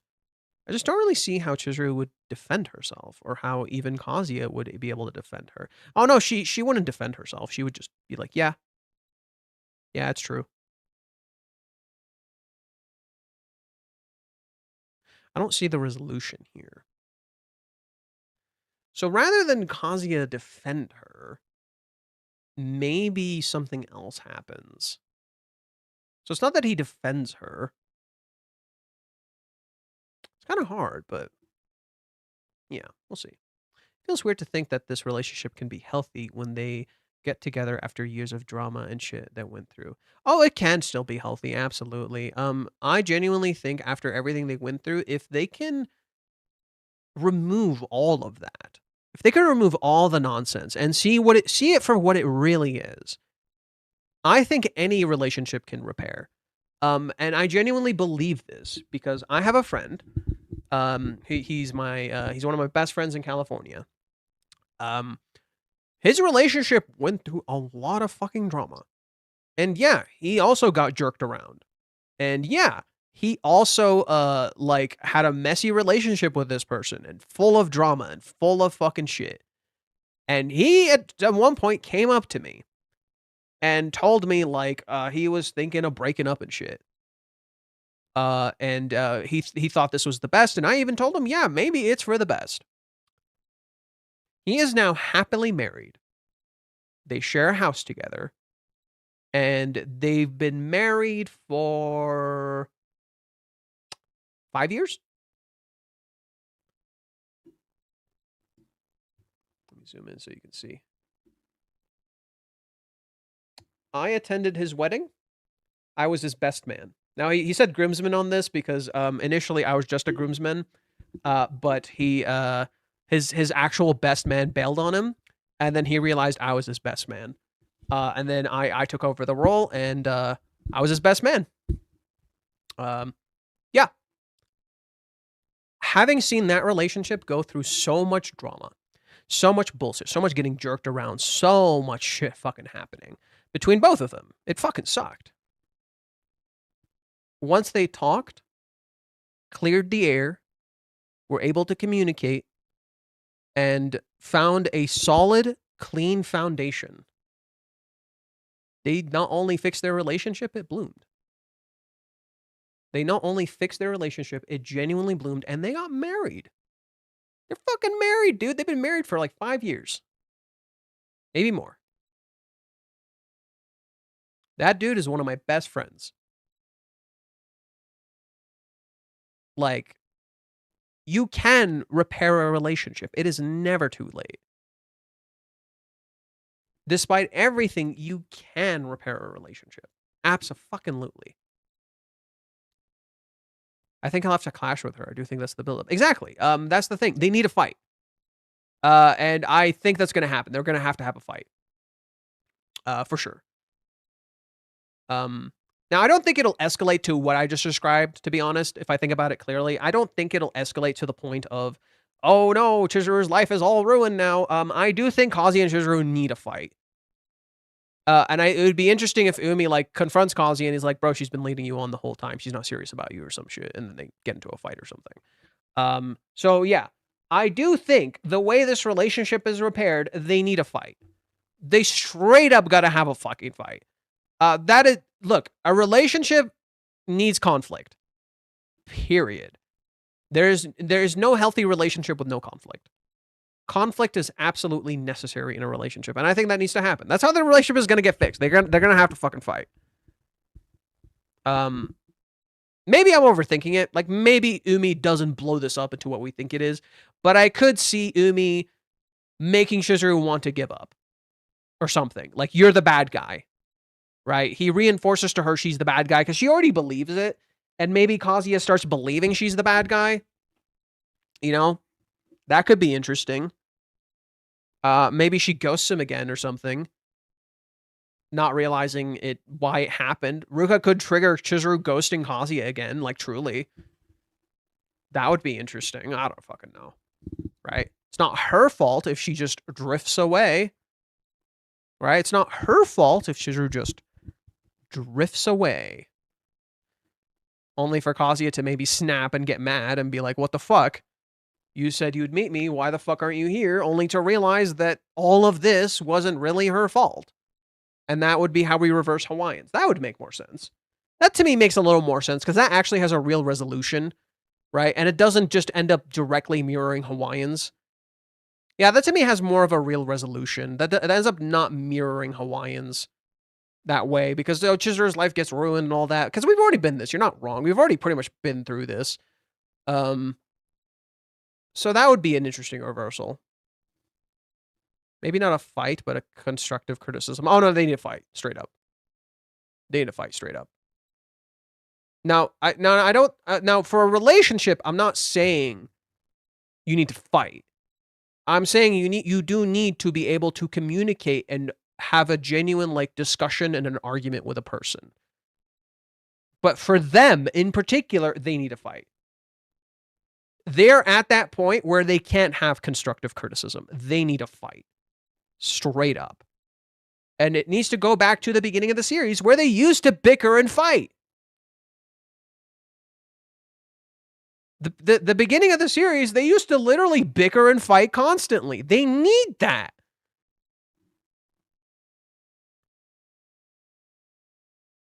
Relationships can only work with proper healthy communication and boundaries, causing to are far from that. Yep. Let's see. I still wish they fought or argued after the date rejection. See, I did too, and I genuinely thought that was going to happen, but what I fundamentally misunderstood were the characters themselves. They can't fight. Who they were at the time could not fight. Did you see the Kingdom Hearts 4 trailer came out? Yes, I saw it. It was an earlier stream. I was freaking the fuck out. Don't commit to love, commit to working on it. Maybe. Kazuya finally addresses the frustrations of having him wait for so long and being jerked around. Yeah, I mean, if he just communicated with her and tried to understand what the fuck she's thinking the whole time, like, it would resolve a lot of problems. We have both been saying that they need to have a fight to repair this relationship. We never got a fight. I'm curious this can be resolved without a fight. If anyone can do it, it's Reishi. Oh, they're gonna have a fight, brother. They're gonna have a fight, brother. Fight, kiss, sex, mate, whatever. Fight, kiss, marry. Wait. Fight, kiss, propose, marry. Was that what it was? What was my theory? It was like fight, make out, propose, something like that. Something like that. I don't see what ghosting will do this whole arc. Has pretty much been a separation arc in of itself. I could see, so the reason I think, it's not straight up a ghosting, but maybe before it happens, a part of the hero's journey. So let's go to the hero's journey real quick. We've talked about this a lot. The hero's journey is very relevant to all of this. So let me just find it. I think it's like right here. Yeah, the hero's journey. So in the hero's journey, we're going to pull it up really fast. It's this big circle. Okay. It's this big circle. So in the hero's journey, currently, we are at the midpoint. The midpoint is called the second threshold. Crossing the second threshold, new rules, midpoints, reversals, okay? I think we're still at this point, per se, right now, with the new rules, the midpoint, and the reversal, and things like flipping on their head. Next is the refusal of the return, the realm of wild women or men. I would say we're pretty much about here. So this is pretty much where we are. We are refusal from the return and the realm of the wild men or women. Umi and Ruka right now very much kind of fit that role of wild men and women per se, you know. But we haven't reached the refusal of the return. I would say we haven't quite reached the refusal of the return. Where in that particular section, the hero wants to give up. It is here after the horror and ill-gotten victory over the second threshold that the hero begins his return to the light. But the return is not without its hurdles. Right? Kazuya, we literally see him returning to the light. Like, visually speaking, we literally see him returning to the light. That is what happened last chapter. The hero at this point, so devastated at what he's become, loses hope in his quest and himself. We get hints of that. But not really. It doesn't seem like Kazuya's given up yet. You know, it doesn't feel like he's devastated at what he's become. So not at that point. However, we do see that a little bit with Ruka. You know, we do see that a little bit with Ruka. At this point, the hero feels the urge to quit and abandon the journey to someone else more worthy. I could definitely see that happening with Kazuya in an upcoming chapter. I could definitely see that happening with Kazuya in an upcoming chapter or something, or maybe even Chizuru. But these particular events have yet to happen. We had the ill-gotten victory over the second threshold. And the ill-gotten victory that Kazuya got was that he found his answer to love versus lust. He found that answer when he beat his meat, right? He beat his meat and he found that answer. So he overcame the second threshold, okay? But he's become a monster. Who he is kind of like falling apart. Here, he begins his journey back to the light. Okay, to return to the light. We literally see that here. He's literally continuing his journey to return to the light. But the return is not without its hurdles. The hero, at this point, so devastated at what he's become, loses hope in his quest and himself. We don't see that with Kazuya at all. However, we are kind of seeing Ruka lose hope in her quest and herself. We are kind of seeing that. So devastated at what he's become, loses hope in his quest and himself. At this point, the hero feels the urge to quit and abandon the journey to someone else more worthy. Now, Ruka isn't so much wanting to quit, nor have we seen Kazuya wanting to quit. His companions, with their good intentions, try to persuade the hero to out from his guilt, but to no avail. Then the time comes when the hero is so distraught with himself that he leaves his companions and the quest. I think that's coming up. At some point in the future, Kazuya is going to want to give up. Right? At some point in the future, Kazuya is going to want to give up. He's just want to give up. He just wants to give the fuck up. That's it. He's just gonna want to give up. Alone with only his thoughts and his guilt, it is in this landscape of self-regret that the hero may be helped by his mentor or some supernatural force that brought back to the realization about the importance of his quest, his life, and his purpose. Okay? Someone's gonna do that. Maybe Nagomi, maybe Kibe, maybe Curry. I don't know. I don't think it will be Yumi. I don't think it'll be Yumi, but we'll see. Let's see. Fallout, Crash Out, Make Out was mine. Oh, I think that was something that we came out with, yeah.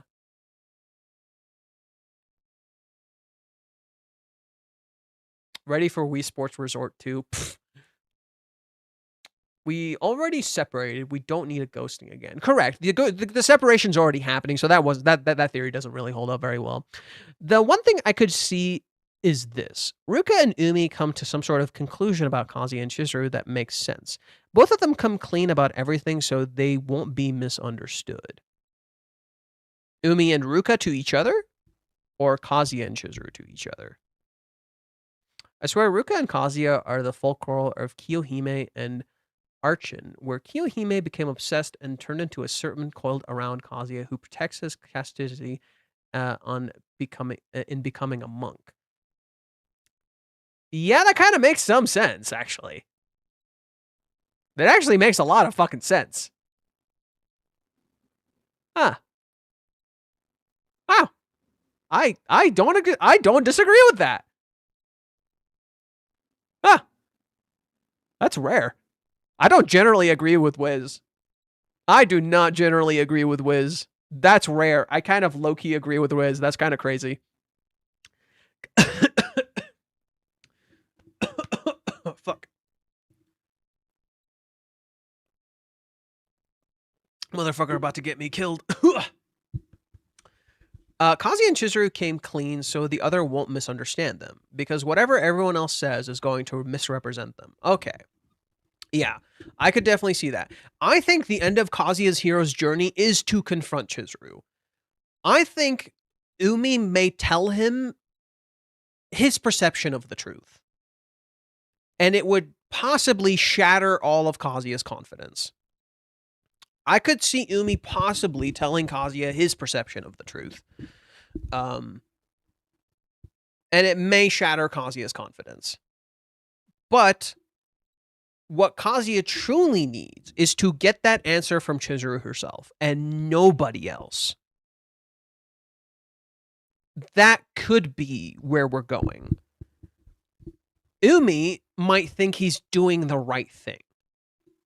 Umi might think he's doing the right thing, but Umi doesn't know. Ruka doesn't know. Mommy doesn't know. Minnie doesn't know. None of these characters truly know. The only way Kazuya can ever truly get the answer that he seeks is if he just goes and talks to Chizuru. Fucking speak to her, bro. You gotta fucking talk to her. I think that's the setup. Kazuya may want to give up. Nobody can convince him. Minnie can't convince him. Sumi can't convince him. Nobody can convince him.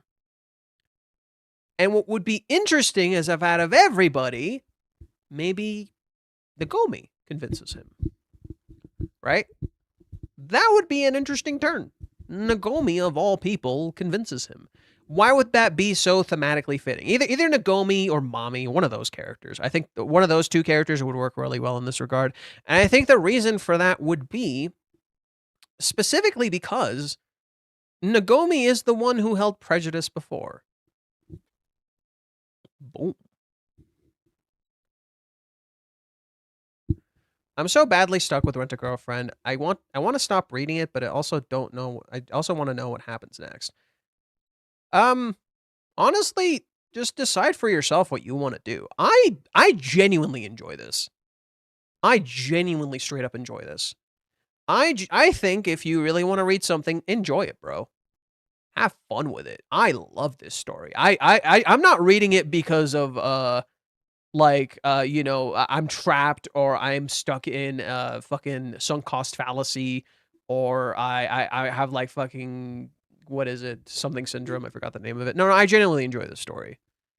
And I think if you want to read a story, you should read it.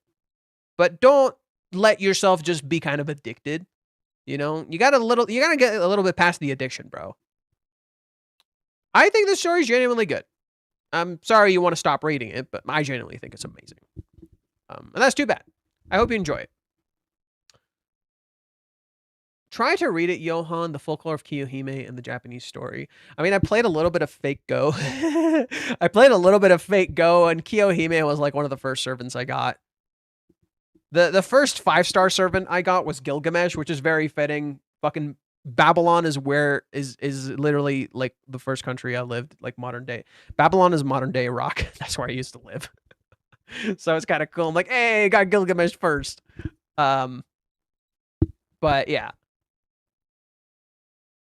I thought it misrepresent. Remember the chapter cover of Chizuru is like a serpent? That's based on Kiyohime. Is it? Are you sure? No, because it was the year. No. That was specifically for the year of the serpent. And in particular, the tattoo of the serpent on Chizuru's arm that she had was actually meant to represent good luck. That tattoo of the serpent on Chizuru's arm, it represents good luck. It represents protection. It was actually kind of the opposite. In particular, the reason we see the serpent is because it was in relation to cheating. It was in relation to cheating because you associate serpent-like with cheating. I thought it represented her VA's role in Monster Misumune as Nia. Laughed my ass off. Wait, what? What's her face? Or sorry, what's her name? Sora Amama Mia. Monster Masamune. Musume. My bad.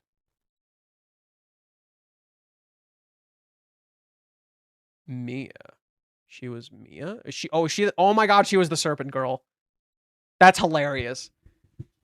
But that also kind of fits. It kind of fits like Chizuru. It looks like Chizuru is like coiling her fingers around Kazi. So it kind of fits, actually. You're right. That's cool. I did not know. That's cool.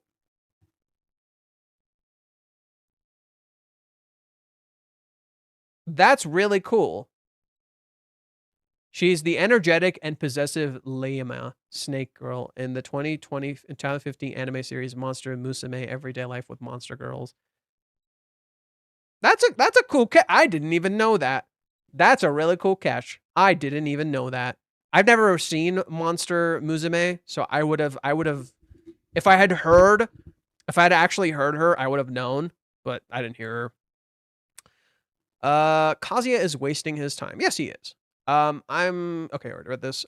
So now the story is forcing them to communicate with each other, Kazuya and Chizuru. Correct, because if everyone keeps understanding the story the way they want to, they'll never, if you keep understanding the story from other people's perspectives, you'll never know the truth.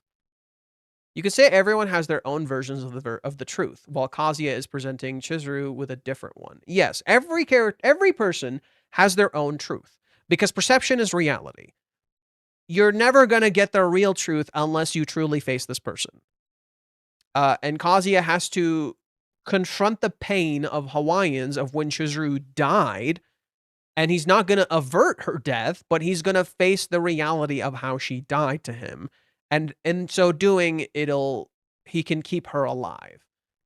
Okay, so he's not literally going to sacrifice himself again. He's going to confront when Chizuru died for him. He's going to confront that Chizuru is dead, quote unquote, to him. And in so doing, he can revive her. Okay, it's more of a thematic thing. It's more of a metaphorical thematic element rather than a direct Kazuya is going to sacrifice himself for Chizuru. Got it. Okay, got it. Okay, it's the reverse. Rather than actually sacrificing for her, he's going to sacrifice his image of her in his head in order to truly find the real her. Got it. Makes more sense. You could, okay.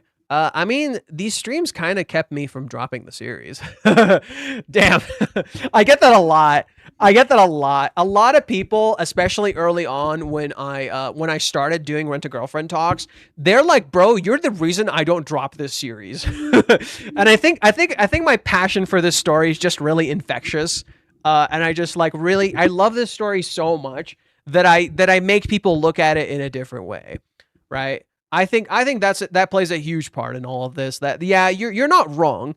I've definitely gotten this before. It was the same when I first started the series. That like the way I talk about it and what I have to say about it is the reason people don't drop it. Why do you have so many tabs open?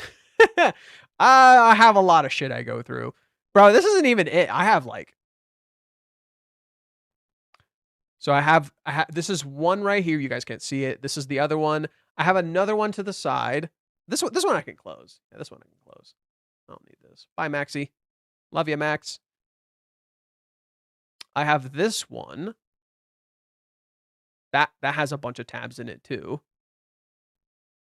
And then we were watching the Nintendo Direct here.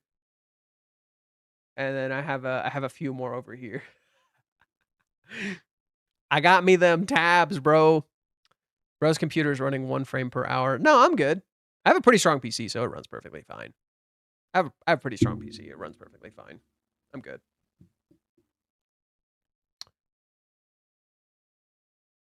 Gang, answer my question. What's your question?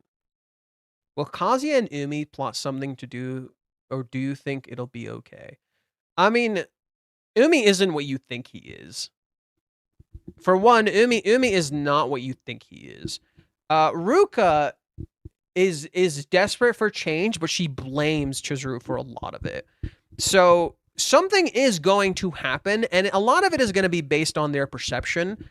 I don't think they're going to do what you think she... So for example, I don't think this is going to be like Mommy in Hawaiians. Absolutely not. This is not going to be like Mommy in Hawaiians. Absolutely not. However, I could see Umi confronting Kazuya about something, and it might make him want to give up initially. Because we were just talking about this. A huge part of what the story is currently doing is undergoing what is called the hero's journey. It's a pretty common thing you'll see in storytelling. It's a very, very common thing. Where in storytelling, there's this structure and narrative where a hero undergoes like this circle. And in this circle, we started from like the very beginning, which is leaving home. Kazuya literally leaves Chizuru's home in a taxi. Then you transition to these different sections where the characters have to confront certain things about themselves. Where we currently are in the hero's threshold, which by the way, there's a lot of evidence for this because Kazuya literally wants to view himself as a hero. Minnie literally calls him a hero. But then the children that Kazuya interacts with in the what do you call it? The children that Kazuya interacts with in the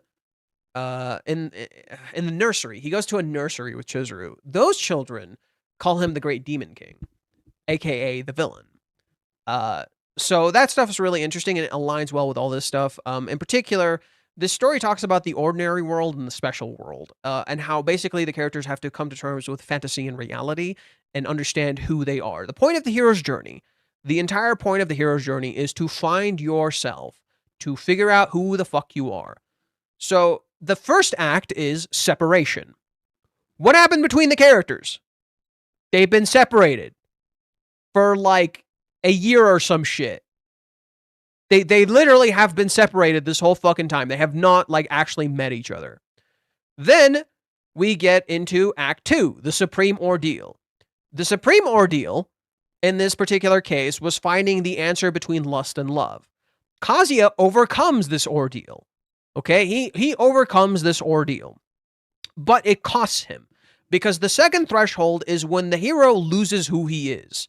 He has lost his identity. And you can definitely say that when you read chapter 426 with Kazuya, where he literally lost who the fuck he is. Visually, he is literally a different person. Now we're entering the refusal of the return, or the return in general.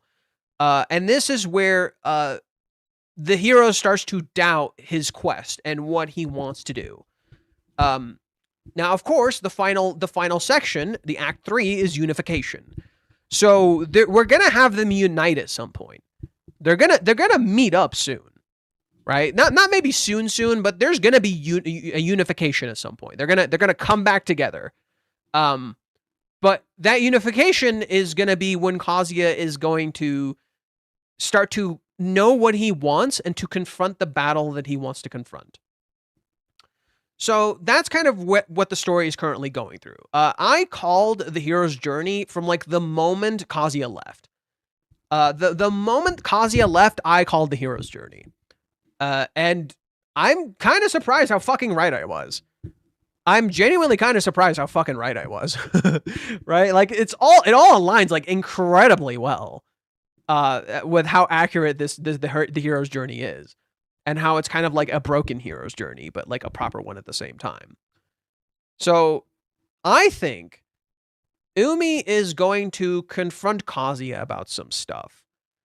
And Kazuya is going to possibly start doubting what he wants to do. He might start wanting to give up. Someone is going to help him through that, so he doesn't give up. I think in this particular case, I could see it ironically out of everyone possibly being Nagomi. That could be an interesting direction. I could see it being Nagomi. That's just my immediate guess. I don't think it would be Mami of all characters, but it would be interesting. And then we'll figure out where it goes from there. So that's my bet. I don't think they're like scheming together. I don't think Ruka has it in her to scheme. She's just very desperate. She's a kid and she doesn't know what to do. And Umi's going to do something.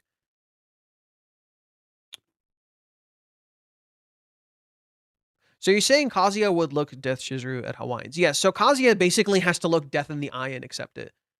And not be afraid of it. It's Puss in Boots. It's Puss in Boots. Bro, it's Puss in Boots. That's what it is. It's fucking Puss in Boots. It's Puss in Boots having to confront the reality of death and still choose to live anyway. That's pretty much what Kazuya has to do. He has to accept that the dream of who Chizuru is in his head is dead. But he can still dream. And she can still be there. I definitely have a bipolar mentality with this series. I'll be like, what the fuck did I just read? Then I'll be like, shit, that was stupid cute. I mean, I kind of got past that phase, I think. Like my bipolar phase. I used to kind of have that, but I definitely got through it. I don't really care anymore. Now I just fucking enjoy it. Kazuya is seeing that and changing like Okaba did in Steins Gate. Yeah. Yeah. Rather than like sacrificing actually for Chizuru, he sacrifices his own safety in order to truly have the beauty that he desires. Absolutely love this series. Binged the first 4 seasons in 3 days, end of December. Then read the chapters. Read the manga, chapter 15 through 7 in 4 days. Lol. With all the hate it gets, though, is this a guilty pleasure? Not for me. Most people view this series as a guilty pleasure. I don't think so. I think you're hooked for a reason. You're interested for a reason. You like this series for a reason, and it's because it's so incredibly human. You think it's poorly written. A lot of indicators of what you understand to be poor writing is present in this series. So you think it's poorly written and it's just a guilty pleasure. In reality, there is reason why you like it. You connect to something. I think it's the characters. I think it's how incredibly human this story is. It's really, really human. It's like very, very human. It's so deeply grounded that I think it's why people genuinely like it.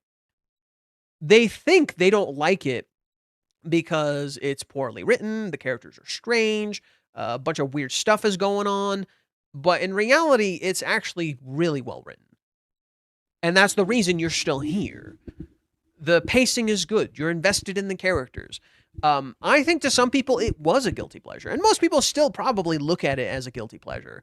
I could bet you right now, if you asked Gaunt what he thinks of this series, he would absolutely say it's a fucking guilty pleasure. I bet if you went and ask Gigok right now what the fuck he thinks of this series, he'd probably just say it's like a guilty pleasure. He would call it spice. He would say it's the spice he enjoys. It's a guilty pleasure to a lot of people. To me, it is not a guilty pleasure. To me, this is a genuinely wonderfully written series. And I do not look at it as a guilty pleasure, nor would I ever refer it as a guilty pleasure. However, I'm not going to announce to everyone in the world that I like it because people are pretty judgmental. Because some people can be pretty fucking judgmental. So while I share that I enjoy this series when I can, I'm not going to like bring it to work, for instance. I'm not going to tell my fucking coworkers I like this series. Like, fuck off. I don't need them to like constantly give me shit over this. I don't need this crap. You know? But if I feel like I can talk to a person, I'll absolutely tell them. I've told a lot of people I love this series. I told my best friends. They fucking know. I don't give a shit if they judge me. If I think someone is going to be an ass about it, I don't fucking talk to them. I have some friends who are like asses about this series. I don't fucking talk to them about it. Like, I genuinely think this series is amazing. It's not a guilty pleasure for me. Not one bit. Just imagining the reaction if the main sub and Reddit spend weeks making theories about Umi sabotaging Kazuya and Chizuru's relationship, only for Umi to do absolutely nothing. I think he's going to do something, but I don't think he's going to... He might, like, sabotage it, but not in the way that you think. We see in chapter 426, Kazuya is kind of giving up on Chizuru's smile, which motivates him in the past. It's not that he's giving up on the smile, it's that he found the answer to the smile, but what did it cost? It literally tainted the smile. He found the answer to what he wanted, which is the difference between lust and love. He found the answer to his love, but what did it cost? And it cost the smile. It tainted that smile. That's what it did. That entire chapter is about tainting Chizuru's smile. That is the whole point of that goddamn chapter. It is to taint Chizuru's smile. Instead, he ends up giving Ruka a reality check, helping her understand the situation or where it is, and then simply walks away. Doubt it. That would honestly be one of the funniest outcomes, considering how many people are already treating him like the final villain of the story. I don't think so. I think Umi's going to do something, but he's not the villain. He is merely a reflection back at you, much like the ocean is. Not gonna lie, it used to be a guilty pleasure, but being here and understanding things more makes this a bit better in comparison to other romance manga anime, even those I like. Yeah, I wouldn't be surprised. I think most people who get into this series would probably look at it as a guilty pleasure. I think the few people who don't view it as a guilty pleasure probably look at it a little bit differently. Probably see things a little bit differently. Now, I'm not going to put down... I try my best not to put down other romance stories. They just don't hit for me the same way anymore. They just fucking absolutely don't hit for me the same way anymore. It doesn't feel the same at all. This is the reason I love stories like Maison Ikkoku and How to Be a Relationship, even though Maison Ikkoku came out before the story and influenced it. It's the reason I was able to really genuinely enjoy those kinds of stories, because it opened my horizons about romance and understanding. How to Be a Relationship to me is fucking incredible, simply because it is talking about how love can fucking suck. How you can be in a relationship and feel like the person doesn't fucking love you. That's why How to Be a Relationship is brutal. It is a brutal series that I love, because it shows how you can be with someone and just not feel like you're loved. And at the same time, that's also partially your fault. And that both of you weren't ready. I think How to Be a Relationship is a great story to come to terms with a breakup. I think if you've had a shitty breakup, there's 2 series I recommend for you. This one, Rent a Girlfriend, and How to Be a Relationship. Those 2 series will absolutely help you come to terms with a shitty breakup. And see the reality of the life that you're living. and help you kind of feel like you can find love. And it's not all just, it doesn't all just suck. With this being said, watched all 3 seasons. We're up to 363 now. Present now is done for 2 weeks with the past depression. Find the answer, but sacrifice the smile. Correct. That's pretty much what Kazuya did. He found the answer, but it cost too much. What do you think the next 2 weeks will be like? Everyone's making theories about what will happen. Oh, bro, it's gonna be fun. Tomorrow we get the episode where Chizuru takes Kazuya to her house. So that's going to be important. I think that's directly connected to the current events of the manga. And then after that, we have the setup for Kazuya and Chizuru moving in together. What's kind of crazy is that next chapter is episode 9, right? So next chapter is episode 9, if I'm not mistaken.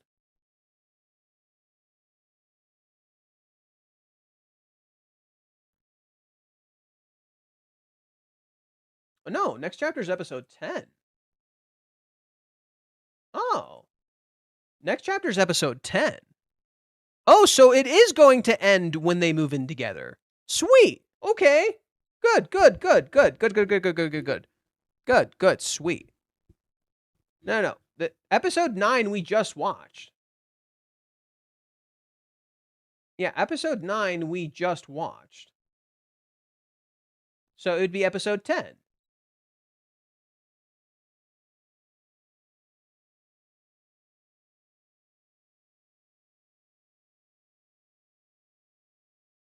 Yeah. It would be episode 10. Okay, we're going to watch 10. Sweet. Okay, that's good. Now, the reason I was worried is because if it was actually episode 9, then it wouldn't end right as they move in together. However, there is absolutely set up for it to end around when they move in together. And I think the final chapter, in my opinion, could be...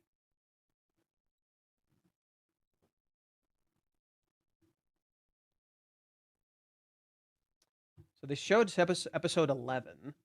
Episode 11 seemed to cover 250, 251, 252 maybe. I could see them going 253, 254, and 255. Yeah, it could end right as they move in together.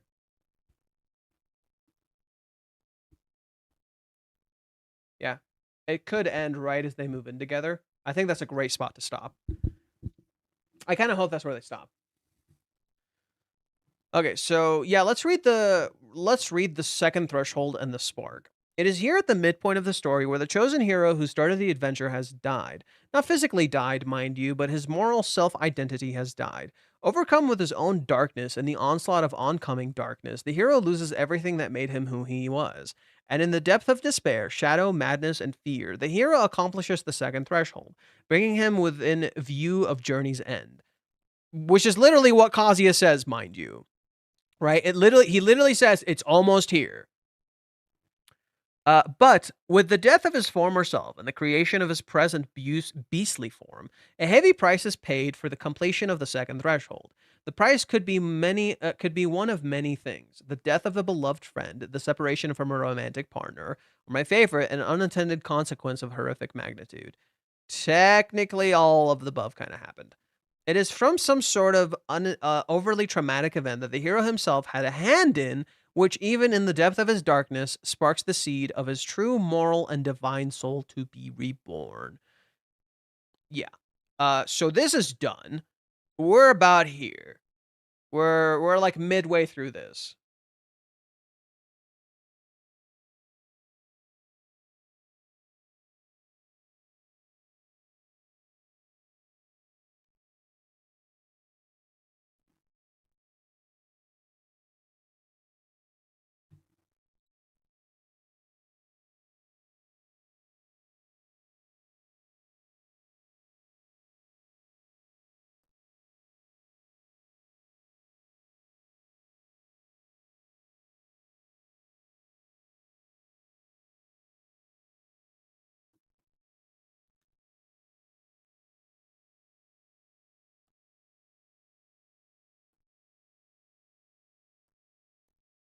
Oh no.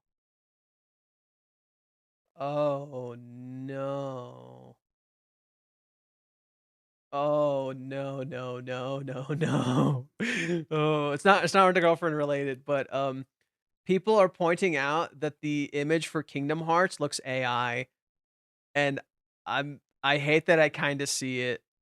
Uh, so for example, look at Donald's fingers. Is 1, 2, 3, 4, 5. 1, 2, 3, 4.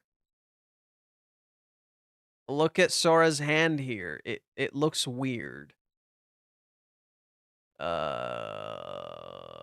is mildly concerning. Guys, why do we have AI? Guys, what the fuck's going on? Uh-oh. Uh-oh. Why is there AI? Uh-oh.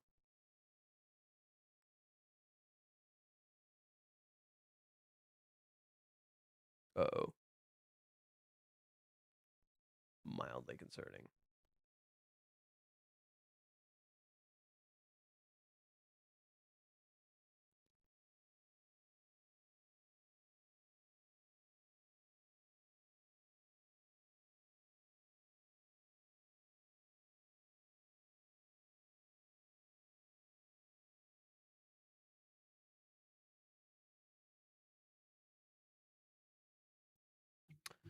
Kazuya runs away from Kiba and Curry to do his own shit. What does that have to do with anything? Refusal of the return?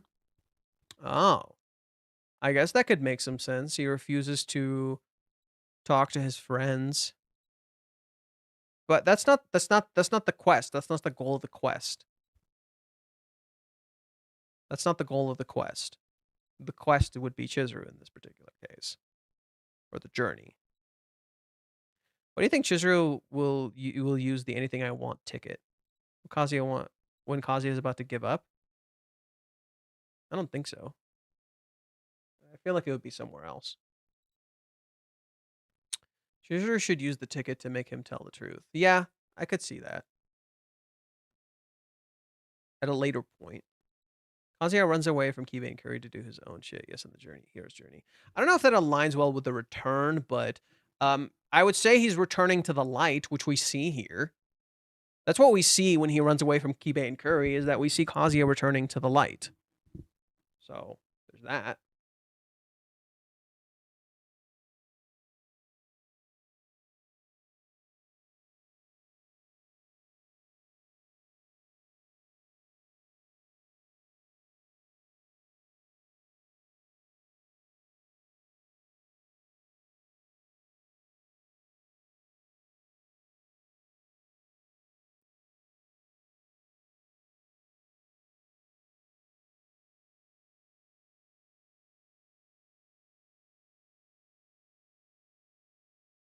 Jesus.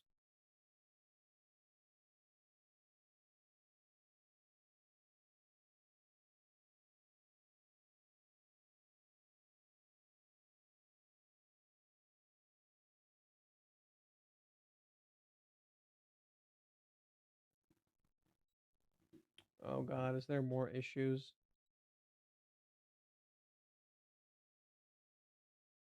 Oh jeez, what's wrong with the clock tower? Oh no. Oh no, the clock tower looks like a shit show. Fuck.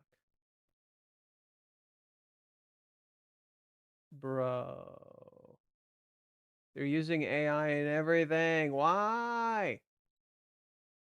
Why is my Kingdom Hearts art book have AI? Boo. I'm fucking pissed. Now I'm fucking pissed, man. Fuck you. Fuck you, Square. Why are you putting AI in my shit, man? What the fuck?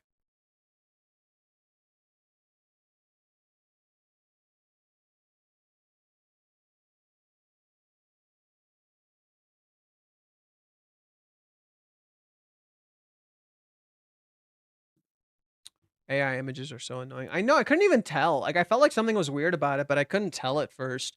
Because it actually looked like Nomura's artwork, but something was weird about it.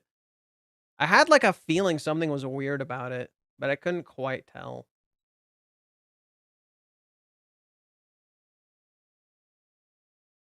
What's wrong?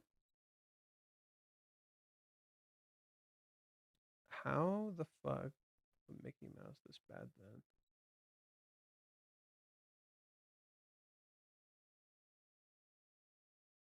What's wrong with it? It looks normal to me.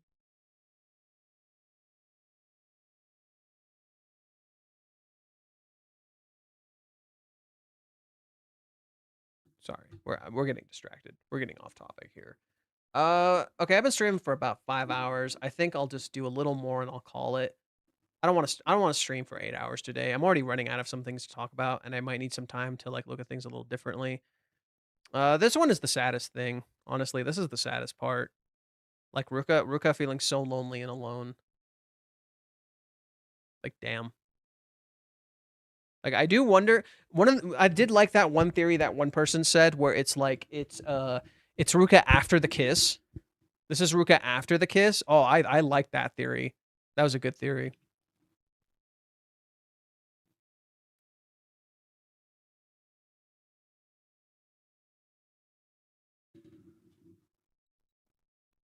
So okay, Ruka says you say that to all the girls that you like. Of course I know that. I'm the one who insisted we have this chat. I'm just glad you made time for me is all. But as I said, Chizuru-san is a girl I like. That reason, it's not hard to believe why I'm so curious when I see you and him locking arms, is it? How many are there? Girls that you like. You probably say that to all the girls, don't you? Remember, I said I don't trust you. This is the problem with guys when they're famous. I figure it's one of the qualities required in your line of work. I understand to a degree. Oh geez, I'm serious. Believe it or not, I'm very loyal.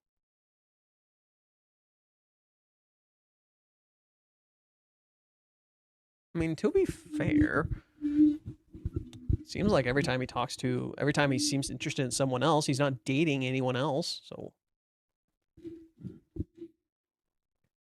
whatever, it doesn't matter. This world is full of fake people anyway.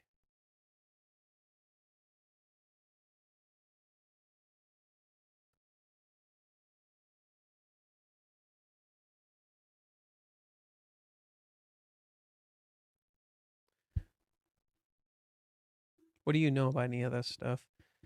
And like I kept telling you, it's none of your business. Besides, I know what you're trying to do by badmouthing my boyfriend. Don't underestimate me. It's what all you playboys do. It's a trick to try to cozy up to me. Your boyfriend? You're dating? That was just a figure of speech. It's a common way to phrase it. Yeah, the secret is getting really hard to keep. You can't keep the secret anymore. You have to let it out. But to one of her friends of all people, he'd be so mad at me.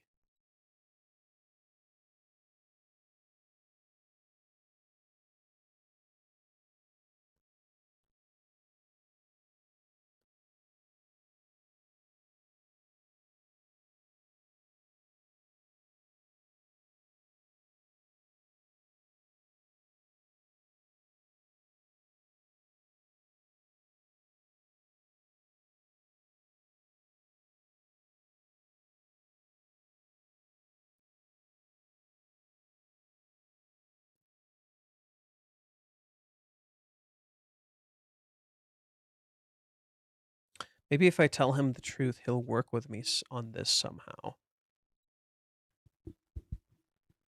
I may never be good enough to compare to Chizuru-san, but no matter how hard I try, Kazuya-kun will only have eyes for her. Such an idiot. All I've ever done is insist over and over that I'm his girlfriend, but he's never loved me, not even once. It's not fair, Chizuru-san. You said you weren't interested, and yet you fell for him anyway. Why, tell me, why isn't this person good enough for you? Why, you're both actors, a perfect match, but what about me? She asks questions in her head. She's pulling a Kazuya. She's asking all these questions in her head. Oh, interesting. Kazuya-kun is the only one I have.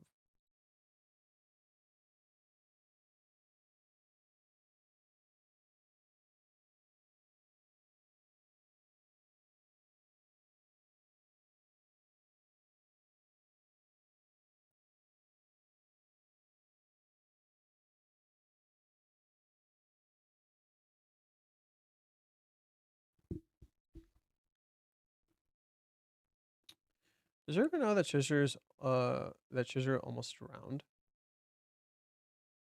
No. Looks like the water's rising up as well on the cover at Peg. It's less that it's rising up and more that Ruka is stepping into it. It does visually look like the water is rising. It's because of how the scene looks, but this is a room designed this way.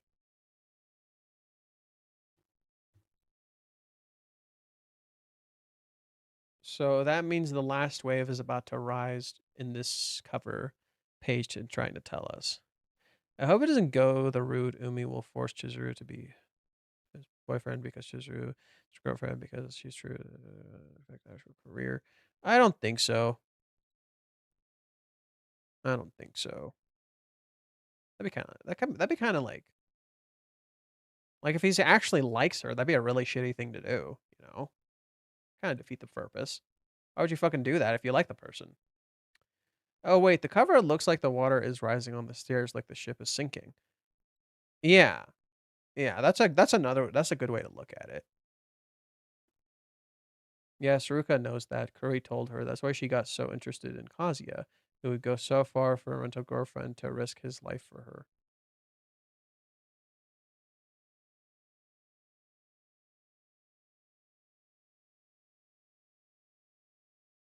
Wait, Kuri told her that Chizuru almost drowned? No. When was this? No. She's interested in Kazuya because he would fall down the stairs for her. I don't think she knew about Chizuru almost drowning. I don't think Kuri ever told her. I don't recall that.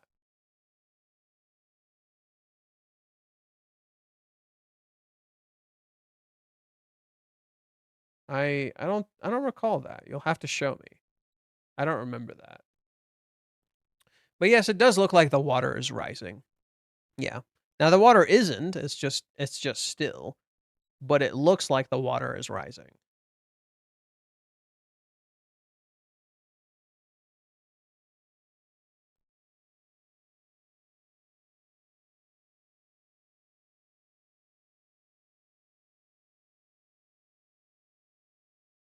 But yeah, it absolutely does look kind of creepy. My name tag. Huh. Who's this guy?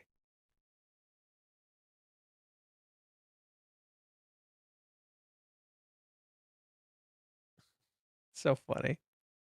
The framing is fucking hilarious.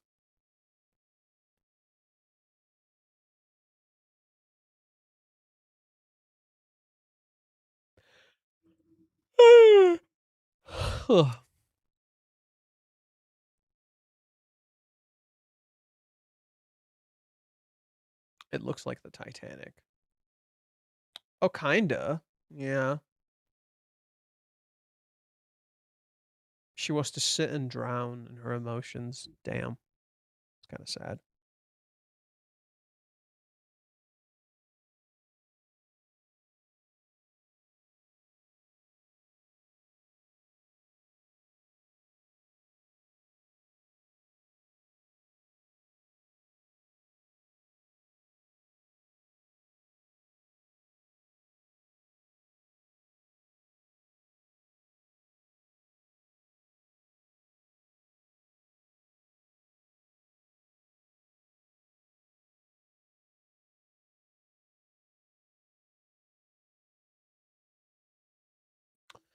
Okay, gang. I think I'm going to call it here for now. I'm a little tired. We'll be back maybe tomorrow. Yeah, tomorrow would be a good time to come back. We're gonna watch the anime episode and do all that stuff. I'll see if I can write an analysis, but I'm not sure for now.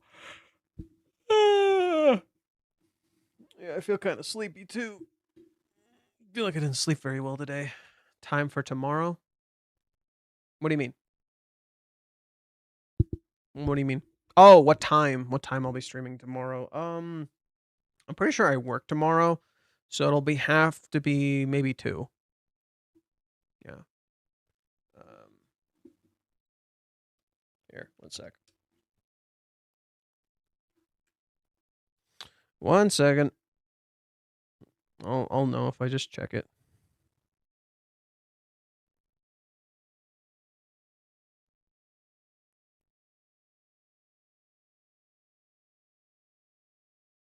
Okay. Tomorrow. Oh, come on.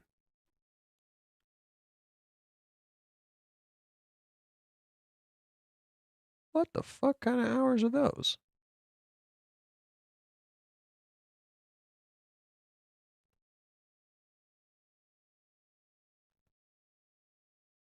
So tomorrow I work at 7:30 to 11:30. The fuck kind of hours are those? It's like barely a goddamn shift. Well, whatever. So I have a short shift tomorrow, so I'll probably stream at 1. That seems like a decent time to stream. I'll probably try to stream from 1 to 2, somewhere around there. I hope that sounds good. Yeah, around 1 to 2 tomorrow. That's when I will be streaming.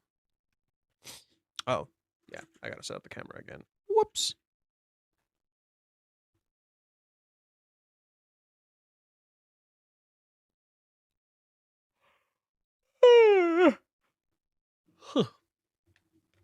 Damn, I am sleepy. Well, this is what happens when you wake up early.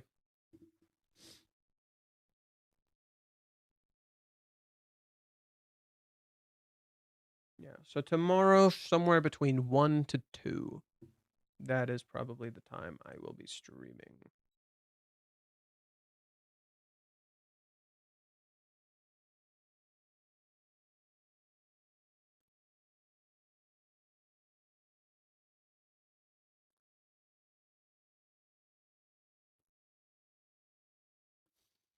Great stream. Make sure to drink plenty of water, everyone. You too. All right, gang. I'll see you later. I'm going to call it for now. I'm a little tired. I got to go sit down and sleep or something. Take care. Thank you for all the fun. Please subscribe, like button, bell icon, keep up with the uploads. I'll see what we can work on in the meantime.